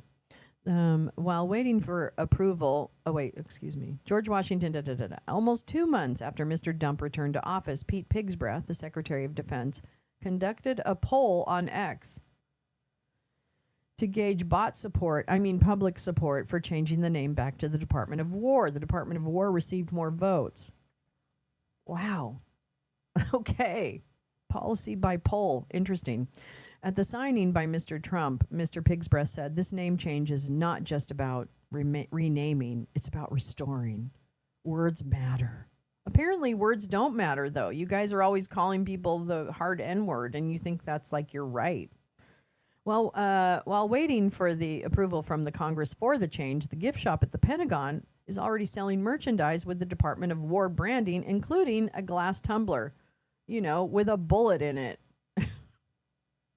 That's it. Yikes. Okay. Expanding access to in vitro fertilization. Mr. Dump referred to himself as the fertilization president and reiterated his support for family formation and the need for higher birth rates in the United States. As part of this agenda, he directed the federal government to lower costs for IVF and expand access to the procedure through policy development. Claire, 22 months, was conceived through fertility treatments that cost her parents over $100,000. They used up much of their savings, took money out of investments, and borrowed from family and maxed out their credit cards to pay for repeat IVF cycles. They drove to 5 different states to source medications and purchased some with cash. Claire's parents want another child, but only if IVF costs are lowered so they can afford it. Protecting the Great Lakes from invasive carp. In a memorandum addressed to several members of his cabinet, Mr. Dump confirmed his commitment to prevent invasive carp from entering the Great Lakes Basin, an essential freshwater system used for drinking water, fishing, shipping, and tourism. Invasive carp were originally imported by fish farmers and wastewater facilities from China to the United States as a cheap solution to algae control. Many ended up in river systems and are now rapidly advancing toward the Great Lakes. Carp grow to very large sizes, reproduce explosively, and have very few predators in North America. The memorandum supports the building of the Brandon Road Inner Basin to block the fish. Stopping invasive carp protects jobs and economies in swing states. What are we reading? Okay, I think I'm gonna. I will share. Oh, stop. Okay, stop. Stop. Fuck you, New York Times. I fucking hate the New York Times. Oh my God. That was so ridiculous. Okay. Anyway. I mean, it's nice to have a list of everything, but I don't. Okay. Sometimes. All right, let me see what else, because I have, that's what I have, okay. Oh, I also wanted to share this. As a child, our beaches were sandy white, and then zebra mussels got in, and so many stretches just turned into beaches of nothing but razor sharp shells. Oh, yeah. Zebra mussels. Ugh. Keep them, I know, it does sound like a good thing. Keep invasive carp out of the water, I guess. I mean, why is that? I don't know. I mean, okay, never mind. It's going to stop. I'm going to stop trying to understand what that person was trying to say with that carp one. I don't know. Like, yay, look at both sides. I mean, I mean, does she, do they summarize? I mean, what the fuck? Like, do they summarize anything? Where is it? What do I do with it? What do I do with it? Oh, yeah, I was looking at XM Bank. That's another thing I never heard about. Export-Import Bank for the United States, which I'm sure is normal. I'm not saying it's like, oh, my God, But I'm like, okay, well, this is all new. What the fuck? So are they in Qatar? I don't even get it. All right, sorry. I kind of fucked up here, but that's okay. Did I? Oh, yeah. Nope, I must have just closed it. I got a little upset. Okay. This one I shared yesterday. I'm just going to move on. This one I shared yesterday just offline to everyone, but I found it in somebody's post. This is the OIA, which is Ohio Immigrant. Oh, man, what's their name? Their mission, Ohio Immigrant Alliance, is a group of Ohio immigrants and citizens working together to protect the dignity and rights of all individuals who choose to make Ohio their home, regardless of race, religion, gender expression, age, ability, and citizenship status. We engage in activism and volunteerism. So this is the organization that put out this website, which I really appreciate, and it is a updated the list of criminal agents in ICE and Border Patrol, and there is a content warning on it. But I just want to tell you, they go through. Well, let me go to this. They go through the different ICE and Border Patrol agents who have been convicted of crimes, and so this is an ongoing project to capture how the criminal element within ICE is encouraged. So I won't read some of the stories. There's no need to read them aloud and not. I'll put the link to this. But I just wanted to point out that there is a clearinghouse, if you will, that has a lot of information about criminal ICE agents. And it looks, hopefully this will grow over time. So let's see, decimate. We're talking about, okay, good. Those dang gobies. What's gobies? Are they a fish too? Are they fishes too? Wow, I don't know. Okay, this one also. I don't know if I have access. Oh, I don't think I have access to this. Oh, I do. Okay, great. All right, so this is from the New Republic. This is also from yesterday. Is it yesterday or is that today? I don't even know. Yeah, yesterday. And this is about the database of all of us that are going to have our faces. I already figured this was happening. I'm really confused as to why this is like this is a new thing. I mean, every protest I've been at, people, and whether they're chuds or not, have taken pictures of my face, like very intentionally. So I don't really I assumed I was in a database or at least captured somewhere. And it's not that I'm special. I'm just saying that's what I assumed. Because people try to take your picture all the time when you're at a protest.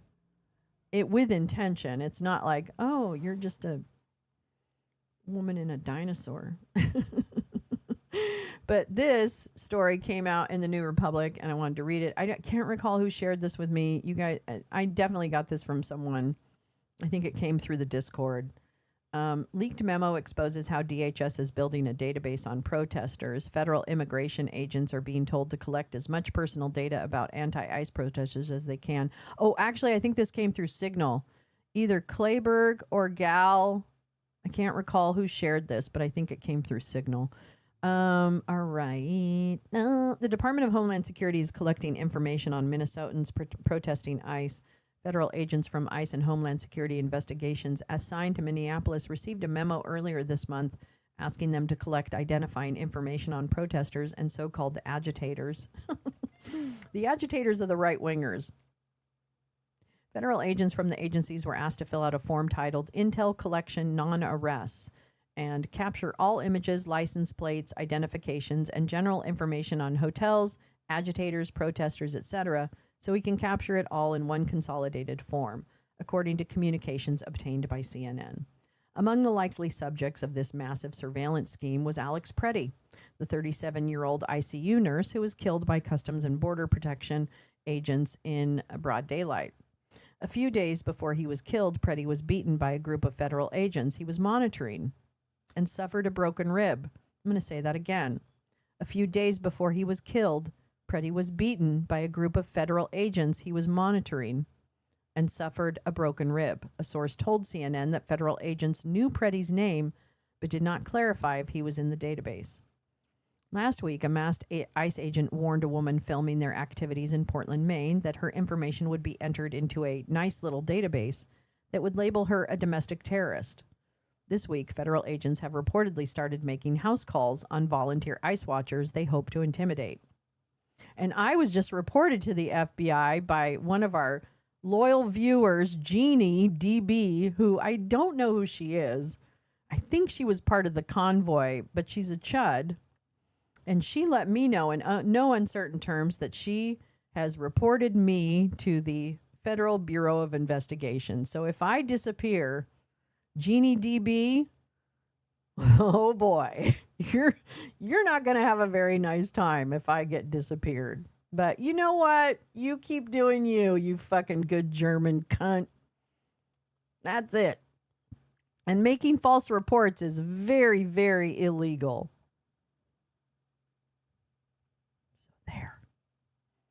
Jeannie. DHS spokesperson and robot Tricia McLaughlin, a well-documented liar, thank you, claimed that her agency was not compiling a database of so-called domestic terrorists, but that it was a standard protocol to collect information on law-breaking violent agitators in dinosaur suits, in order to advance prosecution. We do, of course, monitor and investigate and refer all threats, assaults, and obstruction of our officers to the appropriate law enforcement, McLaughlin said. Obstructing and assaulting law enforcement is a felony and a federal crime. But you know what? People are getting shot because they're observing, which is not a federal crime. In fact, it's not a crime at all. In fact, it is your First Amendment right to film police activity. Sorry. I mean, obstructing, yeah, but obstructing has meaning. It's not just standing there filming. That's not obstructing. Screaming is not obstructing. Sorry. Get over yourselves. It seems that federal agents have lost the plot on what obstruction actually entails. Hello. Federal agents have aggressively approached citizen ICE watchers, simply monitoring their operations, threatening to arrest them, or worse. And DHS's claims of assault against federal officers have continued to crumble under the slightest scrutiny. That's right. Oh, I guess that's it? No, that's not it. Oh, there's a picture. Oh, yeah, I erase your voice. You raise your voice, I erase your voice. That's what this guy said. Federal officers stationed in Minnesota don't seem to be interested in lowering the temperature. An ICE agent issued a chilling warning to a legal observer on Tuesday. That's yesterday. Informing them that if you raise your voice, I will erase your voice. And she made him repeat it a couple times. Are you serious? You said if I raise my voice, you will erase my voice? The observer asked incredulously. Yes, exactly. I will tell you this, brother. What? You know, I will tell you this. You raise your voice, I raise your voice. If I raise my voice, you'll erase my... Exactly, yeah. Yeah. Are you serious? You said if I raise my voice, you'll erase my voice? Yeah. Mm-hmm. Within the last 3 weeks, agents with ICE and Customs Border Protection have shot and killed 2 U.S. citizens, Veterans Affairs ICU nurse Alex Preddy and award-winning poet Renee Nicole Good. The agencies have also deported people from the U.S. without due process, ripped children from their parents, and ushered thousands of untrained agents into cities and neighborhoods where they are not wanted. A CBS News poll published days before Preddy's killing on Saturday in Minneapolis found that 61% of surveyed Americans felt that ICE agents were too tough when stopping and detaining people. In the face of ICE's seemingly endless violence, thousands of Minnesotans have risen up in protest, creating a call for change so loud that even Washington couldn't ignore it. By Monday, Donald Trump had unveiled a new plan for Minnesota. In a flailing Hail Mary attempt to salvage his increasingly unpopular immigration agenda. In a post on Truth Social, Trump announced that border czar Tom Homan would be shipped to Minnesota to run ICE and CBP. Customs and Border Protection boss Greg Bovine, on the other hand, got the boot. Meanwhile, the president almost immediately threw the de facto leaders of his deportation scheme, namely DHS Secretary Kristi Noem and Homeland Security Advisor Stephen Miller, under the bus in order to save his own skin. attempting to frame himself in front of reporters as a level-headed witness to the ICE killings rather than the primary and active architect of the agency's recent overreach. Oh. This is another story about the Alex Preddy. Slain protester Alex Preddy had his rib broken by ICE agents just 1 week before he was shot to death. He was also potentially part of a massive surveillance database the agents are rumored to be collecting on protesters in Minneapolis. An unnamed source told CNN that Preddy's earlier altercation with federal agents occurred when he pulled over and got out of his car to observe ICE agents running after a family. He immediately began blowing his whistle and yelling. He was later taken down by 5 agents, with one leaning on his back and breaking his rib, before they released him back into the street. Oh, you puppy. That day, he thought he was going to die, CNN's source said. CNN reviewed Preddy's medication records, which were consistent with the idea that he had broken his rib. It's not clear whether Border Patrol agents recognized Preddy before killing him this past weekend, but a DHS memo earlier this month told agents in Minneapolis to capture all images, license plates, identifications, etc. So we can capture it. A source also told CNN that federal agents knew Preddy's name without clarifying if he was in this database. One thing I'm pushing for right now, we're going to create a database where those people that are arrested for interference, impeding an assault, we're going to make them famous. Border Czar Tom Homan said 2 weeks ago. We're going to put their face on TV. We're going to let their employers in their neighborhoods and their schools know who these people are. Yeah, because they're heroes. I think that's, you should let me know who they are because they're heroes. You're the Nazi, Tom. You're the Nazi, not us. From the fucking bitch comment after Renee Good's shooting to this news about Preddy, seems clear that federal immigration agents aren't simply good guys who are operating under duress of the mob. They're vindictive, trigger-happy, and they're remembering the faces of anyone who stands up to them.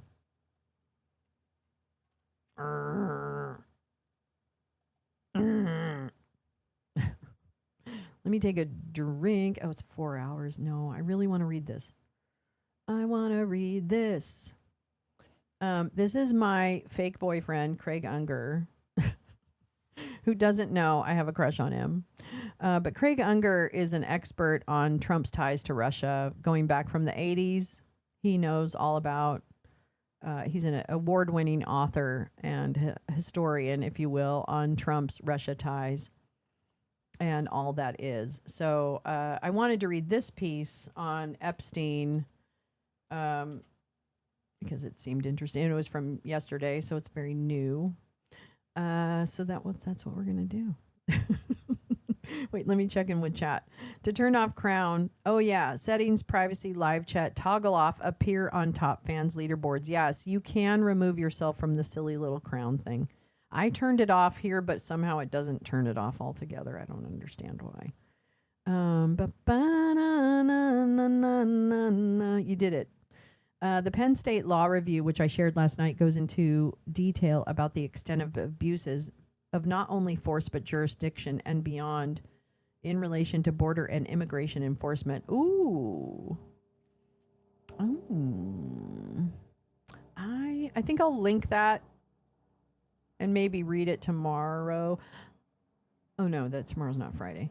But we also, the NSA chair, speaking of Friday, the Wake and Bake on Friday will be hopefully the nomination hearing for that new Joshua Rudd, the one we were supposed to watch yesterday. That was pushed till Friday morning. Are we sure that's what Homan said? Because all the marbles in his mouth. Yeah, could he have been saying something else? I will find, it's a heavy read. Okay, so let's give that some good time and my better energy, because I would like to kind of go, at least go over it or introduce it to people. So we'll do some, we can definitely share that tomorrow. Do not step on my computer. Hey, Oren, how you doing, babe? All right, so let's cap it off with this little Jeffrey Epstein corner from Craig Unger, who again is really smart and really good at digging into people like this. So, in addition to his sex crimes, Epstein ran an obscure company that accrued billions in liabilities in the same dicey securities that led to the 2008 financial crisis. You know who bailed him out? You did. Epstein's secret $7 billion bailout. Whoop, whoop. If you paid federal income taxes back during the 2008 fiscal crisis, you may not know it, but the sad truth is that you were likely bailing out Jeffrey Epstein as well, to the tune of nearly $7 billion. It's a story that has remained hidden from public, even as the Department of Justice has released hundreds of thousands of documents and has withheld far, far more that shine a light on how Epstein orchestrated one of the most salacious scandals in American history. Put simply, the evidence overwhelmingly suggests that thanks to the Wall Street bailout of 2008, American taxpayers paid off the liabilities of an obscure offshore company called Liquid Funding Limited that was chaired by Jeffrey Epstein. The total amount of the bailout was $6.7 billion, and the liabilities were incurred because Liquid Funding had issued the same kind of arcane financial securities that created the worst economic catastrophe since the Great Depression. What's this link? From Teresa. I just want to see what this is. If it's breaking news. Oh, I can't go to X. You guys really must hate me, right? Yeah, right? You just like trying to fuck with me? I'm sorry. I'm not removing it. Okay? I'm not removing it. Not. Fuck it. I'll find what you have and then share it after I do this. Okay.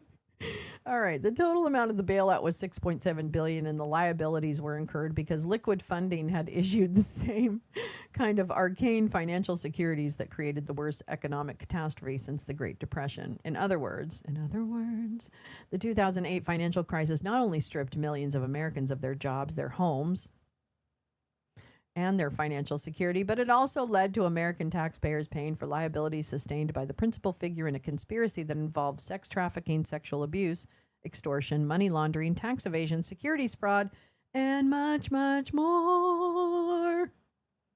Oh, wait, is this? Oh, thank you. Oh, is he talking now? Oh, wait, what? Oh, no. Oh, no. Live updates. FBI executes search warrant at Fulton County Elections Office near Atlanta.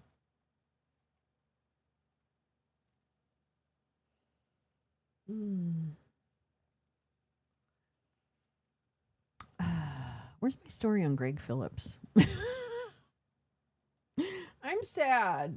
I'm tired and I'm sad. Okay. Here we go. Thanks, Gal. Thanks for everything. This is from the AP. Live updates. FBI executes search warrant at Fulton County Elections Office near Atlanta. FBI agents were executing a search warrant at the Fulton County Elections Office near Atlanta on Wednesday, an agency spokesperson confirmed. An FBI spokesperson said agents were executing a court-authorized law enforcement action at the county's main election office in Union City, just south of Atlanta. The spokesperson declined to provide any further information, citing an ongoing matter. The search comes as the FBI, under leadership of Director Kash Patel, has moved quickly to pursue the political grievances of Donald Trump, including by working with the Justice Department to investigate the multiple perceived adversaries of the Republican commander-in-chief. The Justice Department had no immediate comment. Well, what in the world are they doing searching at the Fulton County Elections Office then?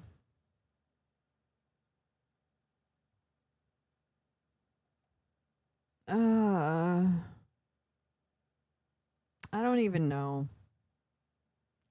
know. Did Lolo just cover 2 New Republic articles? I did. And Jane, I'll link them all. All the ones I read, I'll link them separately into the description so they're separated out. The party's over. It's time to call it a day. You know this country is lost. We'll pay such a cost. again and again. I do. I add them by the end of the day usually, but I'll try and do it a little sooner for this one.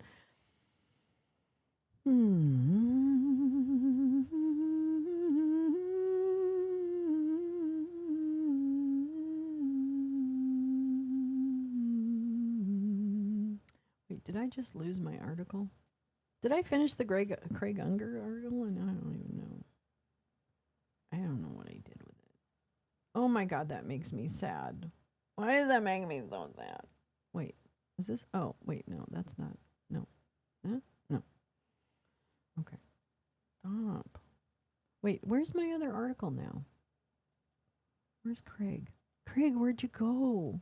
Where'd you go, Craig? Did I delete? Oh, I didn't. You're right there. Okay. Oh, shit. That's not what I wanted to do. Fuck. Stop it. Leave me alone. I keep clicking on things.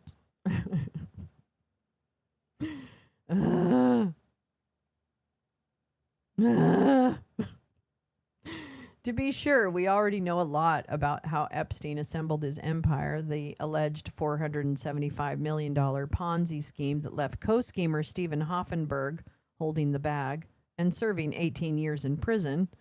Les Wexner's transfer of his massive Upper East Side mansion and sweeping power of attorney to Epstein.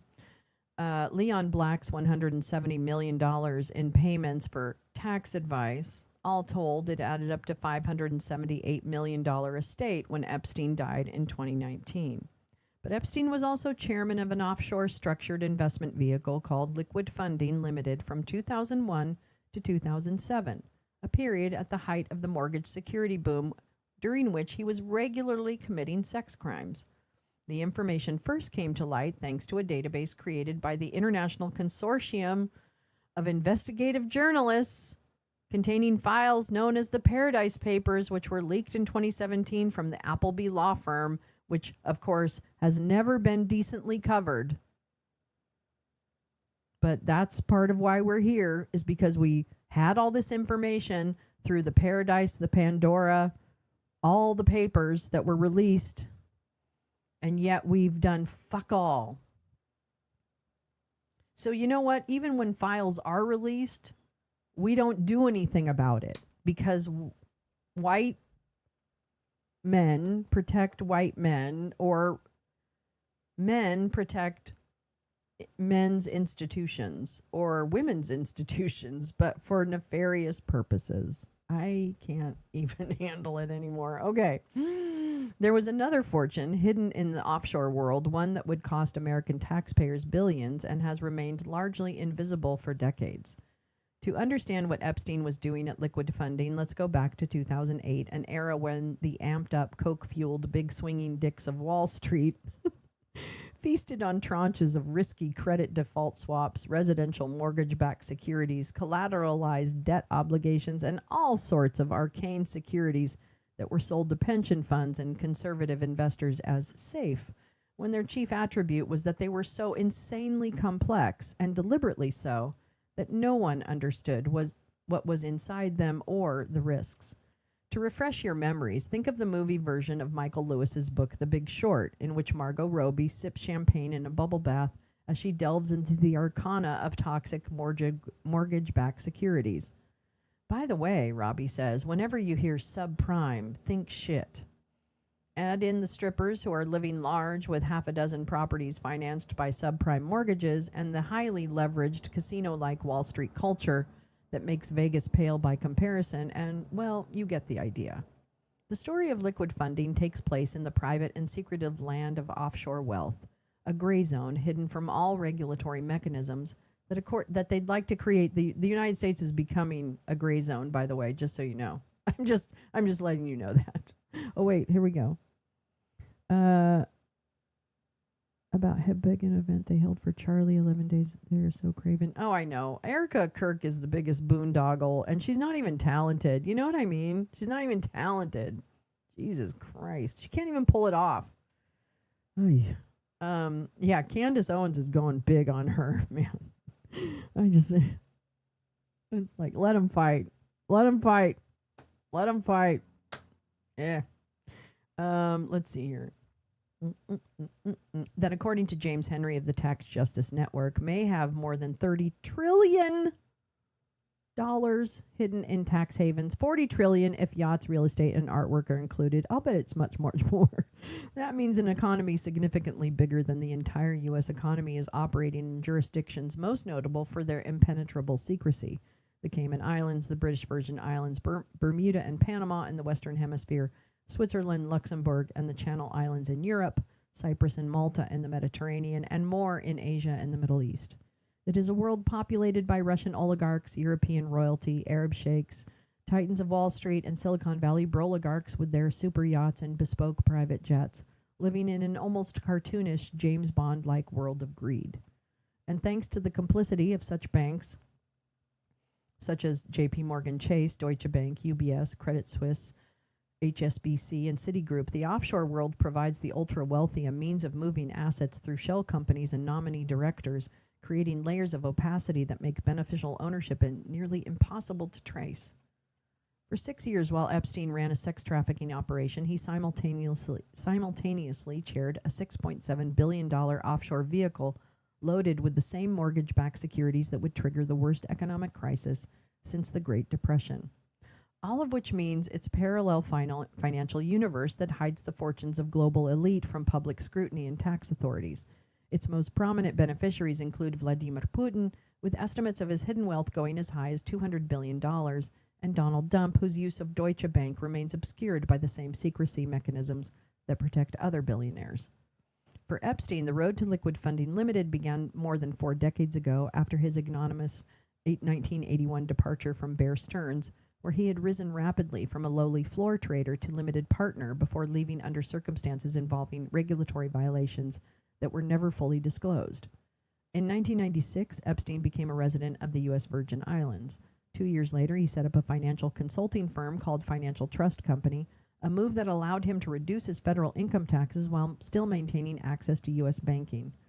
Then, 4 years later, Epstein's new company, Liquid Funding, became a client of Appleby, a top-of-the-line Bermuda-headquartered law firm that's part of what the Financial Times calls the offshore magic circle. Within that world, Appleby, with offices in the Cayman Islands, the British Virgin Islands, Isle of Man, the Channel Islands, and the Bahamas, was the law firm of choice for an elite clientele that included everyone from Queen Elizabeth to Russian oligarchs such as Roman Abramovich, Arkady and Boris Rottenberg, and Oleg Deripaska, the aluminium guy, yeah. Appleby was particularly well-versed in helping wealthy clients whose assets include offshore companies in low-tax, high-secrecy jurisdictions like Bermuda, which has no corporate tax rate whatsoever. That's going to be us. Literally, y'all, the end game is a gray zone. All right? I'll keep it simple. The end game for this country is a gray zone. That's not democracy. This is why the presence of Greg Phillips in Minnesota as election integrity bullshit, the demand for voter rolls, the demand that they control elections, this whole whatever is happening in Atlanta right now with the elections, it is not good. And I wasn't afraid a few months ago of elections because I saw what they did in the special elections and the other things last year, and the Republicans lost horribly or narrowed. The one loss that we had was so narrow that it was unprecedented.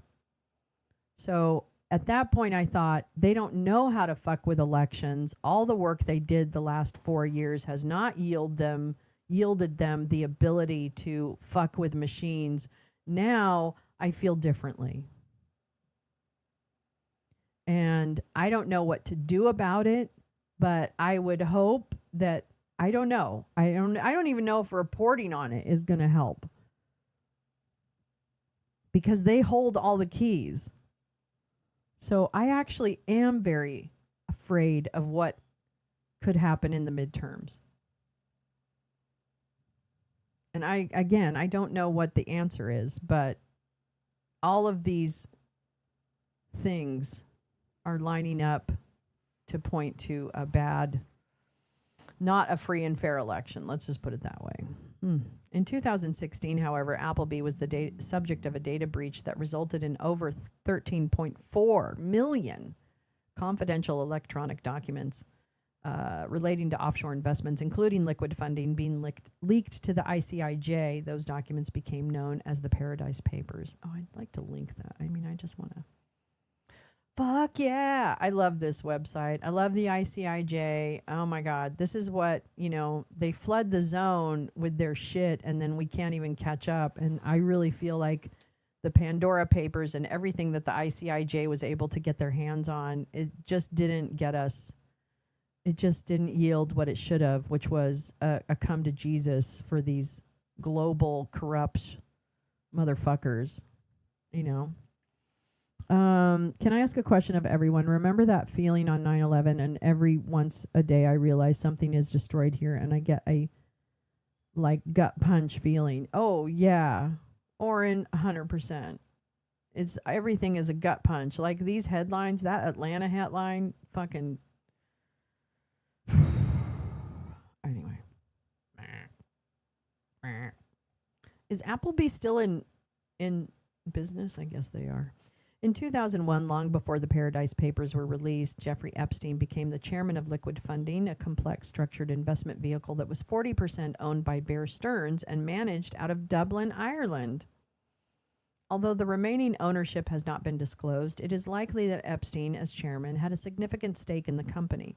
It would be unprecedented for Epstein to be chairman and a director of the company in which he didn't own a substantial amount of equity, says James Henry, a global justice fellow at Yale who has spent years investigating corruption in the world of offshore finance. Niels Groeneveld, a Dutch security analyst who researched the Paradise Papers, reported that Epstein likely owned as much as 40% of Liquid Funding, the same stake held by Bear Stearns. Epstein's ties to Bear and J.P. Morgan allowed him to work in this world of impenetrable opacity with no accountability whatsoever. Epstein and Bear Stearns were both in the business of not being regulated, says Henry. Liquid Funding was a special purpose vehicle which had no majority owner, which meant it had no beneficial ownership requirements. It wasn't subject to all the rules that the U.S. was adopting on auditing such entities, and it was able to sell securities in the European market as well. So basically, it had no taxes. And because it was managed out of Bear Stearns in Dublin, it had even more regulatory advantages. They set it up in Ireland specifically to avoid any regulation. One benefit of these regulatory loopholes was that Liquid Funding was allowed to issue billions of dollars of securities, even though it had, relatively speaking, just a tiny amount of equity. Indeed, according to Wall Street on Parade, an independent financial news site run by Pam and Russ Martins, Liquid Funding had only had $100 million in equity, but the Fitch regulatory agency allowed it to issue up to $20 billion in securities, a ratio of 200 to 1. However, even that figure significantly understates how highly leveraged Epstein's company was. Out of Liquid Funding's $100 million in equity, only $37 million was drawn equity. The other $63 million was not actually invested in Liquid Funding, and that meant for every dollar that was put into his operation, Epstein was allowed to sell around $540 worth of securities. So, if his investments went up, Epstein would make a killing. On the other hand, if they went south, it could spell disaster. Now let's look exactly at what securities Liquid Funding was selling to investors. This was a period during which the big ratings agencies, Fitch, Moody's, and Standard & Poor's, routinely handed out AAA ratings to investments consisting of tranches of highly dubious asset-backed securities and repackaged adjustable subprime mortgages. If that sounds like a bunch of mumbo-jumbo, that was precisely the point. During the fiscal crisis, no one really understood all the insanely complex tranches of subprime mortgages. Worse, it had become standard procedure for the credit agencies to help dress up these unfathomably toxic assets with AAA ratings. All the agencies went along with it because if they didn't, their competitors would. That's a striking statement. But investors didn't know that. Historically, the housing market always held. Homeowners always paid their mortgages. Conventional wisdom had it that nothing could be more secure than mortgage-backed securities. As a result, everyone stuck to the same script. And thanks to the stellar ratings, investors gobbled up the securities. In the mid-2000s, however, millions of low-income homeowners who had been enticed into the housing market by low introductory rates could no longer afford their homes. Hi, meet one of those homeowners. Hi, how you doing? Once adjustable rates started going through the roof, when that happened, homeowners began to default. That meant that the securities based on those mortgages had been transformed into a time bomb that was about to explode and become utterly worthless. That's what subprime really meant. Notwithstanding these overhyped securities, Epstein did have something else going for him. The guy's a genius, Douglas Lease, an arms dealer friend of Epstein's, told a colleague. He's great at selling securities, and he has no moral compass. On Wall Street, that last attribute was especially desirable. Oh, my God. So on October 19th, 2000, Liquid Funding was launched. According to the Miami Herald, Marcus Klug, a director of Liquid Funding, said, quote, "There was neither a physical board meeting nor a call between board members." Okay. That meant that Liquid Funding was a shell company, nothing more, with Epstein at the helm. It had the clout afforded by powerful financial institutions such as Bear Stearns or J.P. Morgan, but it existed in an offshore world populated by Russian oligarchs and money launderers, arms dealers, and drug czars. Given its Bermuda registration, its secretive shareholders, and its nominal governance, it had immense transactional latitude. Even though Liquid Funding existed in that gray zone, it was able to issue billions of dollars of securities because Epstein was wired into some of the most powerful financial institutions in the world. J.P. Morgan was Liquid Funding's security trustee, which meant that it held all of its securities and had the authority, if necessary, to liquidate all assets if Liquid Funding defaulted. Two Bear Stearns board members, Jeffrey Lipman and Paul Novelli, also served on Liquid Funding's board. And another member of Liquid... Okay, get out of here. Oh, my God. I'm sorry. My cat, when he gets under the desk, he fucking turns my entire system off, and it really pisses me off. But he has left. He has left the room. God. Like, don't do that to me. Anyway. Yeah. Oh, it's just so much fun. Even though Liquid Funding existed in that gray zone, it was able to issue... Oh, wait, what did I do here? I read that already. God damn it. Paul Novelli. Oh, and another member of Liquid Funding's board, Liam McNamara, was on the board of J.P. Morgan Dublin. Epstein also had considerable clout at J.P. Morgan because he had brought in billionaire clients, such as Bill Gates, Leon Black, co-founder of the Apollo Global Management, Glenn Dubin of Highbridge Capital Management, and Google co-founders Sergey Brin and Larry Page. Brin later deposited $4 billion in assets at the bank. Altogether, they made Epstein the highest revenue generator for the biggest bank in the richest country in the world. As such, he was a member of an elite group that was referred to as J.P. Morgan's Wall of Cash. At J.P. Morgan, Epstein had a champion, Jess Staley, the bank's private bank chief and later head of the investment bank, whom the New York Times would call Epstein's chief defender.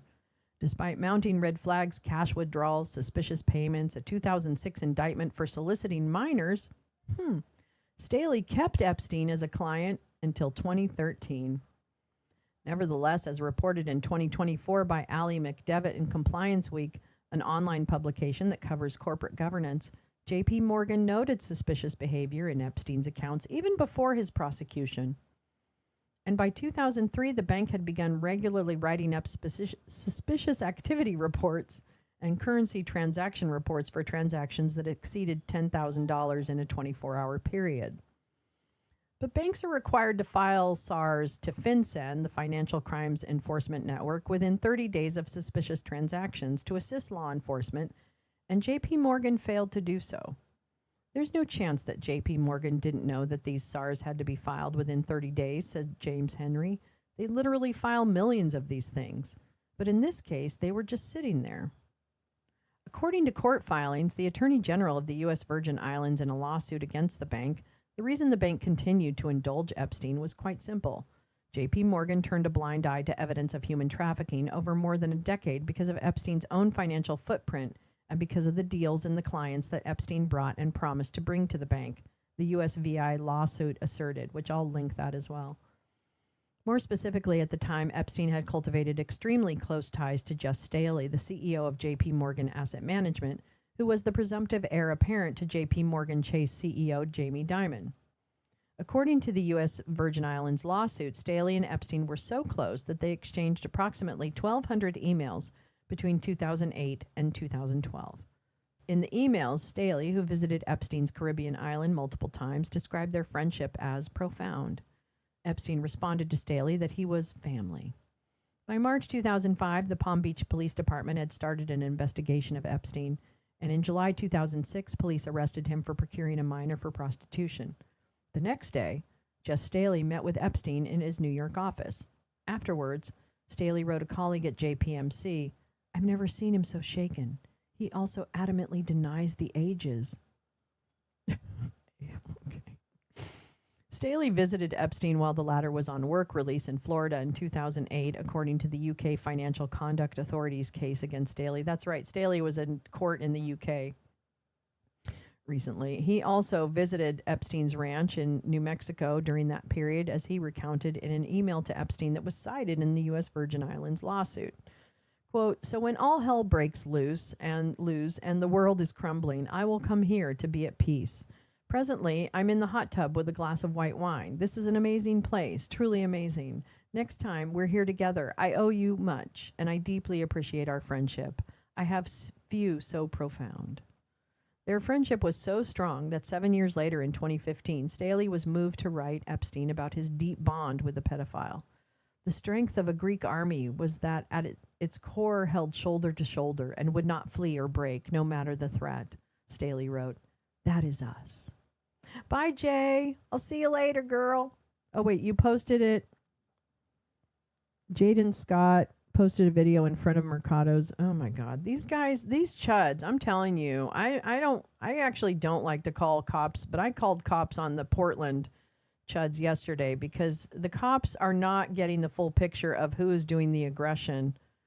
And so I had a really nice conversation with a non-emergency line Portland PD officer, and I said, "You don't have to take my information, but if this is helpful to what's going on the ground there, then I'd like it on the record." And he said, "Actually, it does help if you tell us what your perspective or your view and what you've seen on, and we'll take that into account as we investigate it." So apparently the Portland PD are aware of the chuds on the ground and the role that they're playing in agitating the anti-ICE protests that are rightfully happening. And I just had enough yesterday. I just had enough. And so I called the cops and I said, "I don't know if you want to hear from people that are not in Portland," which I totally understand, but I'm just telling you that you've got to watch these streams because they're walking amongst the crowd, daring people to get close to them, then getting close to them, and then spraying them in the face with whatever chemical they have. So this is provocation, and that's not a counter protest. Provocation is not a counter protest. Period. If you want to counter protest the anti-ICE, then you stand over there and you yell your "We love ICE" bullshit. So fuck these guys. What are you so scared of? Why are you simping for pedophiles? That's what I don't understand. Can we just talk about that? I'm reading you a big story about a fucking pedophile that was besties with your guy and who has already been fucking convicted of sexual abuse / rape, because I think they changed it to rape, who has credibly been accused, and Michael Cohen just admitted that he tried to silence a victim who had claimed sexual abuse by Donald Trump. So I'm not sure why you guys are so hell-bent on protecting pedophiles. I thought you didn't like pedophiles, but it appears to me that you love them. Oh, related doxing of what? Jaden Scott. Oh, yeah. Oh, I mean, the thing is that that's the way, like when the woman told me yesterday in chat, I talked to the FBI and no, I'm not kidding, da-da-da-da-da. I'm like, yeah, I believe you. I believe you did. And I'm not, but at the end of the day, I know who I am and I know what I've said, and everything I've said is on camera, and we can have the argument about what I've said and whether or not it's this, that, or the other thing. But I feel very confident in what I stand for and what my intentions are and what my actions are. So I'm just not scared. I mean, it's just so stupid to me. Like, why in the that's the most ridiculous thing I've ever heard, that people would be scared to say what is important to be said. Why in the world do you want to stop my ability to say what I'm going to say? That's like fucking so anti-American. Right? Like, come on. Grow up. Grow the fuck up. I can't even believe it. No, it's the same one. Anyway, all right. Their friendship was so strong that 7 years later in 2015, oh, that's right, he said that is us, a Jane Doe lawsuit brought against the bank eschews the warm and fuzzy nature of the friendship between the two men, and instead characterizes it as a symbiotic relationship in which Epstein agreed to bring many ultra-high wealth clients to J.P. Morgan, and in exchange, Staley would use his clout within J.P. Morgan to make Epstein untouchable. This meant that J.P. Morgan would keep Epstein as a client at all cost, including failing to act on any red flags and ultimately allowing him the ability to run and grow what to the bank was obviously an operation designed to sexually abuse and traffic countless young women. Ultimately, the lawsuit claims that Staley was the key to making all of Epstein's depraved dreams of sexual abuse and sex trafficking of countless young women possible. With his help, the number of victims of the Epstein sex trafficking operation began to grow on a vertical trajectory beginning in 2000. According to Reuters, however, Staley said he did not know Epstein would coerce young women and girls into having sex, or that anyone under 18 would be pressured into sex. He also called the allegation that he sexually assaulted Jane Doe 1 baseless. And there he is. He looks like a molester. Sorry. I really hope people rise up against these motherfucking corporations. The relationship between the two men continued even after Epstein's 2008 guilty plea in 2 state charges involving sex, one of which was with an underage girl. He pled guilty to being a fucking pedophile. In March 2025 court testimony, Staley admitted he had sex with one of Epstein's assistants, though he claimed he didn't know about Epstein's involvement with underage girls. Some of Staley's emails to Epstein appeared to contain sexual references using apparent code words for young women. In one exchange, Staley wrote, "That was fun. Say hi to Snow White." Epstein replied, "What character would you like next?" To which Staley responded, "Beauty and the Beast." Staley could not be reached for comment. However, in a letter to the Financial Times, Kathleen Harris, a lawyer at Arnold & Porter who is representing Staley, said, quote, "We wish to make it expressly clear that our client had no involvement in any of the alleged crimes committed by Mr. Epstein, and code words were never used by Mr. Staley in any communications with Mr. Epstein, ever." Staley remained the manager of the bank's relationship with Epstein until his tenure at the institution ended in 2013. Until then, whenever J.P. Morgan executives recommended cutting ties with Epstein, Staley went to bat for him and at times went to him for advice. Indeed, in October 2008, while Wall Street was being engulfed by the financial crisis, Staley reached out to Epstein for help and said he needed a smart friend to help me think through this stuff. "Can I get you out for a weekend to help me?" Meanwhile, J.P. Morgan had delayed filings of its SARs concerning Epstein year after year. Indeed, it was not until shortly after Epstein's death in 2019 that J.P. Morgan filed a massive suspicious activity report with the U.S. Treasury Department's Financial Crimes Enforcement Network, flagging over 4,700 suspicious transactions in Epstein's accounts involving more than $1 billion going back as far as October 2003. Some of the SARs were not filed until nearly 17 years after the transaction had taken place. In November, Senator Ron Wyden of Oregon, the ranking member of the Senate Finance Committee, called for J.P. Morgan to be fully investigated to determine whether this underreporting of suspicious activity reports was deliberate. But Wyden's bill to make public the SARs, the Produce Epstein Treasury Records Act, failed to pass the Senate, thanks to Republican opposition. As Wyden's colleague Jeff Merkley from Oregon put it, 51 senators in this body, I'm ashamed to say, hell no, we want them kept secret. We want to protect the perpetrators. Why? Because the man in the Oval Office, Mr. Dump, told us he wants to protect those files. does not want them to go public. Meanwhile, notwithstanding his disgraceful departure from Bear Stearns in 1981, Epstein continued to maintain close friendships with its CEO, Jimmy Kane, and its chairman, Alan Ace Greenberg. He also remained a client of the firm until its 2008 collapse, and his relationship with them appeared to have figured prominently in the rise and fall of liquid funding. But the camaraderie Epstein had with Kane and Greenberg did not extend to the whole of Bear Stearns, which Epstein prepared to sue after the investment bank collapsed in March 2008. Bloomberg reported that the draft complaint further portrayed Epstein as an innocent victim who had been fraudulently induced by manipulative bankers to buy and hold stakes in funds that were riskier than advertised. And indeed, as the housing bubble inflated towards its breaking point, the subprime market began collapsing. In June 2007, J.P. Morgan abandoned the market. Deutsche Bank held on, but barely. Goldman Sachs actually got out of the subprime market and bet against it. That, of course, accelerated its descent. All of which left Bear Stearns, and with it liquid funding, in an increasingly untenable position. In June, after receiving margin calls, Bear Stearns attempted to bail out 2 of its hedge funds with $3.2 billion, but that wasn't nearly enough. The funds held $17 billion in highly leveraged CDOs. What are those called? What are CDOs? Backed by subprime mortgages, and by July had lost nearly all of their value, forcing them into bankruptcy. As for liquid funding, according to Wall Street on Parade, Bear stated in a regulatory filing that the company's maximum exposure to loss as a result of its investment in this entity is approximately $5 million. $5 million? That was peanuts. By this time, liquid funding had liabilities in the billions. At the same time all this was going on, Epstein continued to nurture his relationship with J.P. Morgan Chase by sending them more billionaires and cultivating his friendship with Just Staley.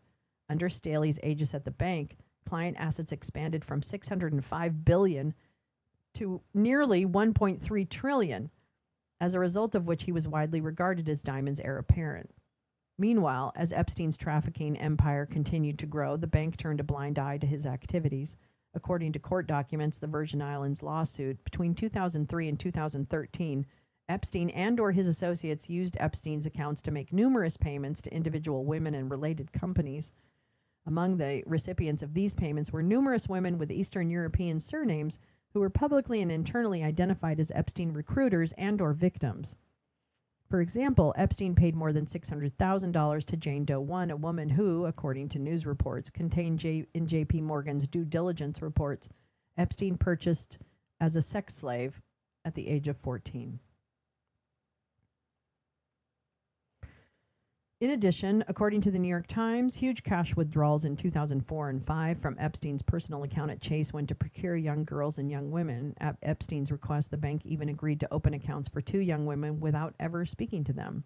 According to an expert report filed in the Virgin Islands lawsuit, quote, "It is well known that Epstein paid his victims in cash." According to Wall Street on Parade, the report documented that Epstein withdrew $840,000 in cash in 2004. In 2005, he withdrew $904,000. In 2006, he withdrew $938,000. In 2007, he withdrew $526,000. When JPMC confronted Epstein about the cash withdrawals in 2007, Epstein claimed it was for fuel payments in foreign countries, which JPMC knew was not normal business practice.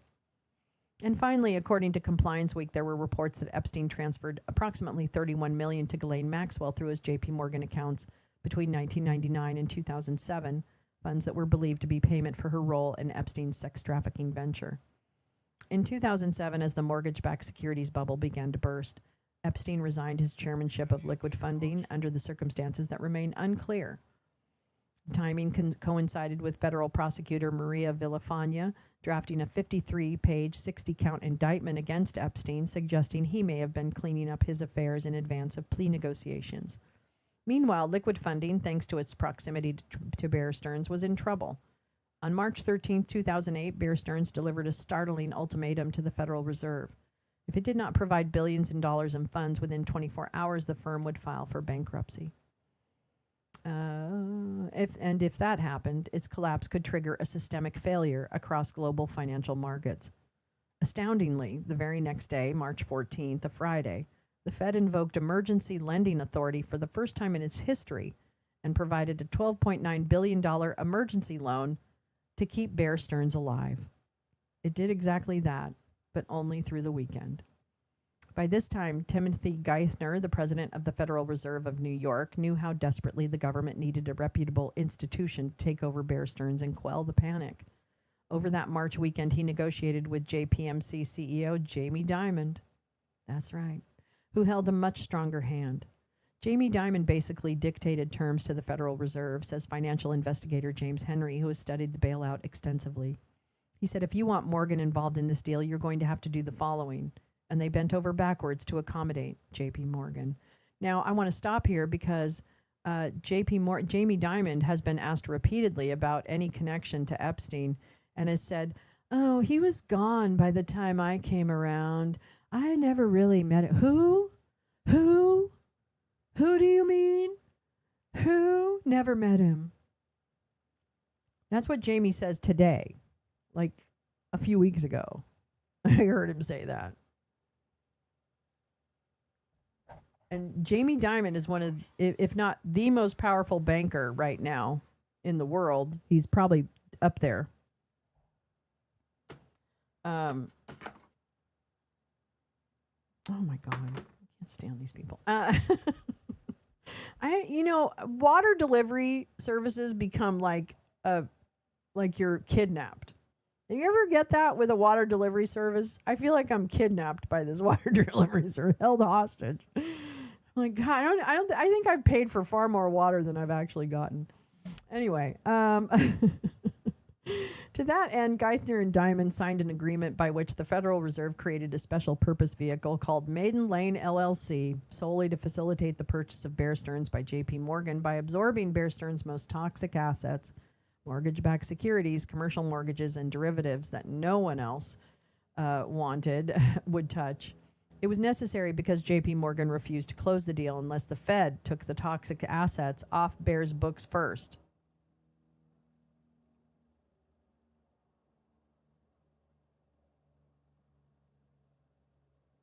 This is why I don't understand why the Chuds protect all these guys. I don't know why you protect them. Do you not understand? Maybe people just don't understand. People who are walking around now like normal people are like fucking held us all for ransom and fucked us so he could get a good deal. Yikes. In the end, the Fed contributed $29 billion and J.P. Morgan added another billion, thereby creating a $30 billion fund to buy Bear Stearns' most toxic securities. But the Fed has never released a detailed accounting of exactly what assets Maiden Lane purchased with its taxpayer-backed loans.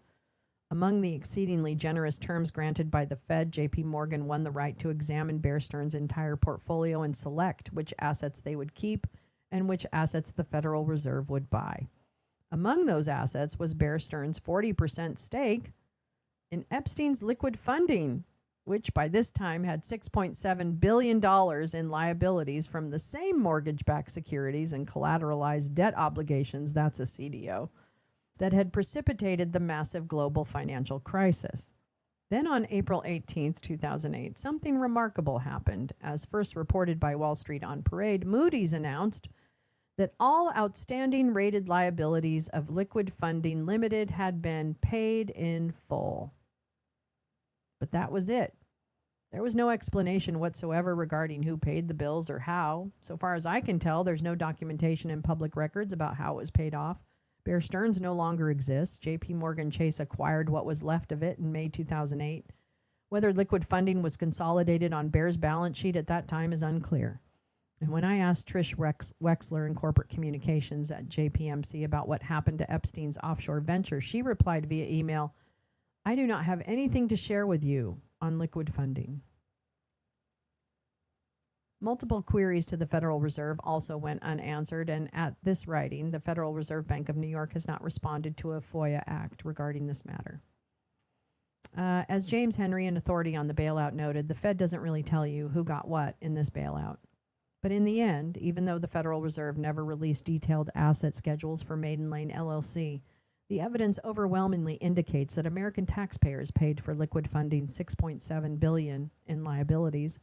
The money had to come from somewhere, and other than the Fed, no entity could have provided that kind of liquidity.